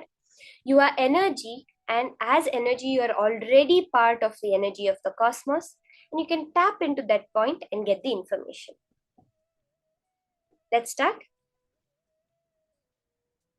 You can sit with your head, neck, and spine in a straight line. If you have any questions about the various cognitions Swamiji reveals, you can always put it. The acharyas are there ready to answer, ready to help you take your cognition to the next level.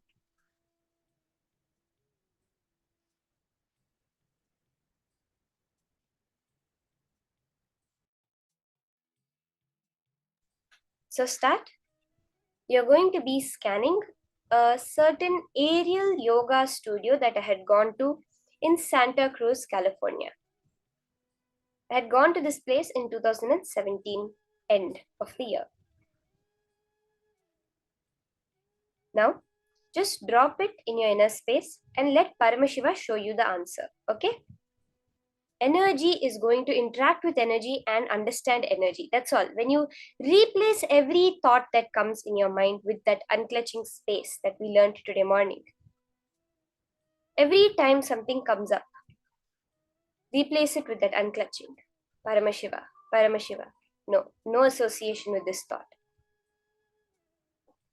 So let's start. You can start the manifestation. Post in the chat and on the Facebook page whatever you're able to see. If you post it on the Facebook page, we'll not miss any messages, because if you post it in the Zoom chat, there is a chance that it gets buried and we may miss the messages. So for this round of manifestation, go to the Facebook group, which is facebook.com/groups/Mahaparamashivoham. The name of the group is Mahaparamashivoham. Please go to that group and post whatever is appearing in your third eye.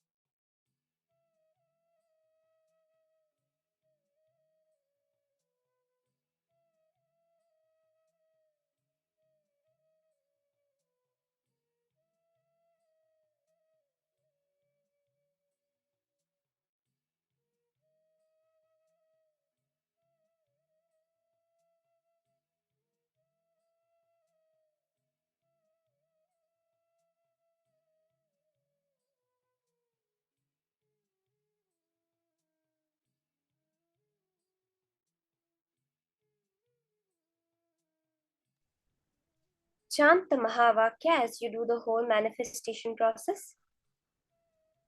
What's the difference as of now that we understand between matter and energy? The only difference is the frequency at which it vibrates. That's what we understand a little bit through modern physics as E equals mc square. Which Swamiji said they both are not actually separate. It's just the level of frequency. When something vibrates at a much lower frequency, we see it as matter. When something vibrates at a much higher frequency, we perceive it as energy. That same understanding. When you chant the Mahavakya, that sound, that vibration which is produced, automatically increases your frequency, makes you experience that energy. See, Swamiji gives us so many ways to do everything. He gives us how we can work on our body, how we can work on our mind, how we can create that cognition within us, and even gives us the mantra, the vibration that will raise our frequency.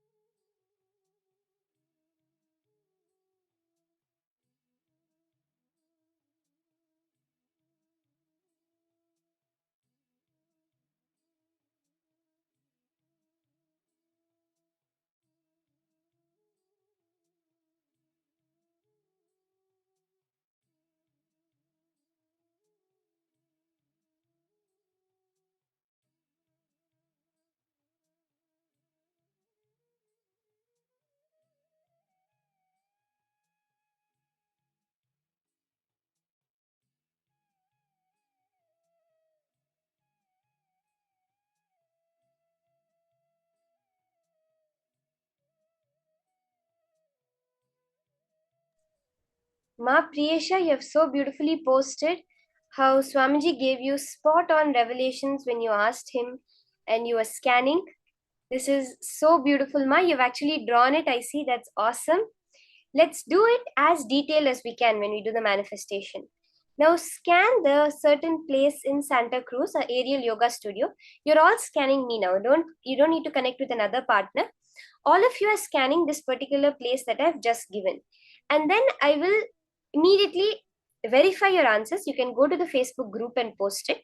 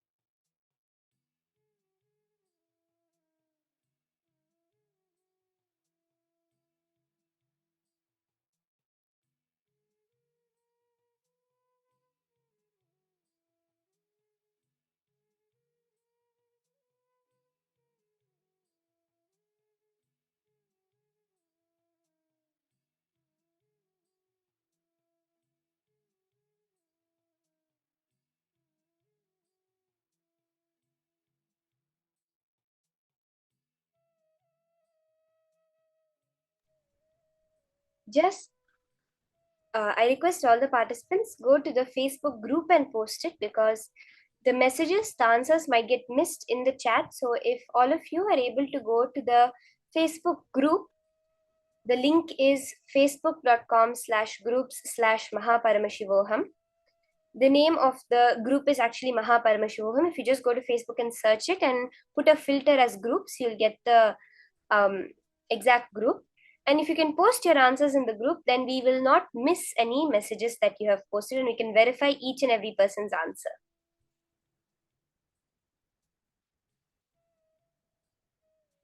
Scan it in full detail, whatever you're able to see. The more detailed you go, the more you will get it. You'll be able to understand that it's a manifestation happening. See, when you give very generic things, then you're not able to see the manifestation, because you feel that, oh, every house might have this. But when you give the specific details, you believe, yes, I'm able to see such small details, it must be a manifestation.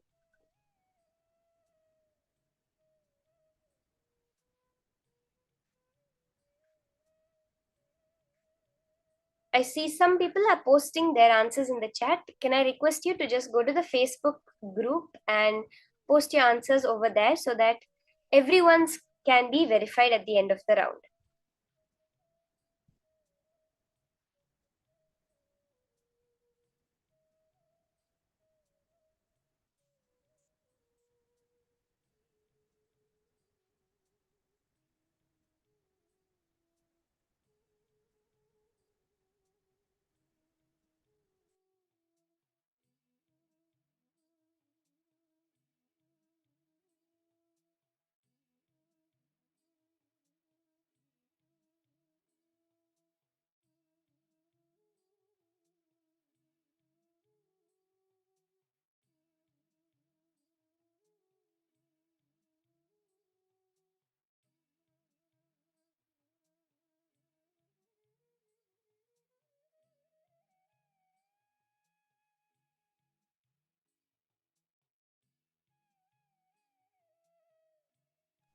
That's now verified.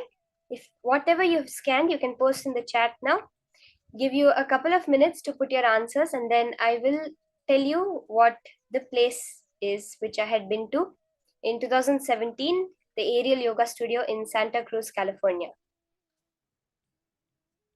You can go to the Mahaparamashivoham Facebook group and post your answers over there.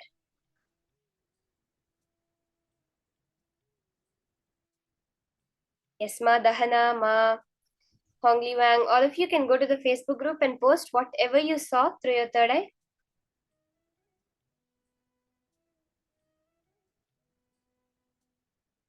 Yes, okay, Ma Geeta Devi has posted. I saw near that place mountains, entrances with the glasses, 2 floors, inside steps, ceramic color on walls, upper 4 rooms, downstairs, small hall. Ma, what you said about 2 floors, that's exactly right. There were 2 floors to the building. It was kind of a really large studio it was. And I'll describe it and then I'll verify individual responses also.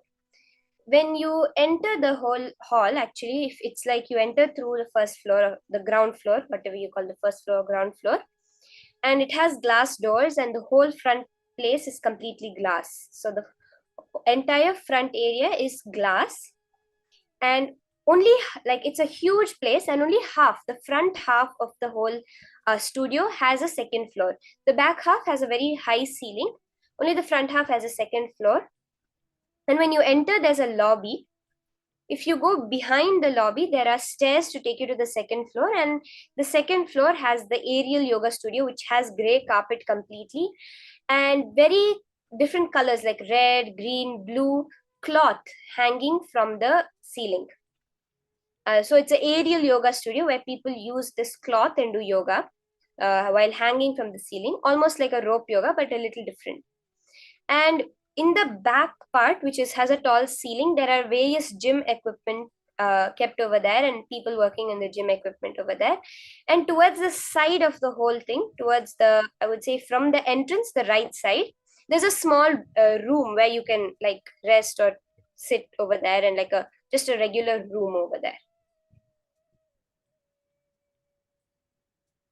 I'm not so sure if there were mountains over there, but I do remember that that area, the whole area, had some small hills running through it. Okay, Ma Sonira has posted white walls, polished wood floors, spacious big windows. White walls is correct, Ma. There were white walls over there. It was a very spacious place. The whole entire place was really, really spacious. Wooden floors, yes, there were wooden floors in some parts of the whole place.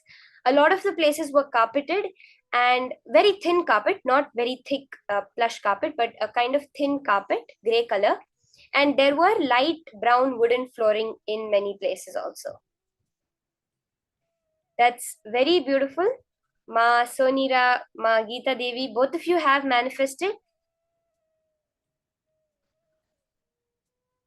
We're now going to be entering into the next session, the next jnana. Now we understood that we have been taught a very, very wrong idea about what we understand as life, right? What we understand as our gender, what we have till today diagnosed ourselves as, is such a limiting idea, we can say. Now, in the next session, Swamiji is going to give us the higher truths, cognitions on how to diagnose your gender. What exactly are you? When you define yourself, when you understand who you are, then you understand how to move towards what you want to achieve in life. Okay, let's now hear about these revelations on diagnosing your gender from Swamiji.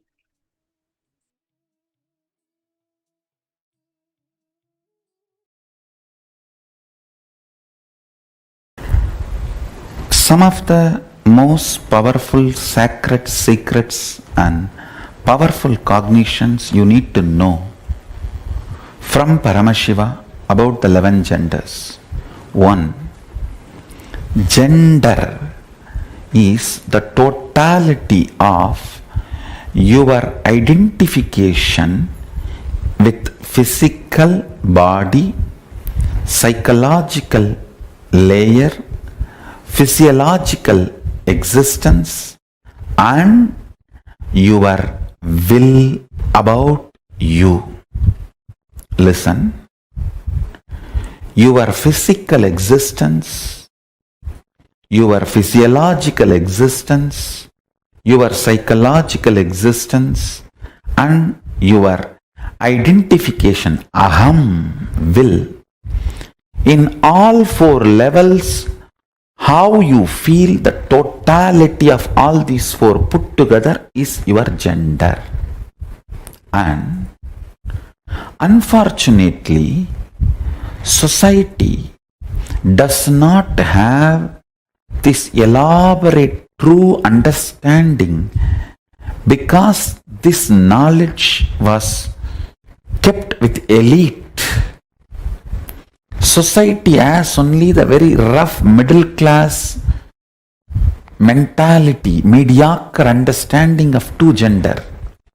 And now they are coming up slowly only to the level of 3rd gender. But actually 11 genders exist.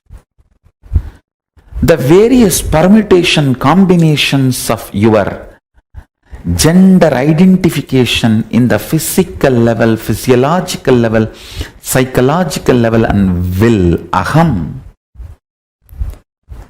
the individual conscious level. So understand, when Hinduism, Vedas and Agamas asks you to be a celibate till the age of 21, the purpose is for you to realize in physical level what is the gender with which you feel comfortable. In psychological level, what is the gender with which you are comfortable. In physiological level, what is the gender identity with which you are comfortable. And your conscious, self-conscious level, what is the gender with which you are comfortable. Exploring it, understand, one of the biggest problem is till 21, if you allow somebody to explore you, or if you explore somebody, you collapse into the wrong identification due to powerless cognitions, and you build a wrong gender identity. Understand? Whether you feel oversexed or undersexed, womanizer or suppressed, any powerlessness or complication in the level of sex and sexual fulfillment or sexual desires, sexual guilt, and any problem you go through with the sex fundamentally starts with gender identification. I tell you, when your gender is properly identified, all the sexual problems just melt down. 3,000 problems sexologists have created can just melt down if you just diagnose your gender. That's all, nothing else.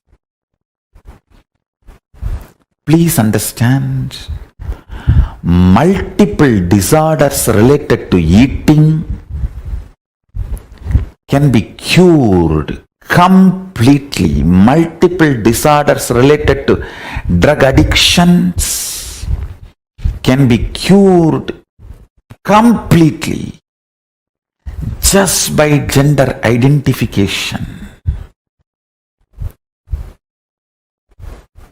Do not, first thing, just say no to society and society labeling you in any gender.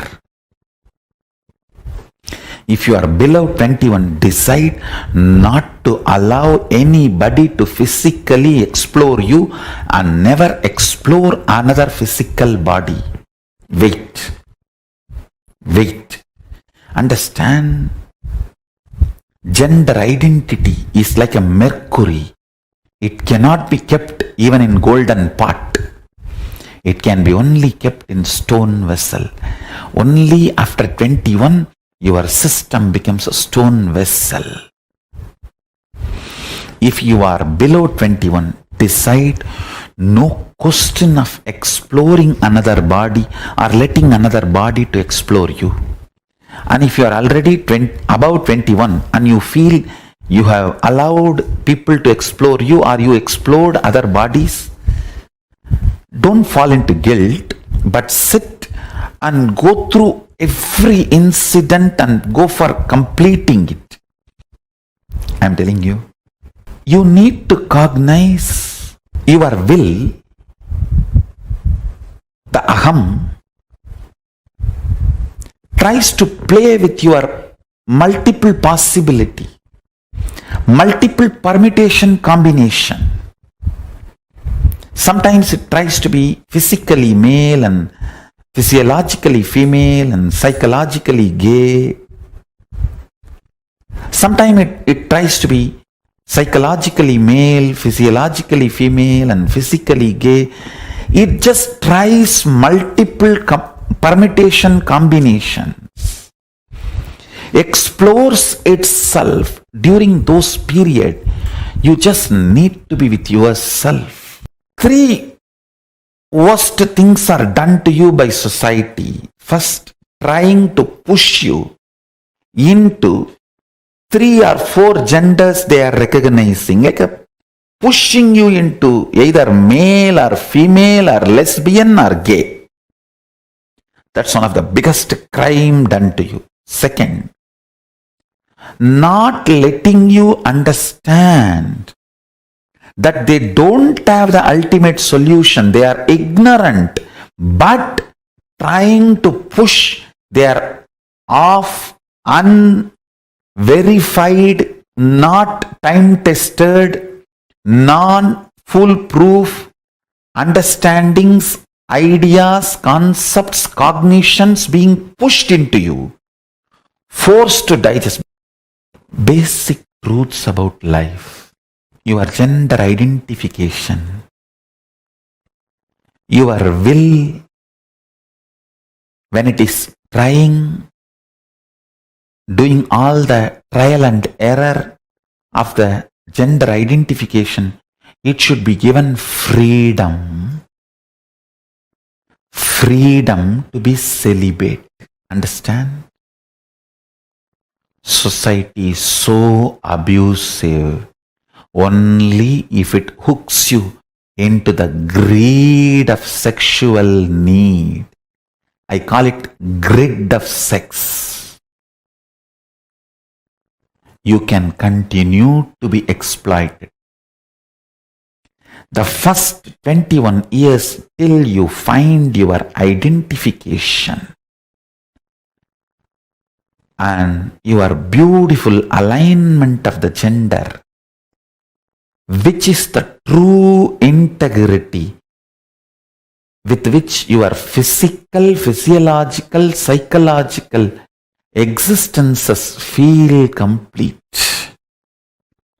In these 11 genders, one permutation combination gives you a complete completion. Wow! The heaven experience in your body, your 6 feet body feels heaven. That experience to happen in you, you need to explore what is the gender you are really, in which one you feel, I know me. To come to that experience, that is what I call the state of Ardhanarishwara. Paramashiva. The state of Ardhanarishwara. Listen. If the integrity between physical, physiological, psychological components of you is not achieved about your gender identification, whether you are oversexed or undersexed, you will be constantly struggling. If you are undersexed, you will have so much of struggle in your dreams. If you are oversexed, you will have so much of trouble in your psychology space. Understand? Whether you are aggressive or passive, if your psychology is also prepared and integrated to physiology and physical component, along with hormonal pressure, you will build tremendous love and responsibility, care for the other person. End of the act will not be falling down, it will be falling into the intimacy. Every level, your gender identification matters. Understand? Whether you are a womanizer or nymphomaniac, it doesn't matter. Whether you are a sannyasi or sannyasini, it doesn't matter. What matters is, do you feel inside your body, your integrity, your physical, physiological, psychological components, do they feel integrated about your gender identification? Understand? Your physical identification, that needs just a simple medical examination, nothing else. Physical examination, nothing else. But physiological identification, you need to look in. Whenever you feel excited, are you more in kama or moha? Understand, both of them are different. In kama, you just want to manifest the reality of you and the other person or persons involved in your life.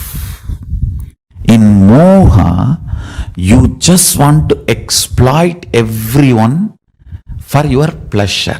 There are two different things. In kama, You are very sure you want the completion for everyone involved. In moha, it is all about you feeling complete. I should not even use the word complete. You feeling relieved. Listen carefully. Whenever your physiology is pressured, if your psychology feels calm, it is integrity. You will be such a beautiful being. Whenever your physiology feels pressured and your psychology feels moha, you will just be exploitative. It will be more or less like a masturbation with another body or a rape. That's it. Understand? The reflection of Paramashiva in you, Pratyagatma Chaitanya, the individual consciousness, as a freedom to align your gender identification in the level of psychology and physiology and physical, all three. I wanted to make a statement. By your willpower, you can change your gender completely, even physically. All you need is aligning. And when I say aligning, I don't want to say in physical, physiological, psychological, you need to feel the same gender identity. No. You just need to identify what you feel. That's all. If you identify, you will know why you are feeling what you are feeling, why you are behaving the way you are behaving. Understand? Realizing blind spot is curing blind spot. Nothing else. Realizing why you are behaving the way you are behaving, why you are doing the way you are doing, why you are saying what you are saying, liberates you.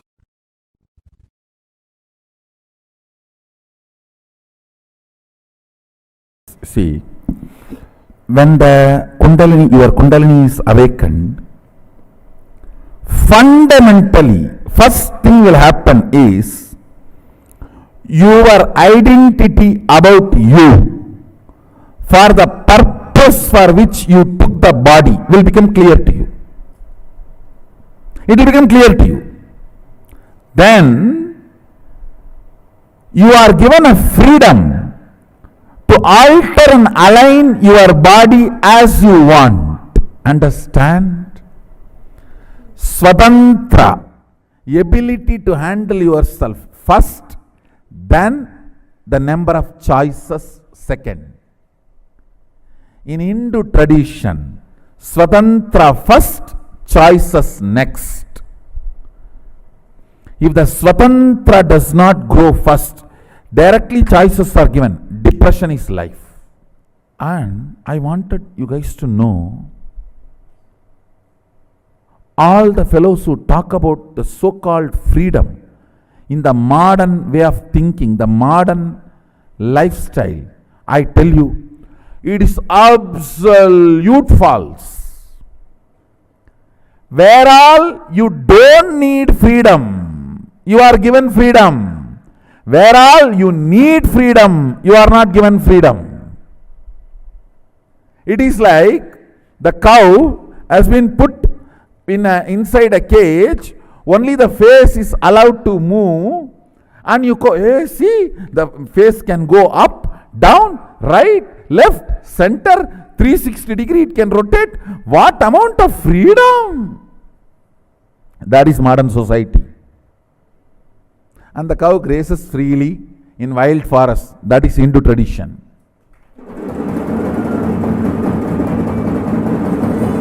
And that cow is given the intelligence what to eat and what not to eat, and even if it eats poison, it will not get into its system. Please understand,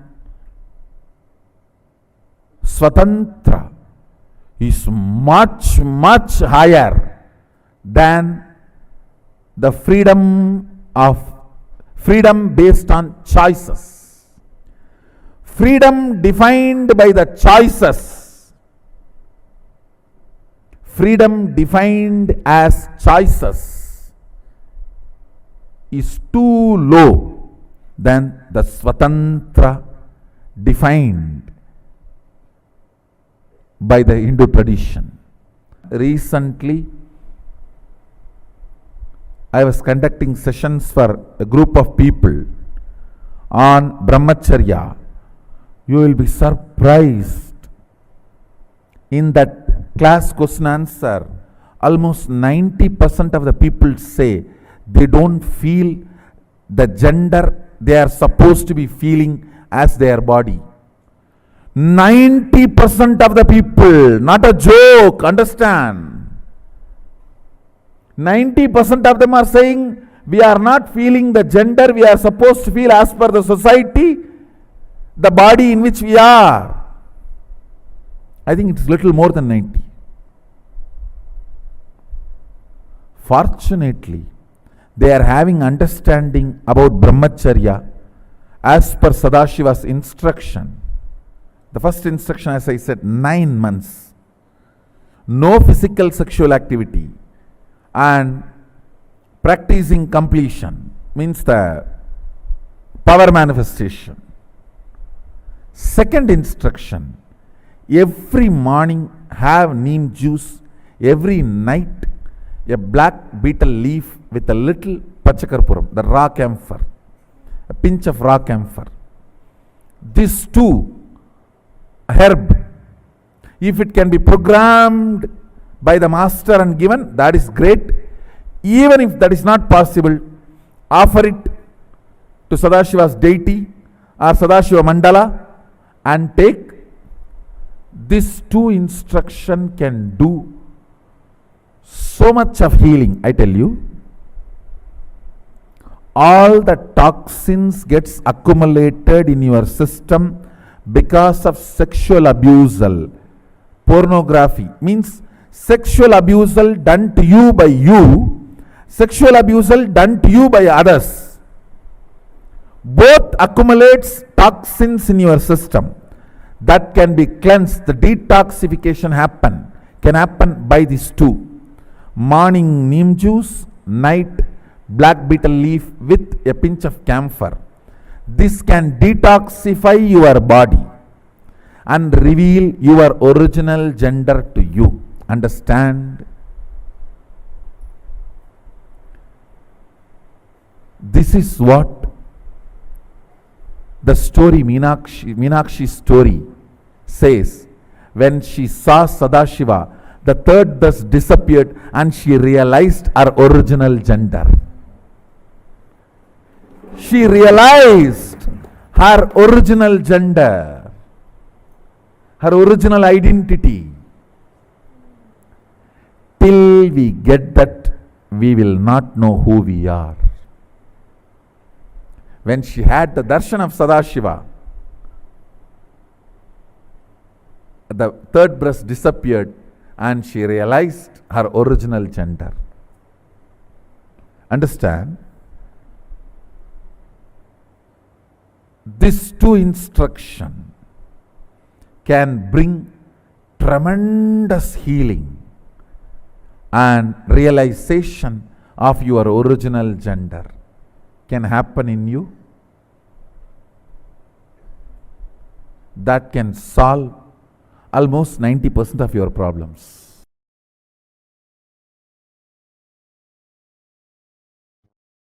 Center your gender identity on consciousness rather than your body or mind, then you will understand the science of engaging with life and relationships without getting into sexual act. The signs of entering into relationship with the whole universe without engaging physical or sexual act is pure power manifestation. Listen. Listen. I'll repeat.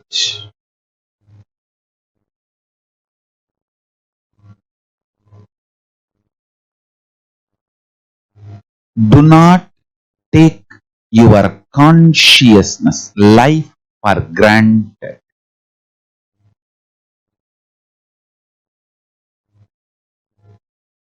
Center your consciousness on Paramashiva. Center even your gender identity. Understand, the science I am teaching you now is the most powerful, beautiful power manifestation science. Center even your gender identity on consciousness instead of your body. Listen, when you look in, even before you remember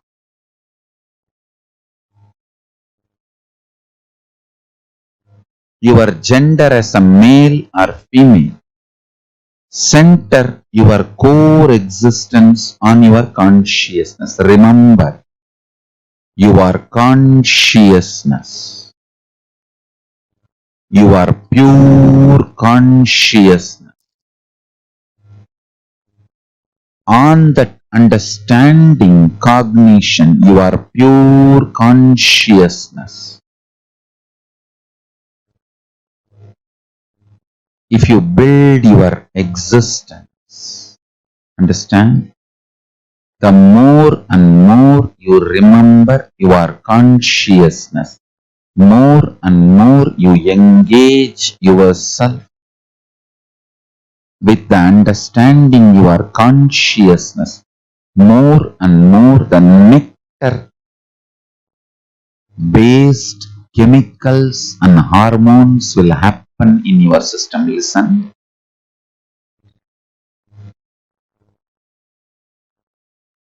The everyday living process of your body, your inhaling, exhaling, breathing, digestion, all this can be either amritatva, nectaric, or they can be aging, growing old. Listen carefully.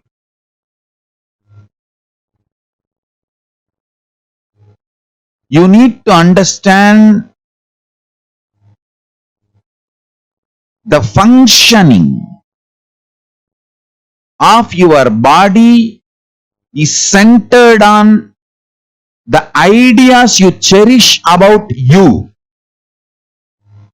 The more you cherish you are based on your body, the more you will engage with gender identities, then that leads to more and more of bondages, needs, greeds, fears. More and more you center yourself as consciousness, more and more your taste for life gets mature.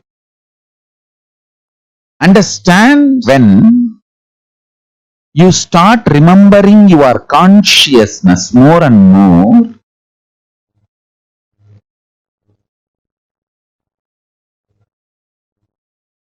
your identity will not be based on gender. Cognizing yourself consciously,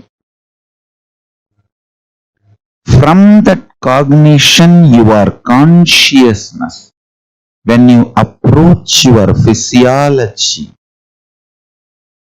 it engages itself in the space of Paramashiva, means immortality, nectar, amritatva, all the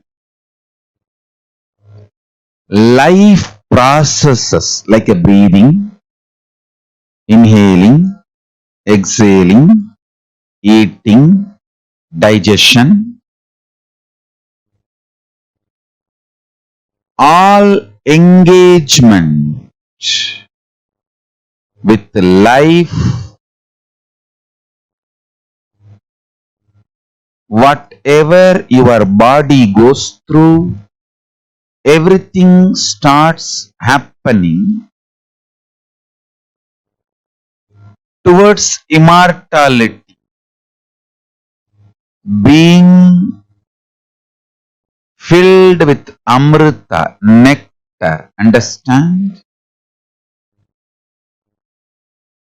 When you remember your consciousness, even your gender identity is built such a way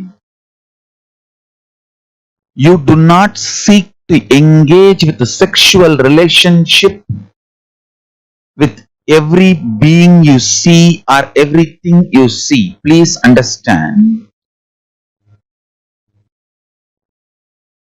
Gender identity built based on consciousness knows how to engage with every person and everything without sexual relationship, sexual activity, but able to engage. That is what I call power manifestation.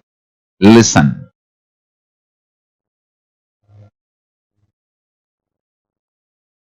If you engage between two bodies, it is sexual act.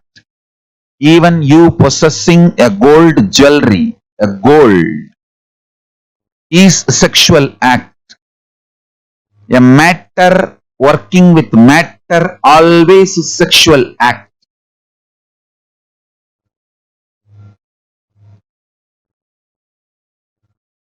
When you establish yourself as consciousness and being conscious, you build your identity and engage with life. Everything becomes power manifestation. I'll tell you, signs of having relationship with the whole universe without engaging into sexual act is power manifestation. Understand?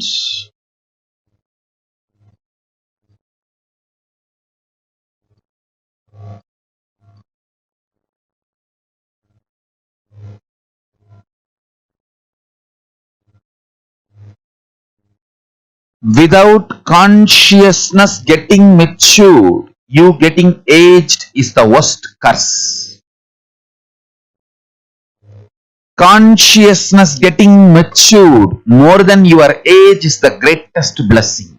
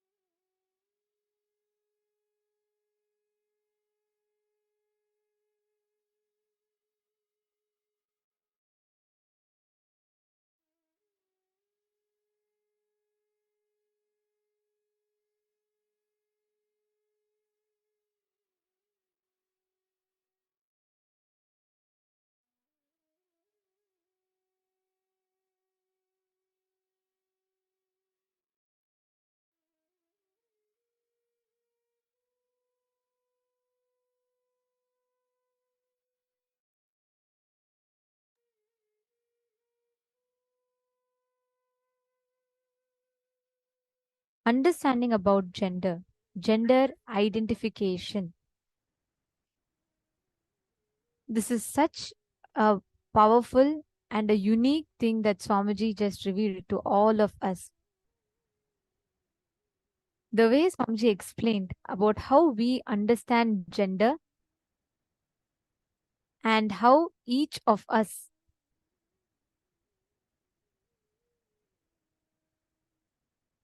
experience the confines of gender from the society. Please understand, Swamiji gave one of the most important revelations. We all carry so many cognitions and ideas about gender in us. Physiologically, psychologically, we all carry so many different ideas of gender. Today, if you see the kind of things that society feeds into us, even before a person gets to understand themselves, it's already like so many labels. The moment a child is born, we tell the child as they're growing up, oh, if you're a boy, play with a car. If you're a girl, play with Barbie doll. Isn't it? It starts with this. It is like every child that is born, so many conditionings, so many things. Right from the moment that they are born, we start feeding them. We say, okay, you're a boy, behave like this. You are that. Continuously, we feed all the different ideas and concepts about gender within the child. By the time the child grows up, as soon as a child is born, first labeling starts. This is what you are supposed to do. Dress up. If it is a girl, what do? We give it a makeup kit. We give it a Barbie doll. If it is a boy, we give that child a car. We give that child a bike to pick up. Spider-Man dolls. And as they continuously, society attaches labels to them. When they go to school, when they watch movies, how they're supposed to be. Typically in Indian household, they'll say, oh, if you're a boy, you should not cry. If you're a girl, you should be not too strong like a boy. Constantly, each of us have these kind of things running in us continuously. Society keeps feeding us. What did each of you understand about the 11 genders? What did each of you understand about gender identification? Can I request everyone to share? Yeah, I just wanted to also address Ma Geeta Devi, Ma Kella Berosat, and Ma Vaidegi. All of you are asking about camphor. This camphor that Swamiji was specifically mentioning about is called as the Pache Karpuram, and it is slightly different from the one that we use for uh, Arati, everything. It is not the same one. This camphor also burns, but it's called as a Pache Karpuram. I think it's more of a, it's slightly of a different variety. And you get it in many Ayurvedic shops. You get this, and it's edible also. So that's what Swamiji was mentioning about. Drinking neem juice in the morning and having betel leaf and camphor in the night. So we just need to be careful. It's called the Pachai Karpura mentioned. Right? So please understand this gender,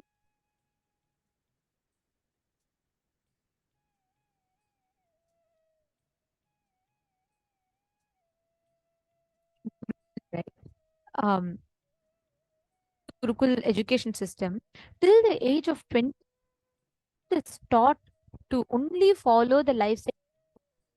Today, by the time a child is years old, they start having relationships.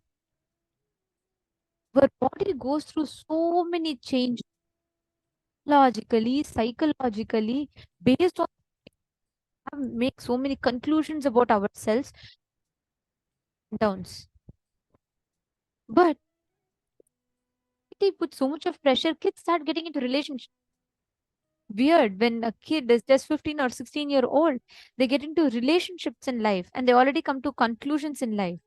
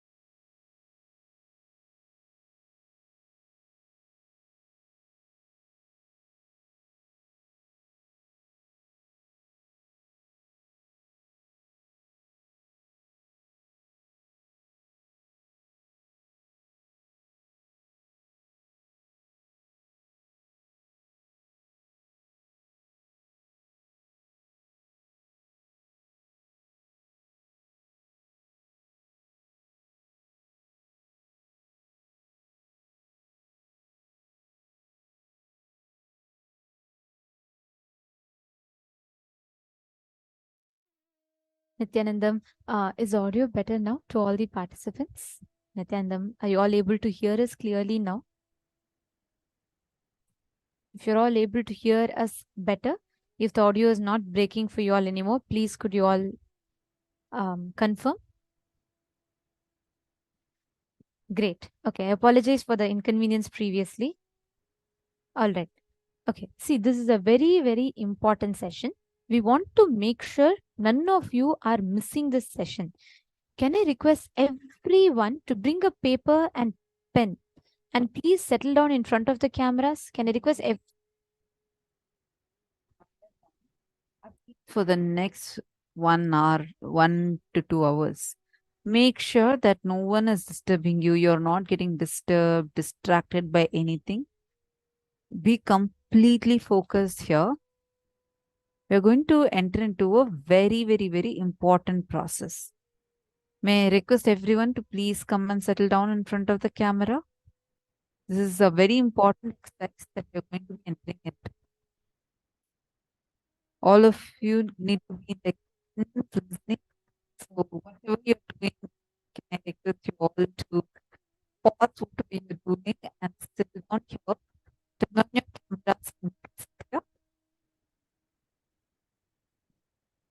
Please sit down. I request everyone to come on the camera. See, this session is very, very important. Even if any of you are busy with something else, take your time till you finish this session, because this one session is crucial for you establishing the right cognitions, understandings, and based on that, building the experiences in you. So I request every one of you to settle down. Stephanie Lally, I think your camera is, you're not visible on your camera, ma. There seems to be some error. Request if you can check that. All of you, please come on camera. Ma Naina Patel, Ma Anasha, Ma Sneha, Ma Nisha Ben Patel, Ma Sarita, Carol Liu. Can I request you all also? Please come on camera. Ma Priyatmananda, Ma Meena Mohandas, Eugene Kin, Yukyu Shen,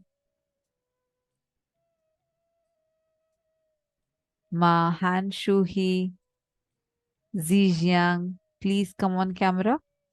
And during this session, anyone else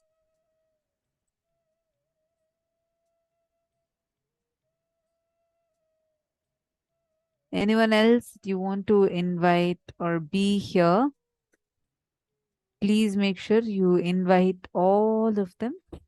Make sure they're logged in. They're also sitting in the camera.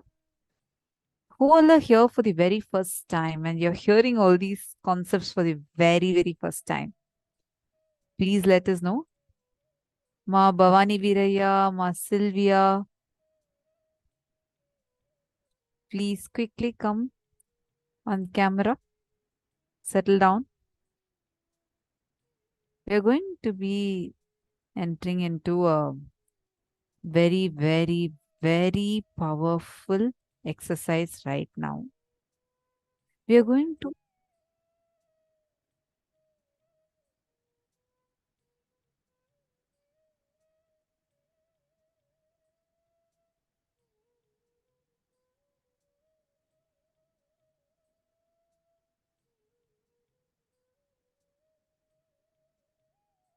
session. All of us are going to be first cognizing and entering deeply into first understanding our gender identity and completing with all the misidentification that have been caused, whether by us exploring our own body before the age of 21 or letting someone else explore our body before the age of 21. So this is a very, very, very important exercise, and we all need to do it very sincerely. And Nirmala Vajrakumar, and also Ma Sneha Patil. If you are there, and if you can also call Ma Chetana, all of you please come in the camera and settle down for this exercise, because it is very important that all of us are understanding this and doing it correctly. So can I request everyone to come on camera, please? Can I request all the participants to please have your camera on? Malata, Ma Ishan Mia, Ma Joyce, Ma Sneha, Ma Sarita. Everyone, please have the camera on.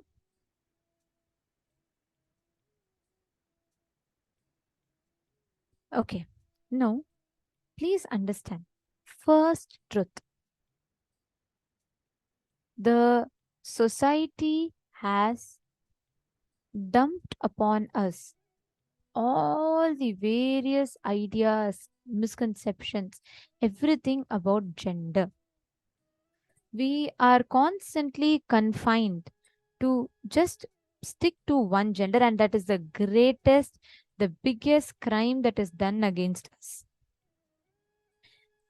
Please understand, society has only understanding of two genders, but actually, like Swamiji said, 11 genders exist. There is no such thing as straight. All the genders are just a clothing to the body, like how we wear different clothes. When you like, you wear a skirt. When you like, you wear a frock. When you like, you have all of these different things that you wear, correct? Gender is also just a clothing. Understand, your individual consciousness has the freedom to align to a particular gender. Just by your willpower, you can make changes to your gender completely. Like Swamiji explained, right? The third breast of Devi Meenakshi disappearing when she meets Sundareshwara Paramashiva is a real example of how that whole process happens. Your individual consciousness has the ability, the power to make change and heal your gender completely. And understand, if you are confused about gender identity, please know you have a good news about it. If you are confused about gender identity, that means good. You have not fallen into the trap of the society. What matters is your innermost gender identity. What core of you believes inside you, that is what is important. Today, if you see anyone, constantly what do we see? Society defines gender, correct? How many of you have had this? Where from a young age, they would have told you, you're a girl. So if you're a girl, don't talk loudly, don't walk around too much, don't be too loud in your voice, don't be too much, be very gentle, be very girl-like. How many of you have heard these kind of conditionings? Similarly, if you're a boy, don't cry, don't be strong, you can't be sensitive if you're a boy, you can't be overly sensitive, you can't react to things a certain way. Continuously, society forces us, and especially if you are identifying yourself as someone who is a lesbian, gay, bisexual, transgender, then literally society outcasts you. That is why in Hinduism, if you see, we had no concept of women empowerment or some other gender, because for us, every gender was equal. All the genders were unique. We were not trying to compare one another. In Hinduism, that whole principle does not exist. That is why we have all the 11 genders. We have a temple which worships the transgenders. There's a god. Actually, all transgenders are called as Aravanis, means the descendants of Aravan. And Aravan is a god. As per Mahabharata, he gets liberated and blessed by Krishna, and he is eternally blessed to be a god. He is beyond male or female gender.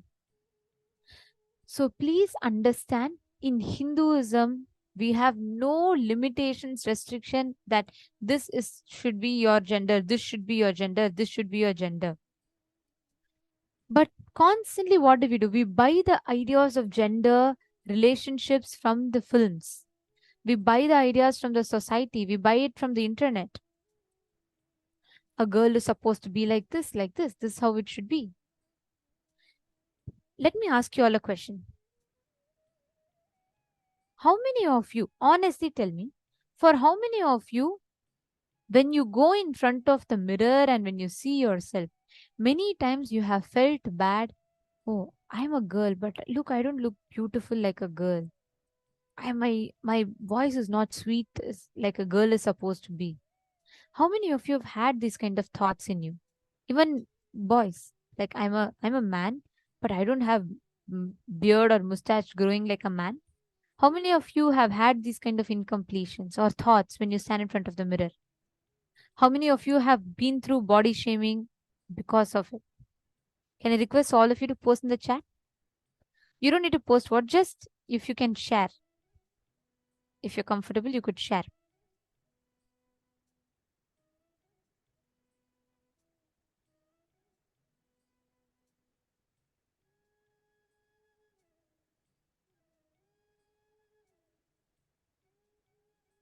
See, you all can see it for yourselves. How the whole thing happens inside of us. How many of you have these kind of questions in you when you stand in front of the mirror? And when you see the mirror, you have these type of questions running in your head.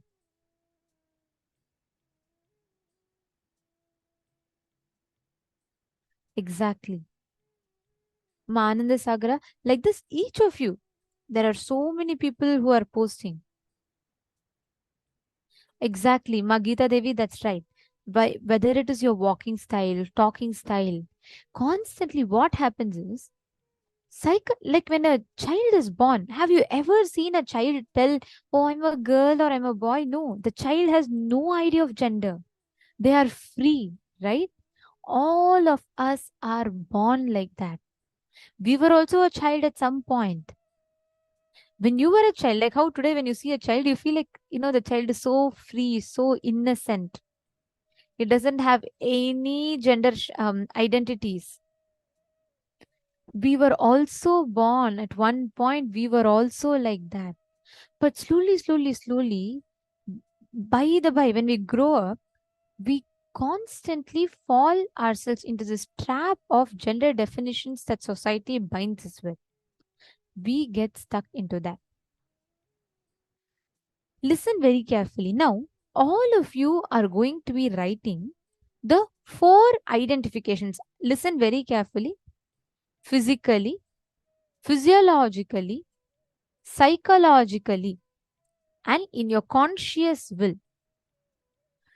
What are the ideas that you carry that makes up the permutation combination of these make up the 11 genders identity?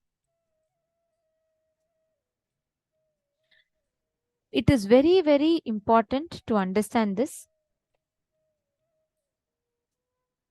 All the cognitions that you have had, all the ideas, identities, and all the different cognitions you have had, it is very important for us to understand about these 11 genders and 11 gender-based identity before we, understand or come to completion about our sexual identity that we identify ourselves with.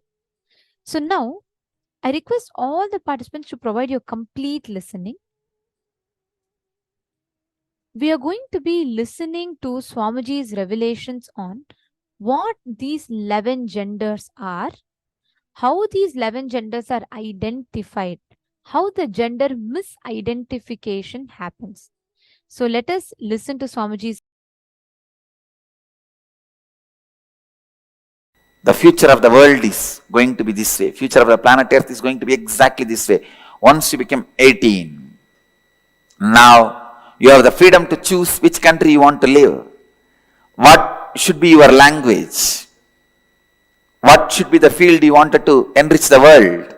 And which faith you wanted to live?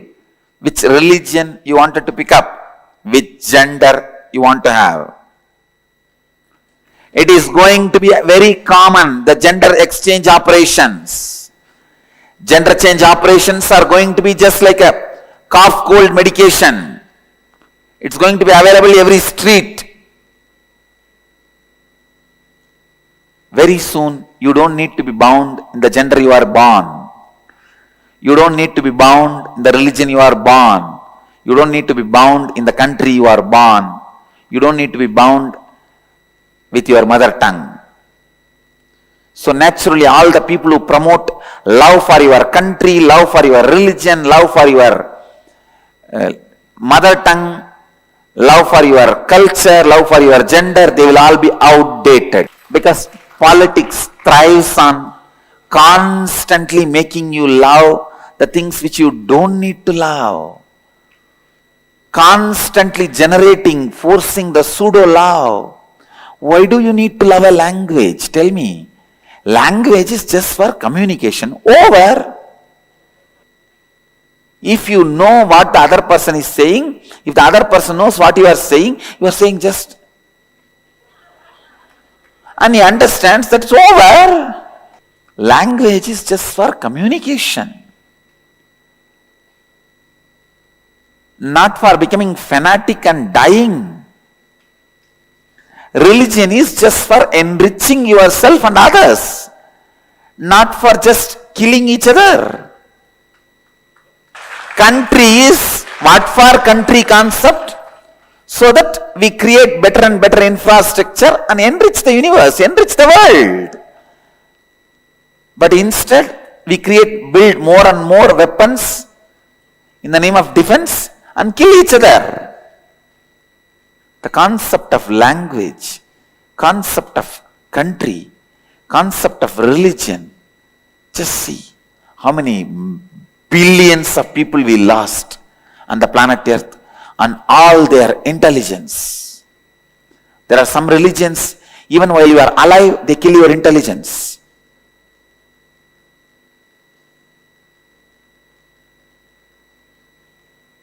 So understand, the future should be the religion, language, gender, and country. All these should be just openly available.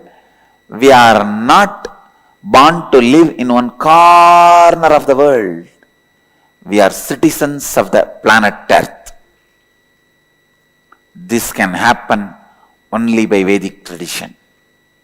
I tell you, only by Vedic tradition, which has a strength to stand any scrutiny. And not only that, even though it accepts all traditions, even if you don't accept Vedic tradition accepts you.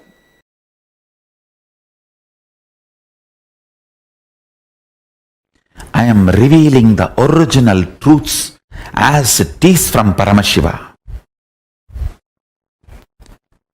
One by one, understand, first thing, there are 11 genders. Second thing, you just need completion, whatever way you are, below 21. So decide not to allow anybody to explore you, and do not explore other bodies till 21. Even if you have explored earlier, decide to go for intense completions. All the cognitions inspired you to explore other body or allow others to explore your body. And after exploring physical relationship, the kind of the cognitions, emotions, mood swings you are going through, pen down all of that, effects and side effects and after effects of you exploring another body or another person exploring your body. Go through the whole thing and completely. Go for completion. In Arunachala, in Tiruvannamala, we have a beautiful deity of Paramashiva as Ardhanarishwara. Fortunately, the exact replica of the deity is made and installed in Paschima Kailasa, Los Angeles Adinam. I want regular worship to happen for that Ardhanarishwara deity in Paschima Kailasa. If you are in US, don't miss. Go to Paschima Kailasa to have darshan of that deity. It is done as a replica of original Ardhanarishwara deity in Tiruvannamalai in Arunachala, who is a symbol of completion of all the gender crisis, gender problems and gender identity problems and gender crisis and everything.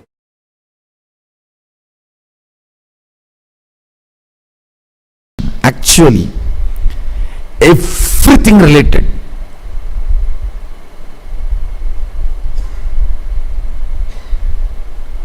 Whether problems or difficulties, understandings related to sexuality can be solved just by this one understanding of 11 genders. The moment you identify your gender, problem is solved. Then you know how you are going to be functioning.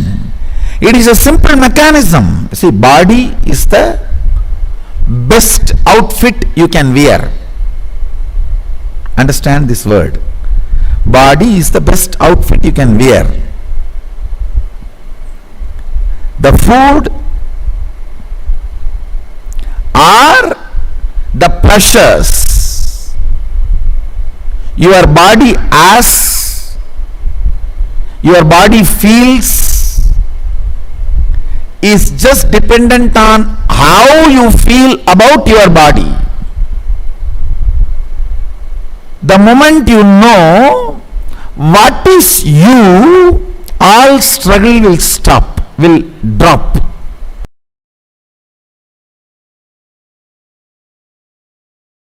Whenever your physiology is pressured, if your psychology feels calm, it is integrity. You will be such a beautiful being. Whenever your physiology feels pressured and your psychology feels moha, you will just be exploitative.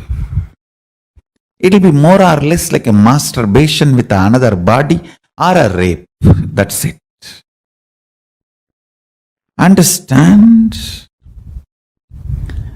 The reflection of Paramashiva in you, Pratyagatma Chaitanya, the individual consciousness, as a freedom to align your gender identification in the level of psychology and physiology and physical, all three. I wanted to make a statement. By your willpower, you can change your gender completely, even physically. Ramakrishna demonstrated it. Sri Ramakrishna Paramahamsa demonstrated. There was another one great yogi called Madanagopala Swami. Nadananayagi Swamigal, he used to be called. He lived in South India. He was in Mathura Bhava with Sri Krishna. With his power and willpower, he just manifested all the female characters in his system, whole system. Listen, first truth you need to know, there is no such thing as straight. Nobody is straight. You are just a being clothed with a body. Sexual attraction has nothing to do with the gender of the opposite person. It is the grace you feel with the opposite person. Beautifully Upanishad says, you love your husband or wife not because he is male or female, or husband or wife. He is or she is reflection of your integrity with your identity. Understand? Attraction is due to the grace the other body radiates. Grace is always directly the quantity of the integrity that person's physical, physiological, psychological, conscious identity enjoys. Understand? The more their gender identification is integrated, more grace they will manifest. They will radiate. Grace is all about you being completely comfortable with your physical, physiological, psychological, conscious identity called Aham Pratyagatma Chaitanyam, and all attraction is towards the grace, not towards any gender, not towards any person. Please understand. Break from this mediocre idea of gender downholing. Feel completely relieved if you are confused about your gender identity. Understand, if you are confused about gender identity, feel good about it. You are above the mediocre people. Mediocre people have decided to have false belief due to their fear of society. It is the fear of society. You deny your confusion or the identity crisis and just accept something society says and go on torture yourself for your whole life to believe what society has labeled it on you. Understand? I want you to understand first what real identity you are enjoying. What is your real gender identity? I tell you. If you integrate your gender identity, whether you are a sannyasi or a grihastha or a womanizer, you will be such graceful being. You will be such graceful being.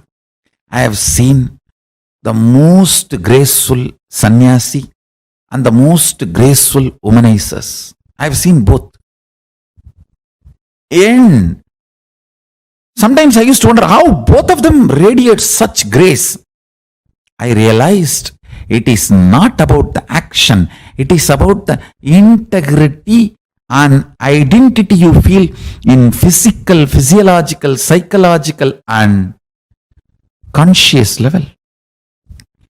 Most graceful celibate I have seen is Yogi Ram Surat Kumar. He is absolute brahmachari, but such grace. And the most graceful grihastha I have seen, Raghupati Yogi. He had 14 kids, but his grace is, I'll say, equivalent to Ram Surat Kumar. The most graceful women I have seen, Kuppammal, my guru. She lived with only one husband and 4 kids. All 4, such graceful beings, because the grace comes from inside completion. It is nothing to do with external action.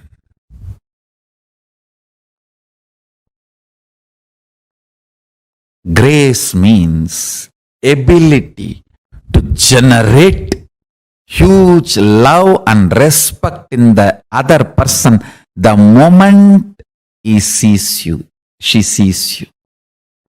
Just by sight, if you are able to instigate, invoke tremendous love and respect, that is called grace. Beautifully, Valmiki describes when Sita entered the court, the whole court stood up, including Janaka. Understand? Janaka is father. He says the grace she was carrying was such, all the rishis, munis, and the people who came for Swayamvaram, who were supposed to get married to her, or who came with a lust to marry her, all of them forgot their identity for a few seconds and just stood up.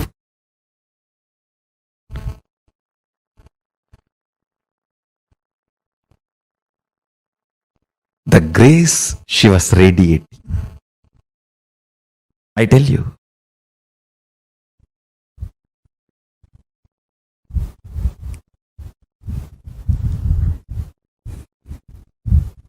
I wanted to get into the details. All the mood swing women suffer and feeling exploited women feel is just because their three layers are not integrated. Physical, physiological, psychological does not feel the same gender identity. There is a mismatch. There is a confusion.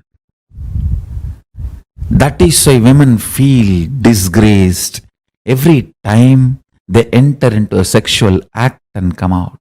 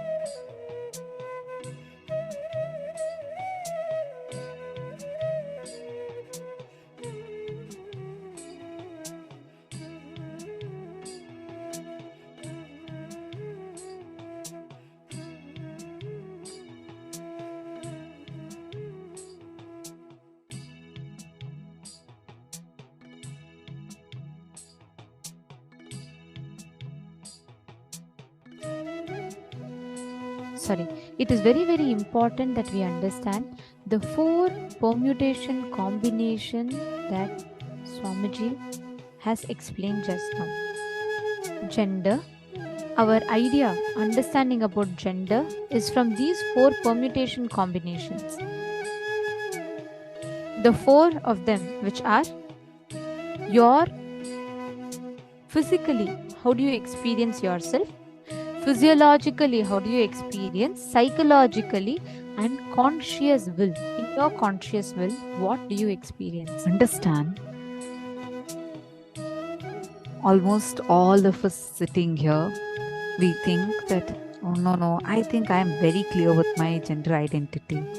I don't think I have any such confusion, and I don't even want to entertain such a thought kind of confusion, because we think that we are very clear about ourselves. We know ourselves very clearly. The truth is, because certain concepts, cognitions have been forced into us, we have suppressed so many parts of us.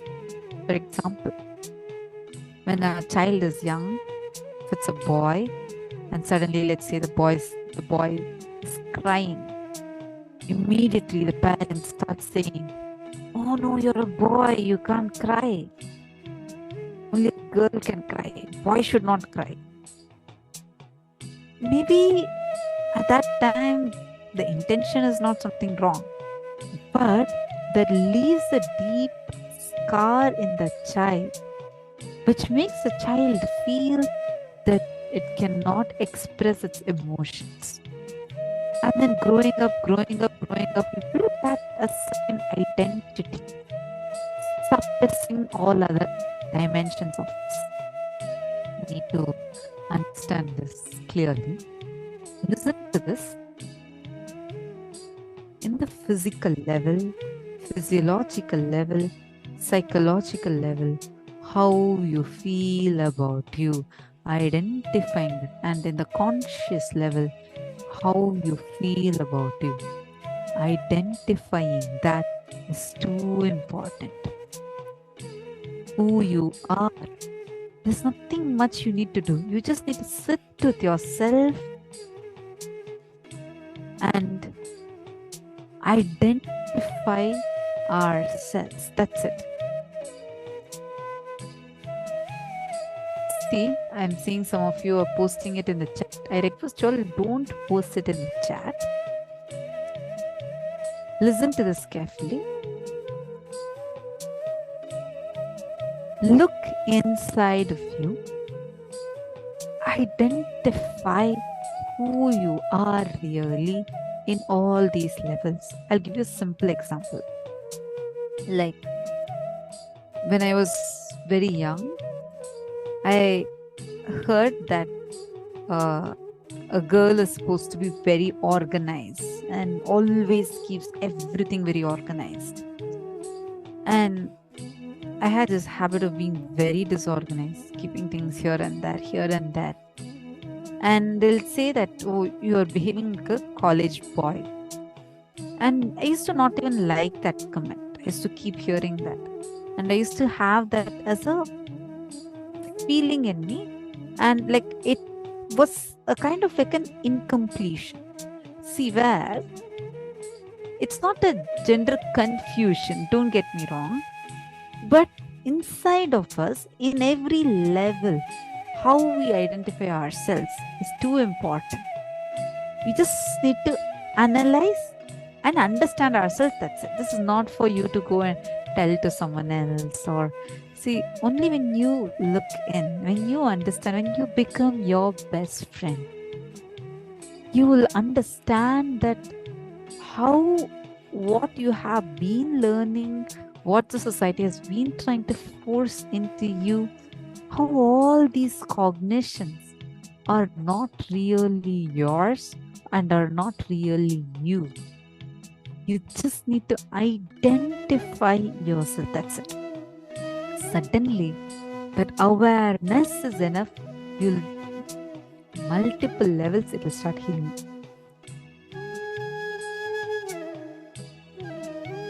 many times what these ideas does, what we see, we continuously pick up those concepts from TV. This is exactly the suffocation that society adds on us. Listen very carefully. Physically, you may many times identify yourself, feel comfortable with you being a female. But physiologically, you'll identify yourself as a male. And this confusion that you fall into is the biggest confusion. This forms a big identity crisis in you. What happens is, till the age of 21, you are still working on discovering this. But by then, what happens? You watch movies, you pick up these concepts. Society forces upon you these ideas, and you're forced to pick from one. So you go and pick from one. And what happens? You are automatically falling into that. So the moment you pick that up, you say, okay, I go into relationship. Neither you are ready nor the other person is ready. And without that inner maturity in you, when you get into these relationships, you completely get into that confusion. You mess up your very existence. And you start suffering with identity crisis, because that confusion becomes even more deeper, much more unstable inside of you. So what does physical means? What does psychological means? What does physiological means? Physical means your body. How you look, how you feel about yourself physically, what you are physically. Then physiological. Physiological is, like, for example, your voice or your hormones, including whether you feel attracted to the opposite gender or the same gender. All of these, what you feel attracted to. It's not that it's a very clear cut. Sometimes it's like 90% and 10%. It's not a watertight compartment. It's like one continuum. You're only, understand, don't approach yourself with, okay, you need to have this. Don't go with that. Like forcing yourself to be in a certain mold. You're just going to spend time with yourself and identify about yourself. Just be complete with yourself. Be friendly with you. All right? Go and look in about your physiological. Physiological includes how your body. Sometimes you'll feel that, oh, my shoulders are too broad, like a man. So all these kind of cognitions you carry, look in and identify where all you suppress yourself and what exactly you're identifying yourself as in all levels. Psychologically, like for example, oh, I'm a man, so I can't be emotional. I can't have emotions. What do you feel inside of you? Or you feel that I'm very emotional, but look, I'm a man. I'm not able to express it. So how do you identify yourself in all these levels? Take a few minutes, spend time with yourself and do this exercise. We request every one of you, do not post this in the chat. See, each one, if this incompletion, it is better you just write it down and keep it for yourself, and you do the process. Please do not post your incompletions in the chat. Okay, take a few minutes and write it down for yourself. Pen down. We request everyone to take a few minutes. Please write this down. It's a very, very important exercise.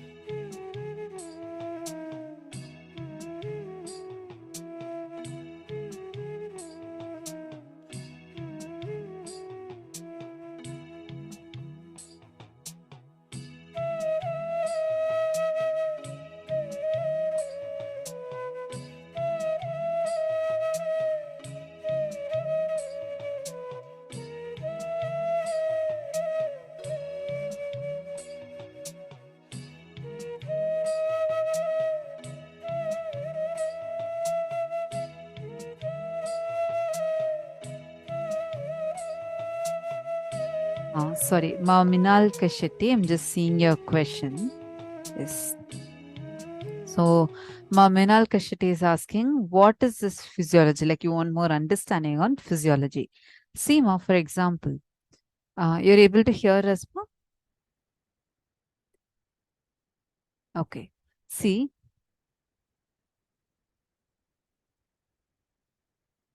physiology means one, how you feel about you in your physiology, like your voice, the things that are not really visible. It's not like a clearly visible thing, but subtle things that exist, like your voice, or sometimes like how your hormonal reactions are, and how you feel inside of you, and whether you get attracted to your opposite gender. All these things come under physiology. You understanding, ma Minal Kashetti?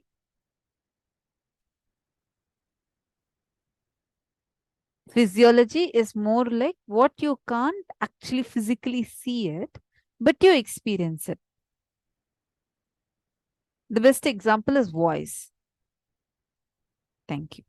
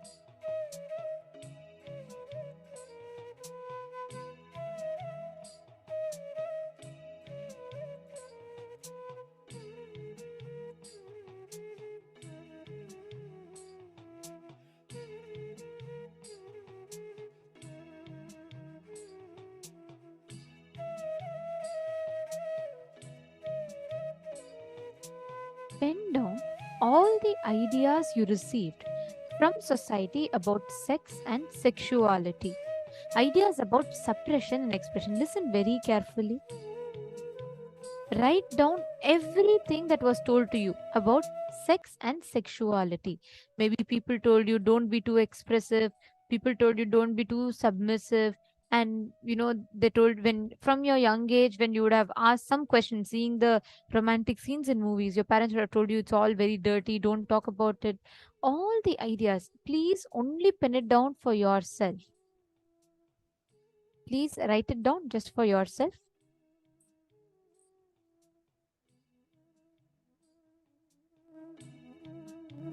All the ideas about sex and sexuality that you receive.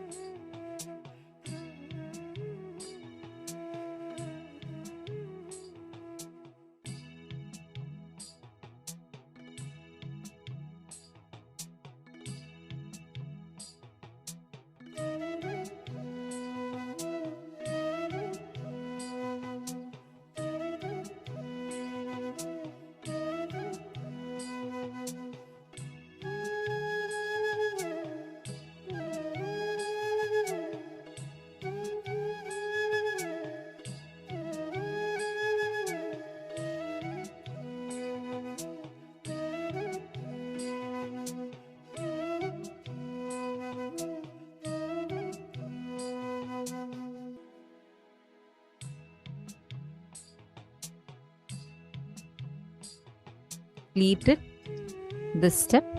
Now let's move to the next step. Listen carefully. Now we are actually going to be entering into a very, very, very important step in this. We're all going to be working on the next level of completion.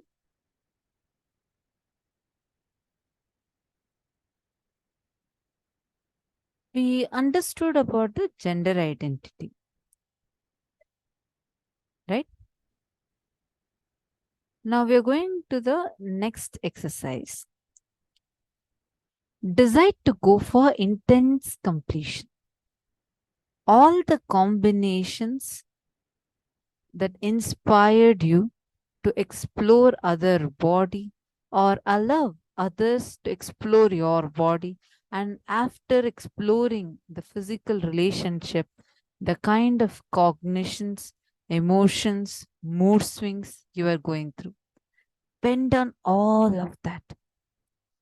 All of the effects and side effects and after effects of you exploring that other body or another person exploring your body. Go through the whole thing and complete. Do intense completion. Please start penning down this. Write down. Sincerely sit and write down.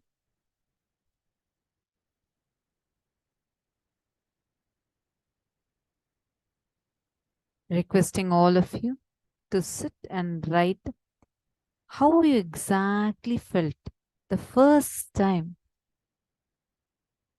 when you let another person to explore your body, or you explored another person's body or your own body.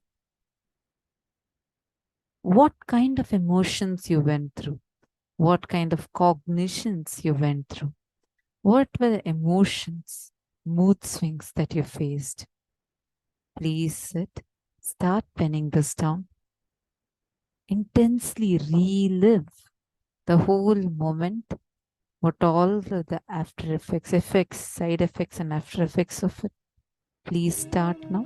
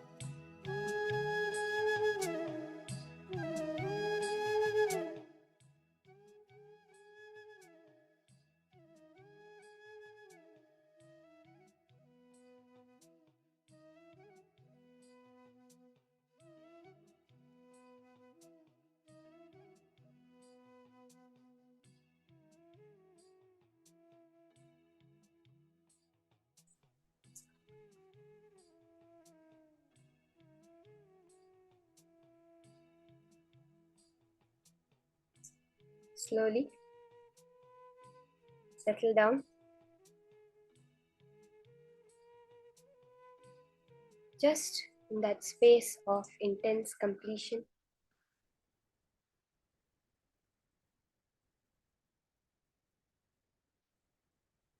The space of pure gratitude to Swamiji for all that he is giving us, completely free of cost, helping us to change our whole life. Swamiji says, I'm not self-development, I'm self-realization.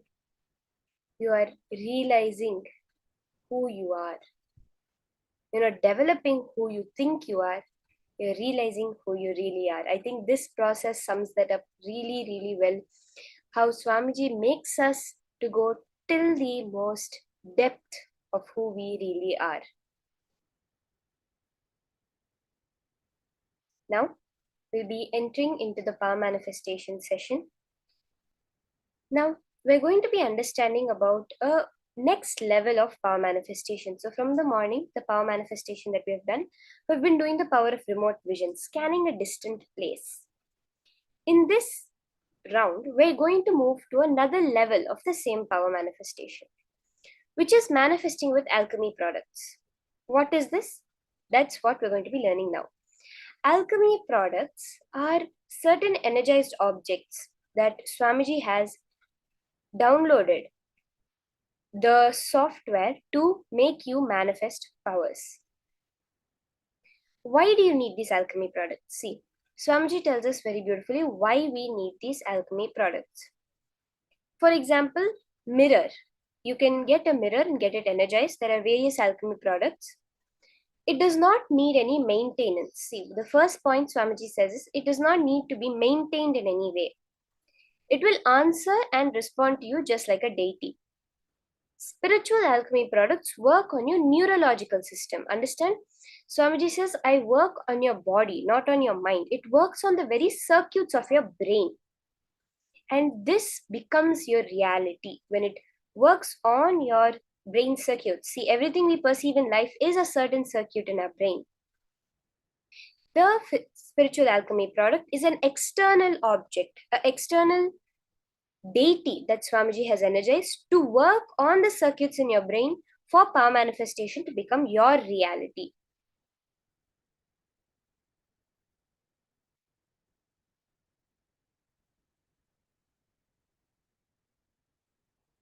Like this, there are many alchemy products.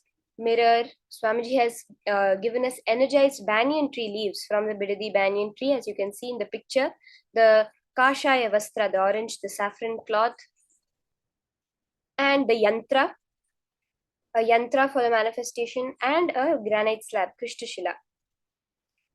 Mirror is the initial training level. So you first start with the mirror to see the records, and granite slab is a next level where you see it permanently.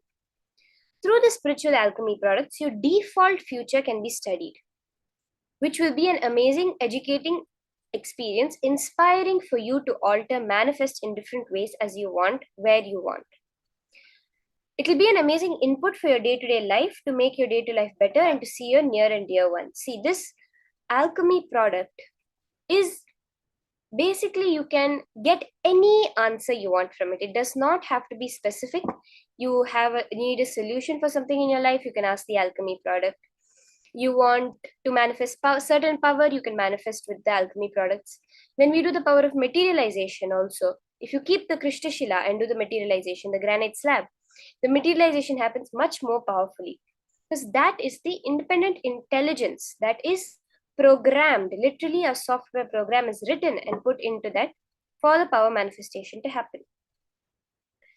Very beautifully, this power, this alchemy products have been mentioned by Swamiji when he was telling about when he was in Madurai Adinam. He described that Meenakshi, during her time, like how today we have TVs where we see, if the president wants to talk to you, you log into your TV or YouTube and you talk to him. Even now, this class, how we're having it on our TV or on our laptop, on our phone, where we have the two-way system. I can see you and you can see me. In those days, during Meenakshi's time, that communication system was the alchemy products. Swamiji says in every house there would be a granite slab that's stuck on the wall. How you have a TV in your house? Like that, they would have a granite slab in the wall. It was highly advanced that used this power of power manifestation for the day-to-day lives. So when they had this granite slab in the wall, anytime Meenakshi wanted to communicate with her citizens, wanted to make some announcement for the kingdom, in her palace, in her administrative place, which was the temple, which now we see as the Madurai Meenakshi temple, there she used to go and stand in front of her granite slab, which is the Krishtashila. Seema Anandasagara is asking what Krishtashila is. It is the granite slab. It's also called Paramashivoham. So stand in front of that and she would project into all her citizens' cameras. Basically in all the houses, the granite slab that was there, Meenakshi would appear over there and they would hear the announcement from her.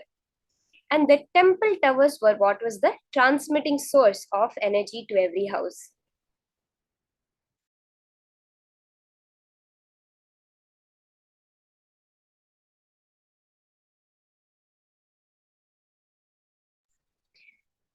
So we'll understand the Shastra Pramana for this power of seeing in an alchemy product. It's from the Vijnana Bhairava Tantra, Sutra 34, Dharana 11. Kapalantarmanonyasya tishthanmilitalochanaha kramena manaso dadhyat lakshayel lakshyamuttamam. Bhagavan Paramashiva says, by fixing the mind on the inner space within the crown center and sitting stably without any movement, having the eyes closed. In succession, by that stability of the mind and inner space, through the power of the third eye, one directly sees the ultimate goal by having the vision beyond the sight that reveals any object or place in the space of oneness with Paramashiva. Through the alchemy product, you're able to see more than what just your two eyes can perceive. Like now, you are sitting on the screen and watching me talk, watching the program happen. You're seeing other people also in your room where you see them all sitting there. Your normal two eyes cannot perceive that the way you understand it. But through the technology, what you cognize as technology, you're able to see it. That same way, now what your five senses cannot perceive, through the alchemy product, you can perceive beyond that, is what Paramashiva is saying, by the pure stability of the inner space and mind. In the space of oneness, when you are completely stable, completely settled within yourself, then you're able to see this beyond the sight. Yes, so for this round of manifestation, you will get your alchemy products. See, if you already have an energized project by Swamiji, if you have a mirror that has been energized in any of the previous initiations, if you got it during any program, or you have a granite slab that was blessed by Swamiji, you can get that. If you do not yet have any alchemy product, then you can, today during the darshan, you can keep the alchemy product with you in camera and it will be energized by Swamiji. Swamiji himself has manifested this power in his own life. Swamiji says, Mauna Swami Narayana Swami is well known for this. He can show any events happening at a distance in a mirror. There's a very beautiful incident that Swamiji narrates, which he witnessed in his own life, where an extremely ardent devotee approached Yogi Ram Surat Kumar and asked for enlightenment. He said he would do anything.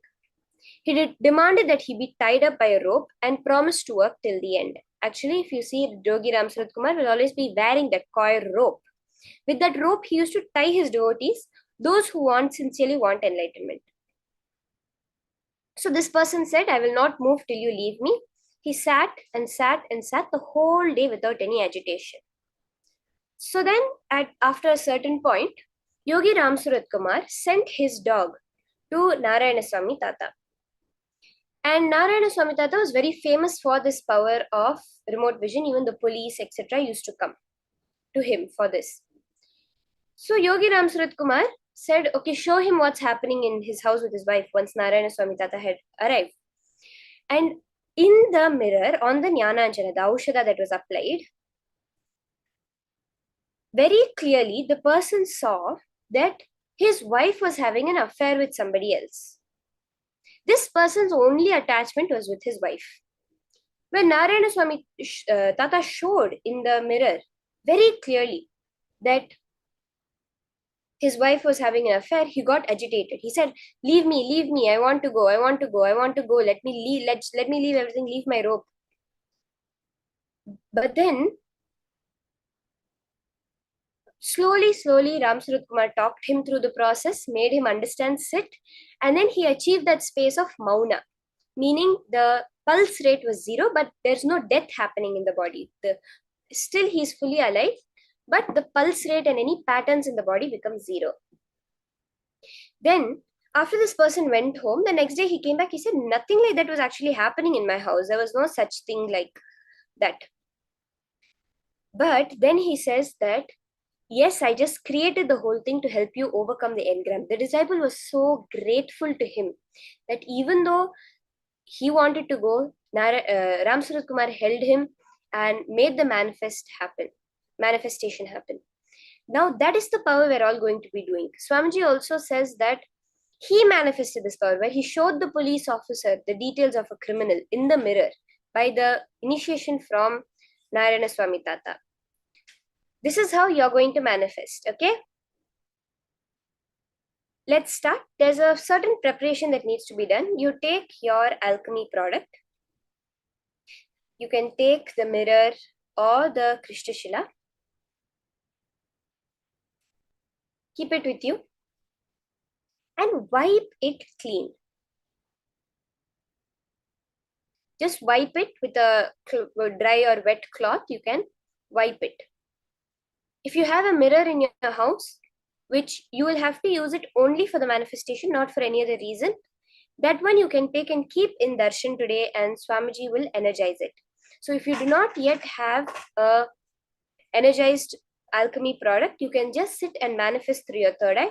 But for those of you who have attended the previous programs and gotten the energized product from Swamiji, the mirror or the Krishnashila, you can start with manifesting with that. So apply a thick layer of Aushadha.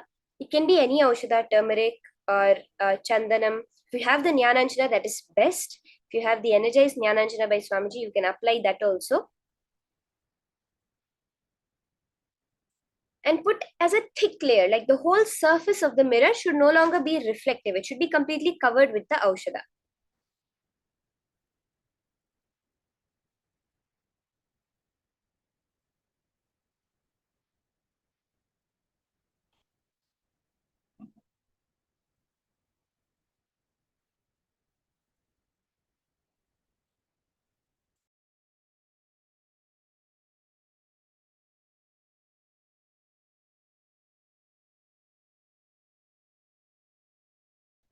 Till today, every time you looked in the mirror, you only had your own darshan.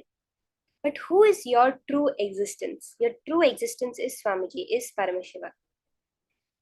Now, with the alchemy, the Aushadha, in the mirror, you're going to have your own experience of Swamiji, of the Vishwa Rupa Darshan, the true form of Swamiji in the mirror.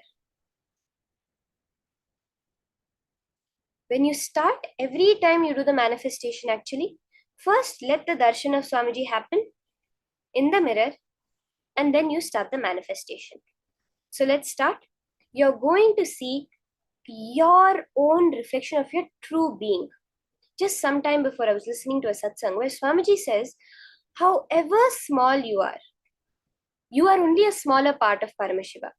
Because you and Paramashiva have a hologramic existence. Meaning what? How much ever you cut up the reality, that small remains as an accurate representation of the whole. However much you seem to be away from Paramashiva, you're only a complete representation of Paramashiva in a smaller version. That's all.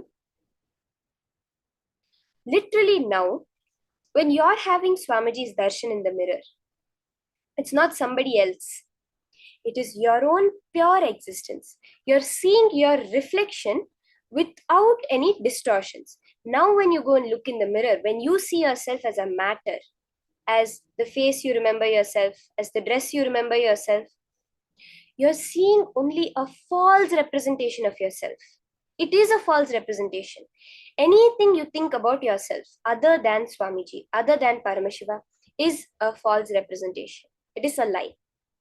Now, you're going to have a glimpse, a darshan of that true representation of yourself, of your form as you are in the cosmos. So, are you ready? Start chanting the Mahavakya. Let your frequency raise. Lower frequency is matter, higher frequency is energy. Chant the Mahavakya. Raise your frequency. Swamiji, your true nature will just appear in the mirror from you. Connect to him. Just let him request Swamiji. Swamiji, show me my true existence as you in this alchemy product now.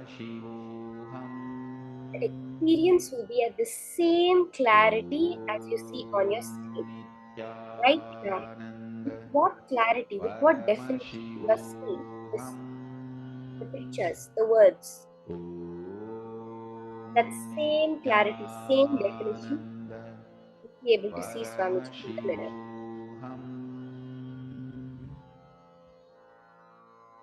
Mahavagya, spiritual lullaby for samadhi, and Suprabhatam, wake up call, wake up song for Paramashivam. This Mahavagya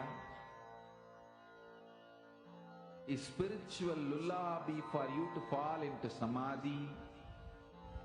Suprabhatam, wake up song for Paramashiva to wake up in you. Just remember this one powerful cognition. This Mahavagya puts me in samadhi. This is spiritual lullaby for samadhi, and Suprabhatam, wake up song for Paramashiva in me. For Paramashiva to manifest. With this one spiritual powerful cognition, chant this Mahavagya.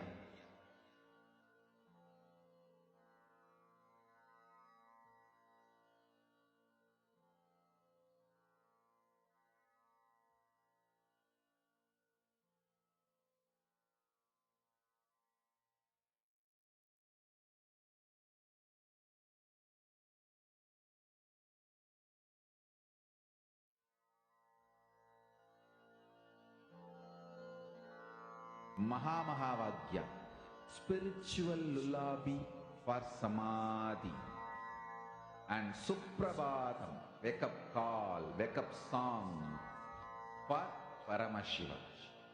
For Paramashiva to manifest. With this one spiritual powerful cognition, chant this Mahavagya. Om Nithyananda Paramashivoham. Om Nithyananda Paramashivoham. Om Nithyananda Paramashivoham. Om Nithyananda Paramashivoham. Om Nithyananda Paramashivoham. Om Nithyananda Paramashivoham. Om Nithyananda Paramashivoham. Just intensely connect to Swamiji. Very clearly his darshan will appear. It will be literally a 5 sensory experience.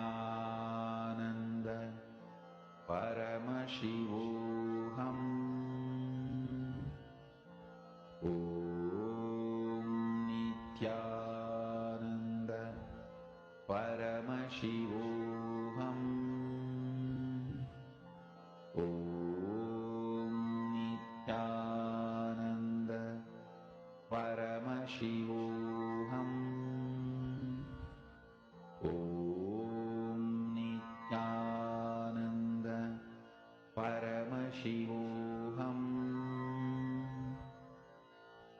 Om Nithyananda Paramashivoham.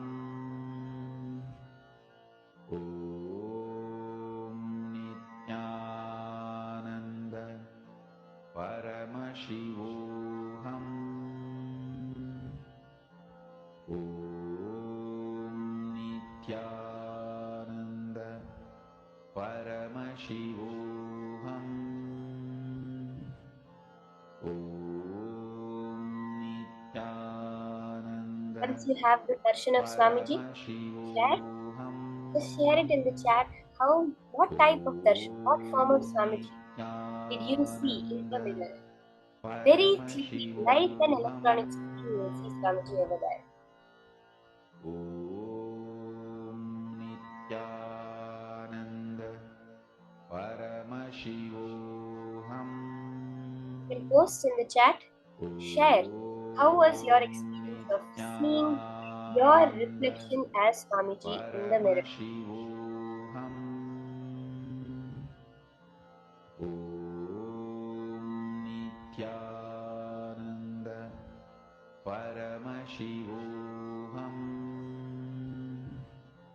Om Which form of Swamiji Nithyananda did you see? How did you Paramashivoham. have the experience of Swamiji himself? How did he look? Was it some picture you've seen before, or was it completely new, a form of Swamiji that you had never seen before in the past? Do post. Whatever your experience was, whatever you were able to see, how did Swamiji give you his darshan as the Antaryami sitting within you, manifesting physically outside you as Swamiji?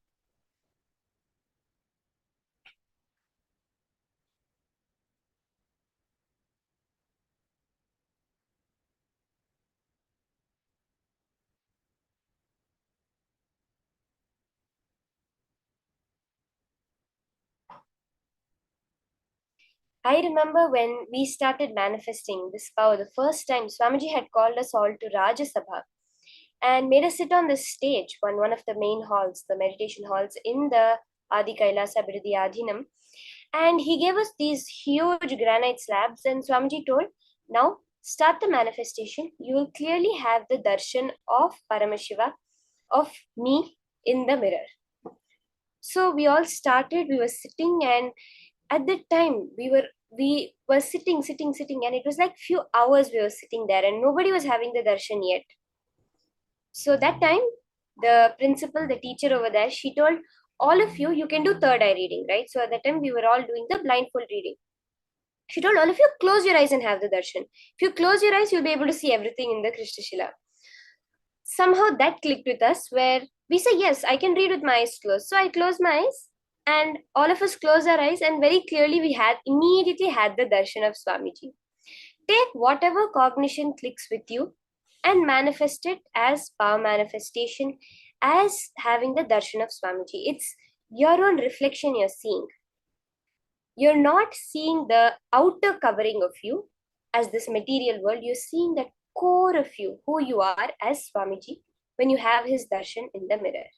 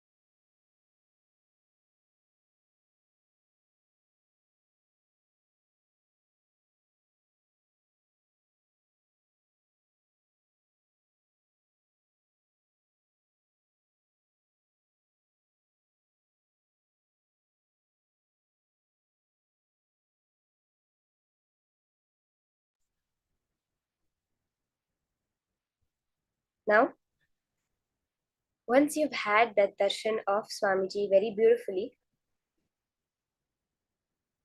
we're going to be understanding. I saw many people posting how your understanding of what was Tantra was so different from what it actually is. Now, Swamiji is taking us to deeper levels of understanding Tantra and how we can apply it practically in your relationships. This is what the next session is going to be about. Listen carefully and do apply it in your life. At every aspect, make your life filled with Paramashiva. Let's now hear from Swamiji.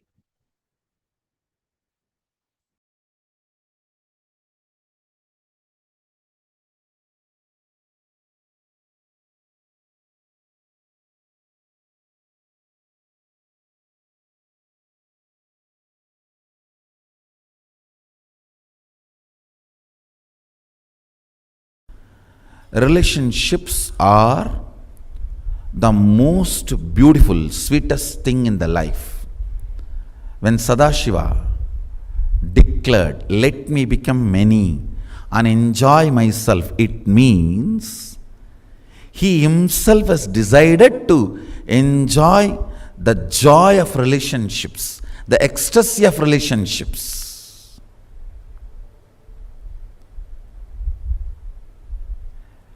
Whenever you have a problem, difficulties, bitterness, boredom, tiredness in the relationship, find out something other than the truth. Delusion has entered the relationship. Relationship itself is not failure. The delusions entered into relationship makes it tired, bored, sickening, suffocating.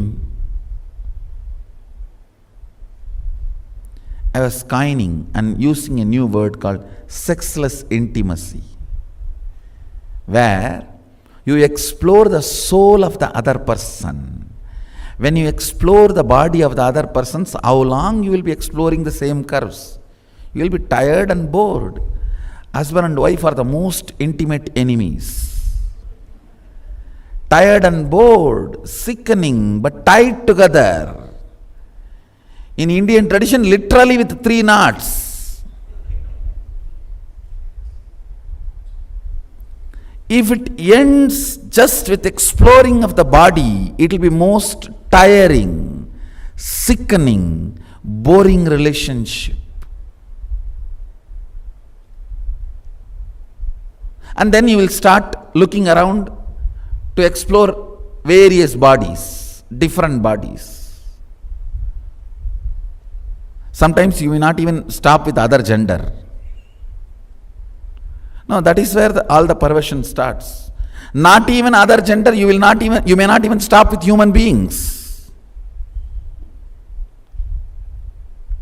Understand? The problem here is you do not explore the souls. The intimacy need to be extended to explore the other person's being, the soul, the consciousness, the thought currents, memories, the effect thought currents and memories creates in the other person and in you. If the exploring starts little deeper, deeper than the skin, deeper than the color of the skin. If exploring goes little deeper than the skin to the level of thought currents, memories, taste, interests, then deeper than that, conscious journey together towards the higher possibilities, enlightenment, power manifestation, Sadashivatva.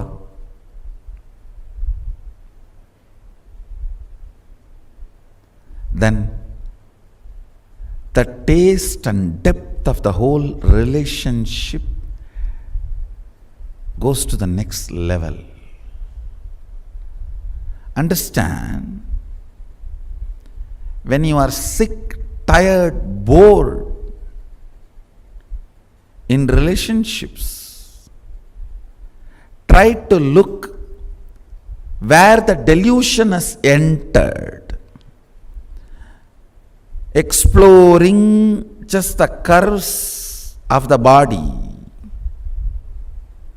alone is not relationship. If you stop there, I should call that as delusion. I should call that as non-involvement. I should call that as life negative.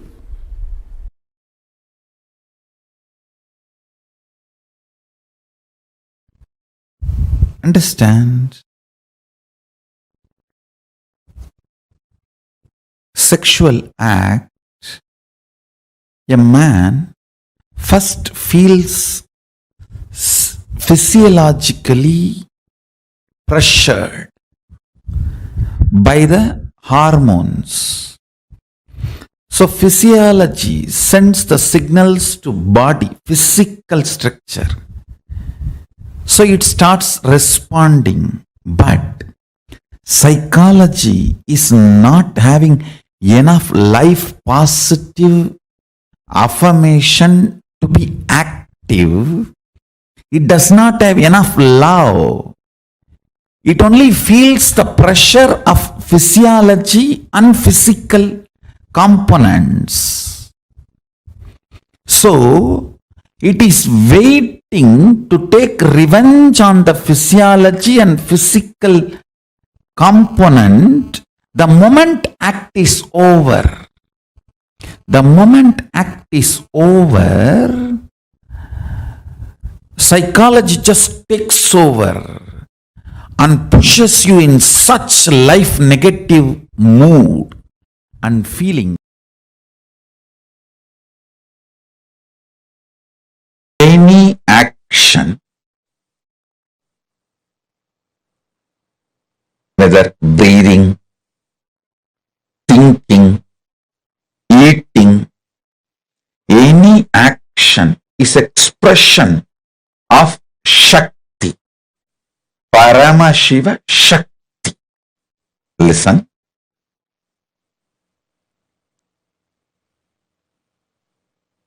Shakti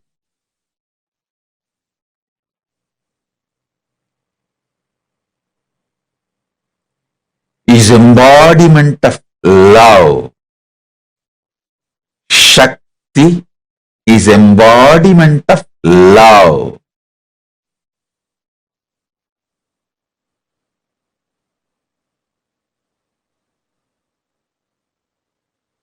Realizing the love manifestation of your consciousness and entering into any action becomes manifestation of you, not manipulation of life. Listen, I will repeat. If you enter into the act of eating, knowing that it is because of your tremendous love manifestation, you are eating to strengthen your body, to celebrate life more and more. You will never manipulate food for taste. You will make sure food is always strengthening you. You will like, you will enjoy, you will be addicted only to healthy food.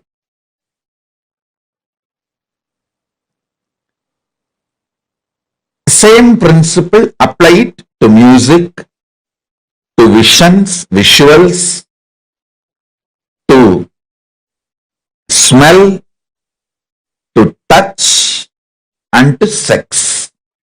The same principle. Be very clear. World is created to empower you, to make you manifest the ultimate, not for you to manipulate. Listen, world is created for you to manifest Paramashiva, not to manipulate the world. In every level, celebrating the core love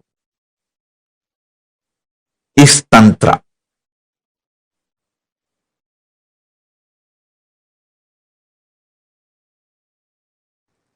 Tantra is consciousness-centered tradition. It is not body-centered, mind-centered, emotion-centered. It is consciousness-centered tradition.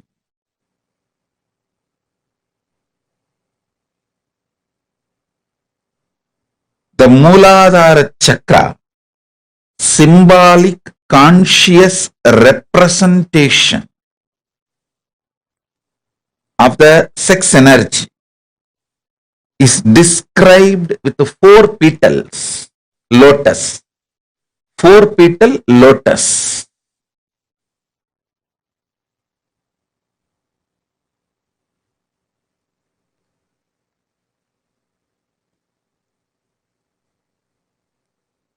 The 1 petal represents autosex, means enjoying your own body.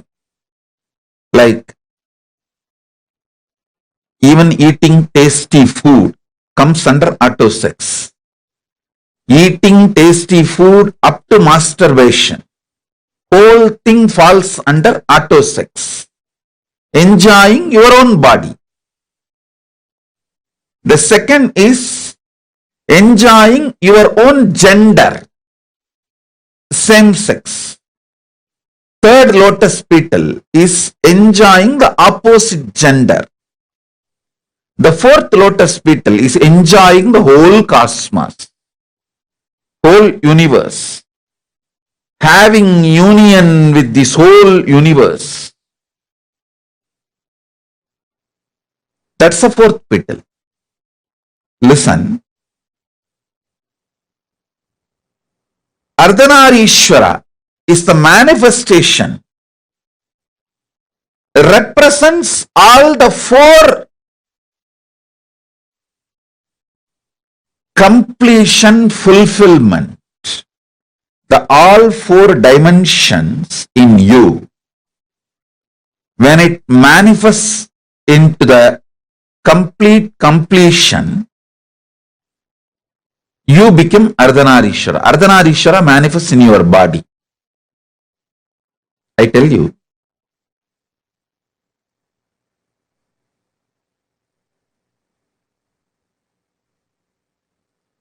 most powerful sexual energy is radiated by the kids who are taught from young age to connect with Krishna or Muruga.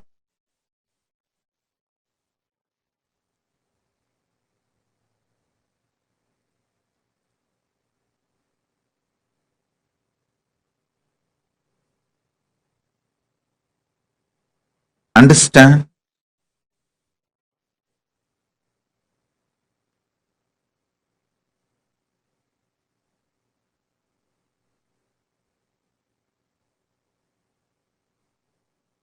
In Hindu tradition, if you are born from Vaishnavite family,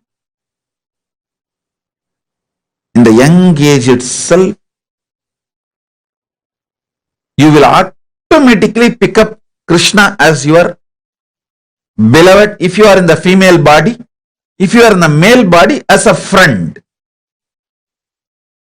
Whether you are a male or female, you will develop some kind of an attachment, feeling connection with Krishna from the young age. Same way, if you are from Shaivite family, you will develop the connection with Muruga, Subramanya. The kids, male or female, who develop this kind of a fantasy centric, I'm using the word fantasy centric, which is very low and in a way even not completely expressing what I want to express, but the English has only the fantasy word. I can say that visually having union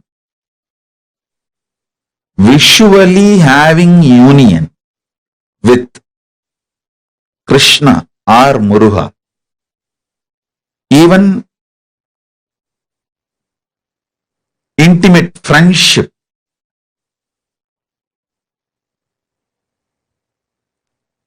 I have seen the kids growing up in a very traditional background, how they automatically assume, if you are from Vaishnavite family, automatically the kids assume that Krishna is your beloved or your friend.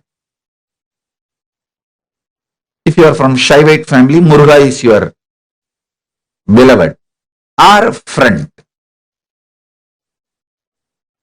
That is the way flowering of the first dimension of the auto sex happens. Understand? People many times ask this question: is masturbation right? Paramashiva answers this question in Tantra. In masturbation, you don't accumulate new muscle memory, but you accumulate biomemory. So, who you remember, with whom you connect, fantasize, imagine, visualize, and enter into the masturbation act, you receive that person's biomemory. Listen carefully. The act masturbation itself is not looked from the prism of right or wrong in Tantra. It is looked at profit loss. If you connect with the higher conscious beings, even masturbation, you receive their biomemory. See, when you enter into a physical sexual act, you receive muscle memory, biomemory, bioenergy, all the three from the other person. You should know even male receive from female and female also receives from male. It is give and take. That is why if you have multiple partners, especially who are lower than your consciousness, you may have pleasure but not peace. You may have pleasure but not peace because the exchange of muscle memory, bioenergy complicates and makes the inner space mess.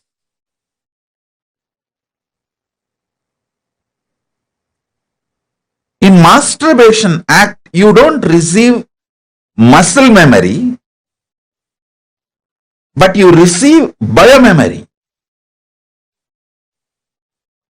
So with whom you visualize matters. That decides whether your consciousness is going to raise profit loss calculation, not right wrong dictations. Listen. Tantra does not look at life as vidhi nisheda. It looks at life as profit and loss.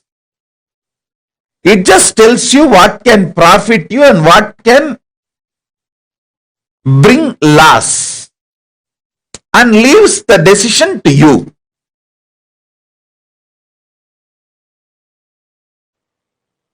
many traditions guide you, teach you, ask you to do something and not to do something. But Tantra is a unique tradition. It changes only your conscious perception. The way you hold you and the way you hold the other person involved with you in the sexual act and the way you understand the sexual act, only these conscious perceptions are changed. Immediately, the action becomes yoga, path for you to have union with Paramashiva, cosmos. Listen.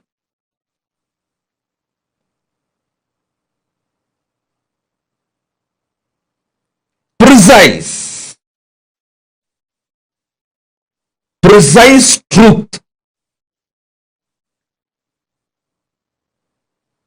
precisely I'm describing the ultimate truth.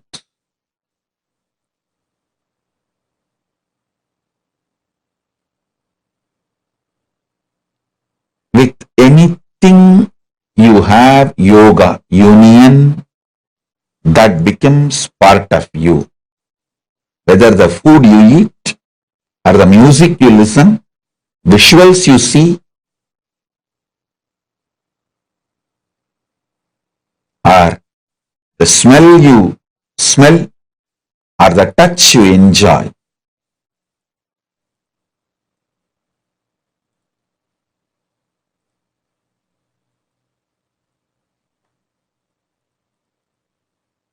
Listen carefully.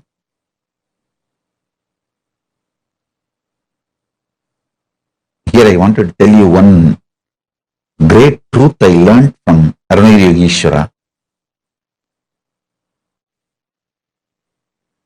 If you live with 5 rich people, associate yourself with 5 rich people, you will become a 6th rich person.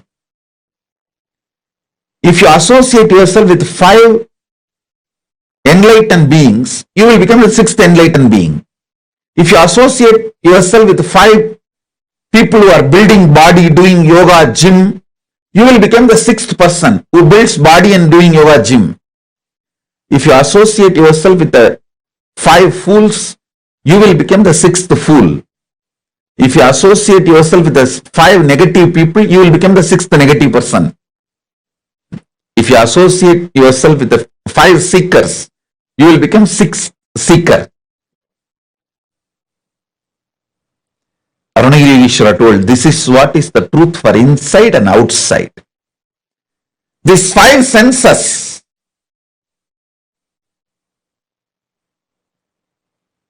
what they do and you associate yourself with them, you become the 6th of that. Whether outside 5 people or inside 5 senses. If your 5 senses are all the time seeking Paramashiva and you associate with those 5 senses, you will become Paramashiva. If your 5 senses are always seeking pleasure and you associate yourself with that 5 senses, you will always be the pleasure seeker. If your 5 senses are living Paramashiva and you associate yourself with that 5 senses, you will become Paramashiva.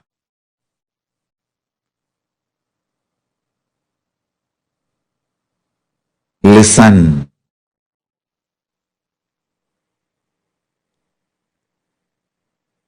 Tantra is all about making your 5 senses manifest Paramashiva. So by associate, if you associate with yourself with 5 yogis, you will become the 6th yogi. If you associate yourself with the 5 workaholic people, you will become a 6th workaholic person. If you associate yourself with the 5 lazy people, you will become the 6th lazy person. If you associate yourself with 5 retired people, you will become the 6th retired person. If you associate yourself with 5 conscious senses which is manifesting Paramashiva, you will become the 6th person manifesting Paramashiva. This is the foundation of Tantra. This is the foundation of Tantra. Listen.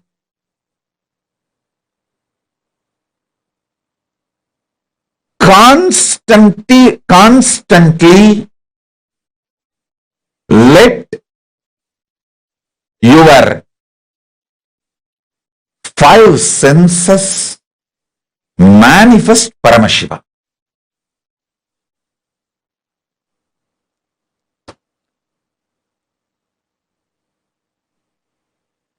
Constantly let your 5 senses manifest Paramashiva.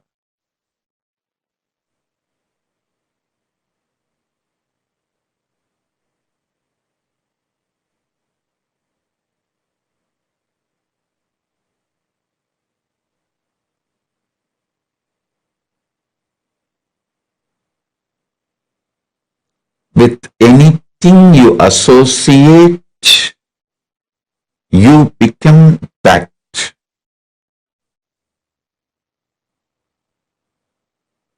The food which is higher conscious, means cooked by higher conscious person, offered to Paramashiva by the higher conscious person and eaten, makes your taste sense higher conscious person. With each sense, the physical touch or the intimacy or relationship with the higher conscious person makes you higher conscious. This applies to all 5 senses. Now listen. The music, poetry created by higher conscious being, when you consume that, you reach the same higher consciousness. With this understanding, look at the whole life. Many times, naturally, you will not get a higher conscious person to touch or the experience the nearness. For that, Paramashiva gives the solution. For the time being, you and your partner can raise yourself to higher consciousness through the powerful cognitions about yourself and about the other person, about the sexual act. Then enter into the act. That is what is called tantric sex, tantric relationship. Elaborately, Paramashiva explains multiple tantric rituals to manifest various powers. Various powers, third eye power, so many other powers. Usually, I can say, I am trying to generalize and give you the basic understanding. Usually, in tantric rituals, all the 5 senses are involved, and it is not like a wild as it is projected to you by the modern day racist narrators, the racist people who narrate Hinduism have abused Agora and Tantra Sampradayas. They have beaten it and killed it.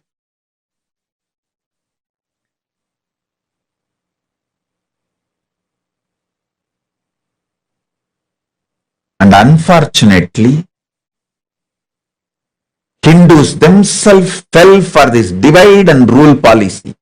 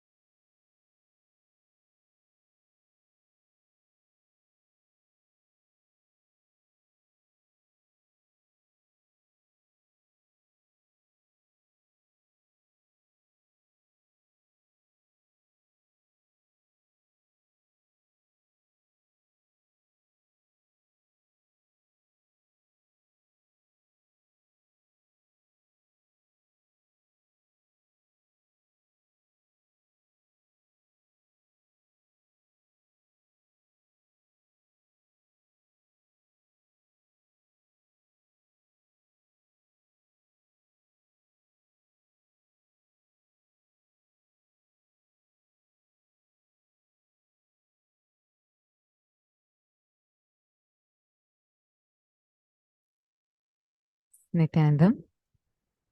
Nithyanandam. Did all of us understand and click with these phenomenal revelations from Swamiji? Oh my God. To what extent Swamiji has answered some of the questions that we can never even, like, people generally feel so, they don't even know who to ask or how to have these understandings. How many of you clicked with these concepts deeply? If any of you have any questions regarding this, please go ahead and post it. And how many of you understand how powerful if the cognitions, the ideas, ideology, and the person that we cherish inside is? How many of you are understanding the importance of that?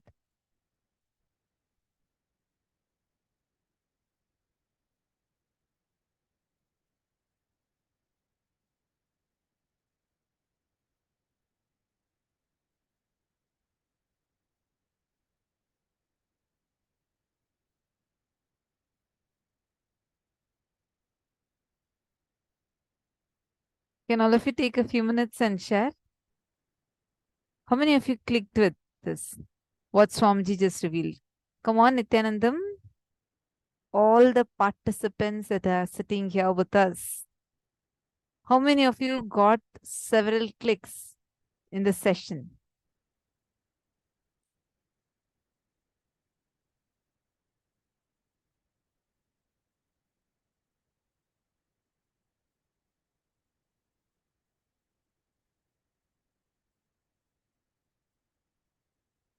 Machetna is saying she's able to click with it. Christine Jones. Ma Stephanie, Ma Susan, Rainy.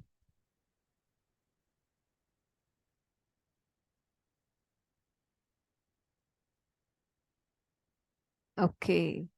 See, because now what we just listened to is something very, very, very important. Like something too important.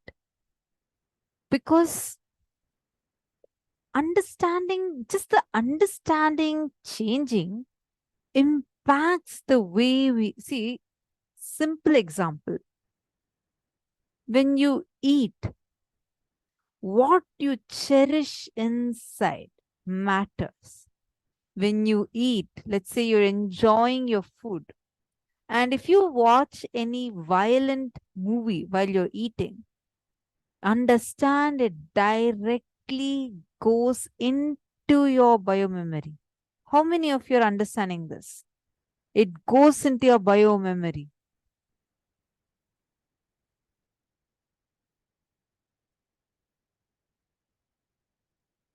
Yes, Nithyanandam, Nadej, nice to have you here. Would be lovely if you could come on the camera. I request everyone to please turn on your cameras.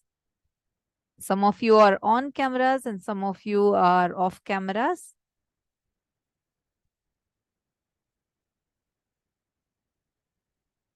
Actually, Marine, there are many similarities between the Hindu tradition and many other ancient civilizations, because Sanatana Hindu Dharma was spread in 56 nations.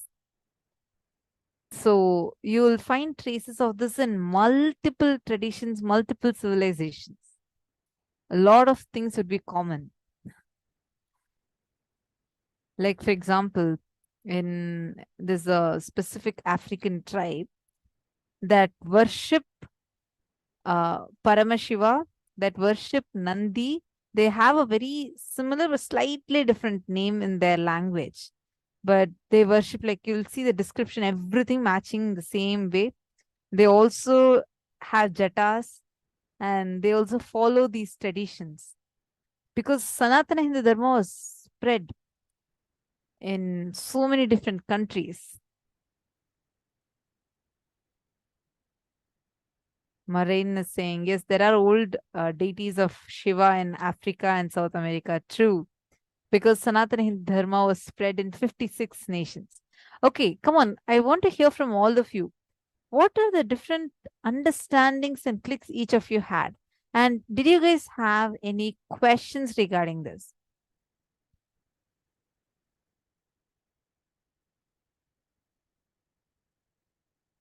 Please take a few minutes and post your clicks, your understandings, and if you have had any questions, feel free to ask. See, understand the subject that we are learning about, see, whether it applies in all areas of our senses. If we are able to integrate our senses to Paramashiva, simply that Paramashivatva space will start manifesting.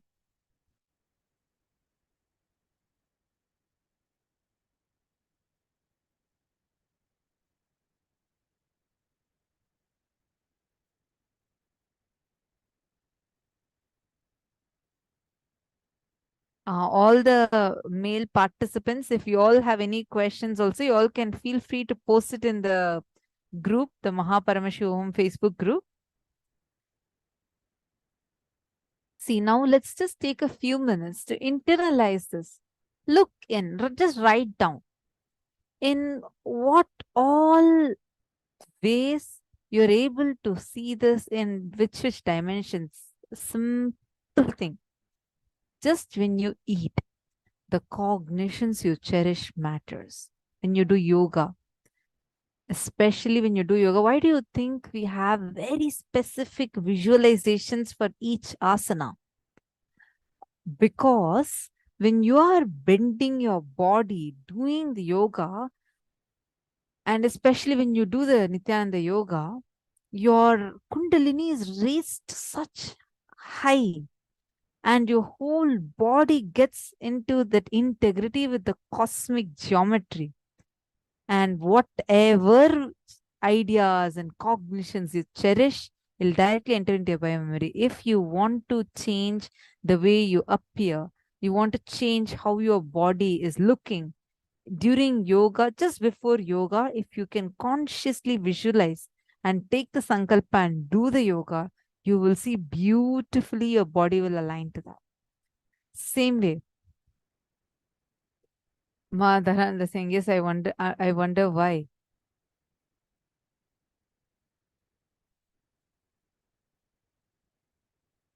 Madharananda, you're also posting. I remember Swamiji saying that sex with the higher being than you is accepted.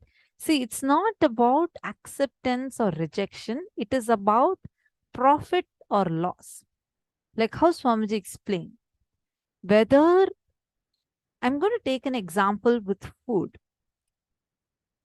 If you are, see, like how Swamiji explained, whenever there's something low conscious, someone of a lower consciousness, and if you enter into a relationship with them, it is like you lose energy. But what you cherish inside matters. If you are cherishing powerful cognitions, powerful truths, and you're in that high space, when your consciousness is high, and let's say you're eating food, it directly goes into your biomemory and raises you to the highest level.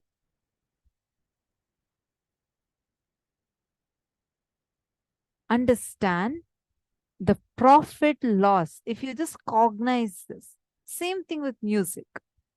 That's why whose music you hear matters. If you see during the darshan, the musics that you hear is the same music you are hearing without the darshan being there. And if that's not the, see, there are some actually now, like whatever darshan songs that we are listening to these days, all of these are kirtans. So the kirtans are itself sung with deep oneness, continuously remembering with the devotion spaces, Swamiji.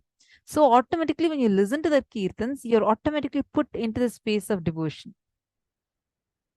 Are you all understanding? Same way, when you are hearing some other singer, let's say someone very depressed and that person is singing, even if the voice is very nice, if that person, if the singer was singing from a very depressed, low level consciousness, irrespective of the words, just hearing it, you would be pulled to the same.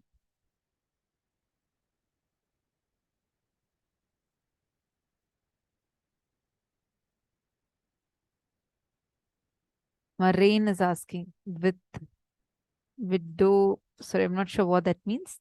Saying they steal people's energy like this using people's clothes. How can you stop people from tampering with your biomemory? Marine, first and foremost thing, wear kantamala. The kantamala that you wear will protect you from any sort of black magic. Anyone that wears the kantamala on your throat, every time you should never remove your kantamala. You can get the kantamala in any of our temples, Kailasa temples that are there. The kantamala will protect you from any sort of black magic. No black magic will be able to even touch you as long as you wear the kantamala on your neck. Second, whenever, see, your strong feeling connection with Guru is the protection, kavacha. It is the shield, the protecting shield from all negative energy. Not just black magic, what people try to do on you, but even the planetary influence that the planets can have over you will just become irrelevant, redundant, because they will have no more effect on you. The power of Guru Bhakti is such that nothing, no negative energy can even pull you down.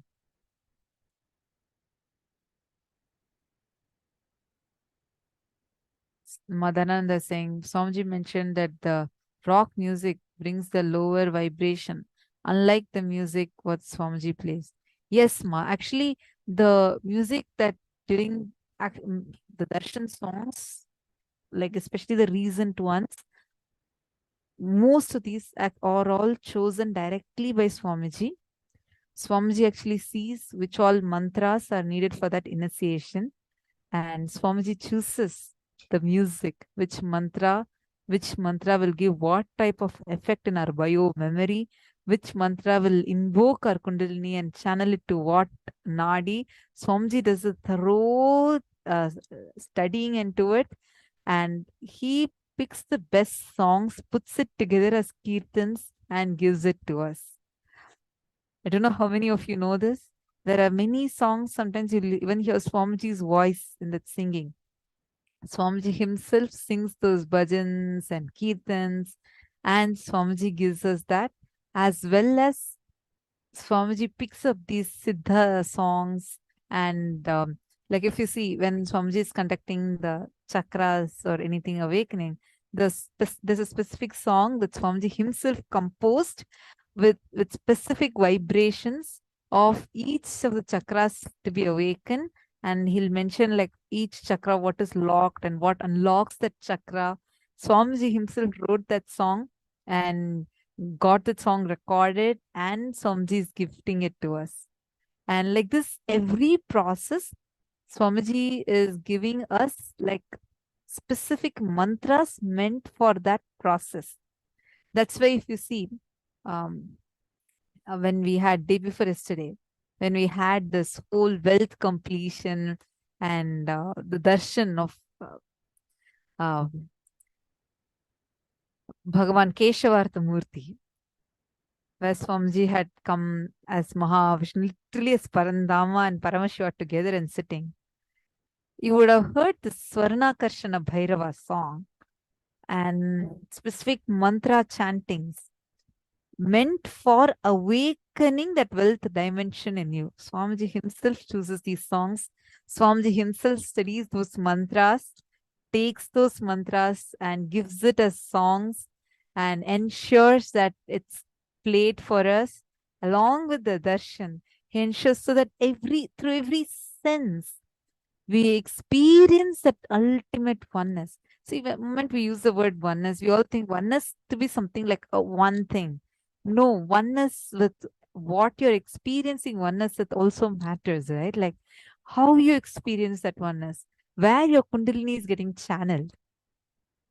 See, once Swamiji blesses you with that consciousness. For example, yesterday, the health, the songs that we listened to during the darshan, it is all directly Swamiji has gifted it to us to make sure that it directly penetrates to our bio memory and supports in the healing. How many of you felt so rejuvenated after yesterday's darshan?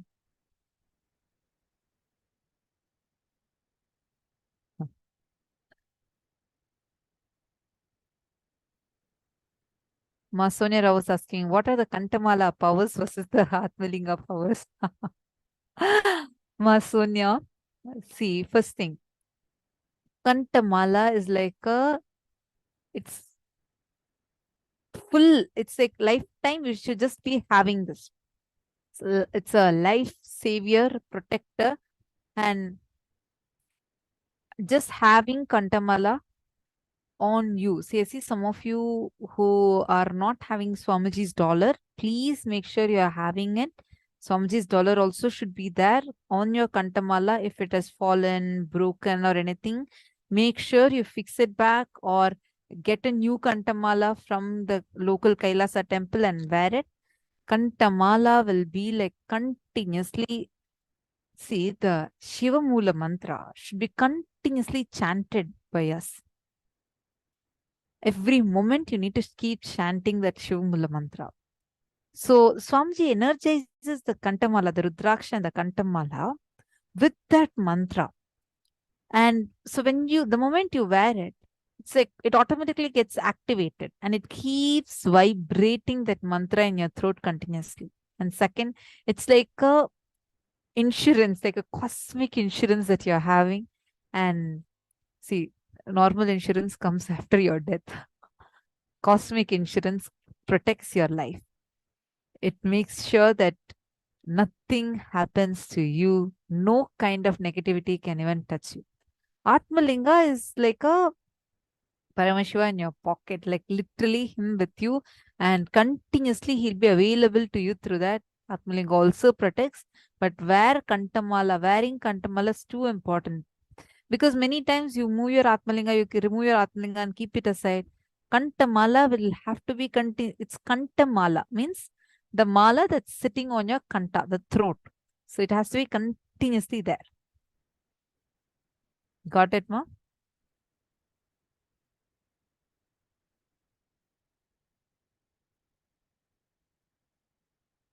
Oh, Madhanananda, you should get a proper Kantamala.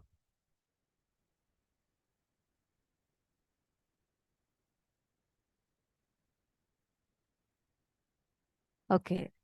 So now let's all enter into power manifestation. I hope all of us understood. If at all anyone else has any questions, feel free to ask.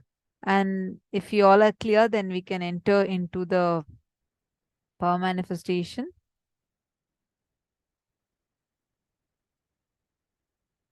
Satyojata Shiva has posted. Swamiji says Guru is the Shubhagraha. He drags and runs all grahas, making it happen. This is why negative planet influence and doshas are protected from us. Absolutely, that's so sweet. Actually, Swamiji says, even when any kind of like negativity tries to affect you, it won't be able to touch you. I've heard from like a Malaysian, she was saying that there in Malaysia they had these bomos, and bomos are like black magicians, and she had some black magic. Someone put black magic on her or something like that, and it was affecting her life in a very negative way. But from that time she put the Kantamala, literally like she just suddenly felt someone like who was choking her just left her neck, like literally. And she said suddenly all the negativities just disappeared. Because really, Swamiji will be there with you, continuously with you. She actually had a very powerful experience, something where she went to the temple, Swamiji's temple in Malaysia. And the moment she entered there, she actually could feel something leaving from her. And from that day onwards, no black magic could touch her.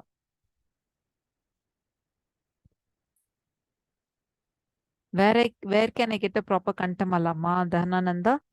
Whichever place you're living in, Ma, locate the closest Kailasa temple and you can go and get it from there. Let's enter into the power manifestation session. And male side, what are the questions you all are having? I request you all to go to the Facebook group and post. Please go to the Paramashivam Facebook group and post. All right, now let's do a quick round of power manifestation. I see all of you are enjoying the power of remote vision, and many of you have manifested the Krista Shila power. Now, we're actually going to do the next level, where we're going to see a particular place in the mirror. That's the next power that we are going to be entering into. Are you all ready? See, now, seeing a particular place in the mirror, meaning be having this is only for the people that have the energized mirrors. If you don't have an energized mirror, if you don't have Aushadha energized or the mirror that was blessed by Swamiji, please do it just through your third eye, because you won't be able to see it with your normal mirror. This needs to have the energized mirror. Today, Swamiji will be giving the darshan.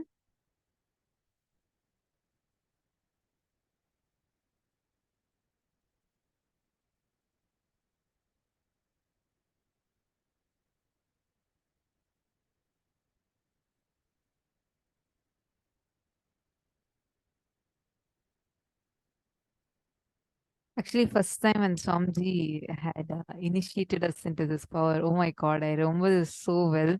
I thought like, will this power manifest for me? And this was in Raj Sabha in Adi Kailash. And I still remember so clearly, Swamiji had called all the Balasans to the Rajya Sabha and initiated us into this power, where Swamiji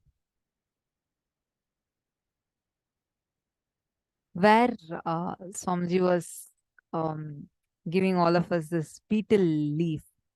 And first the power started with giving the initiation, like where we all are to see it in the beetle leaf and scan a particular place. I was thinking, Swamiji said that all the kids who are doing the third eye, seeing through your third eye already, you'll be able to see this fastest. I thought, okay, maybe I may not manifest this power. And I felt like, okay, let me just not try it. And then I left it. And a few minutes later, Swamiji was sitting on the stage. We all were like, Swamiji was on the stage and we all were sitting around Swamiji. And we had this Nithyananda Yogam program participants who had come. So all the Swamiji called the participants. Swamiji just called all of us and initiated all of us. And after initiating all of us, immediately Swamiji said, come on, now you guys will be able to manifest. And Swamiji got the Nithyananda Yogam participants to sit with us and test us.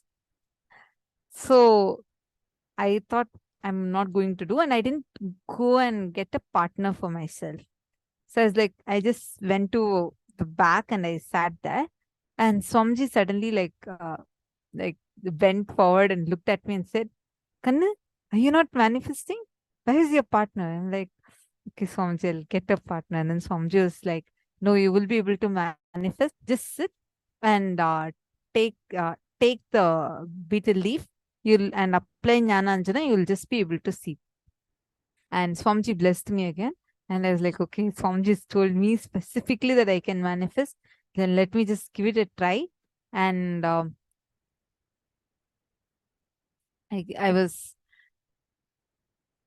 went, Swamiji called one Nithyananda Yogam participant and made her sit near me. She gave me a place. And I just put Jnananjana. And I was looking at Swamiji, and Swamiji's like, you'll be able to do. So that's all. I just felt like, okay, Swamiji told now, it has to happen. So I have no reasons to give myself this excuse. And I just put the Jnananjana. And I was just I just looked. She said to scan her house. She gave a specific house, which I had to scan. I was looking, all of a sudden, like how if something reflects, how it look, right? Like if there's some, like for example, you have like, see, when you apply the Jnananjana, there's a reflection, how it look on it, right? Suddenly like that, I first started seeing some lights, like yellow lights, and there's like a garage kind of a place. I'm looking around, there's nothing like that behind me for it to reflect. I'm moving the leaf and seeing, like if you take a 3D, just visualize it. It was more like, for me, in that beetle leaf became like a portal almost. Like I could actually see within it as I'm moving. It's like I'm moving a camera within, and I started seeing a lot of things inside it. Is it Shweta's mom? Ma Vaidegi. Ma Sarita. Nityanandam, nice to have you here. Yes, come and sit down. If you can get your two kids, get them both also and sit down. So then suddenly it just started appearing. I was like, wow. I mean, I was not shocked because that's the power Swamiji initiated us into. It was just too good. Like when I was seeing, then slowly, the quality suddenly started increasing.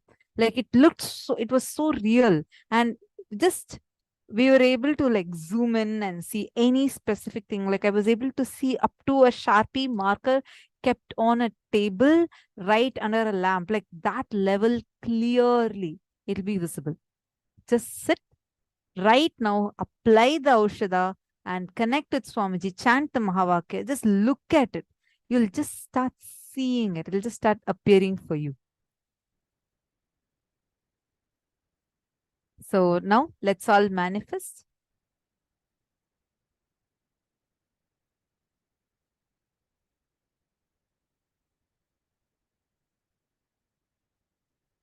Please sit and start chanting the Mahavakya. Masarita, you should get Shweta and Arvind and all and sit with them and also manifest. Om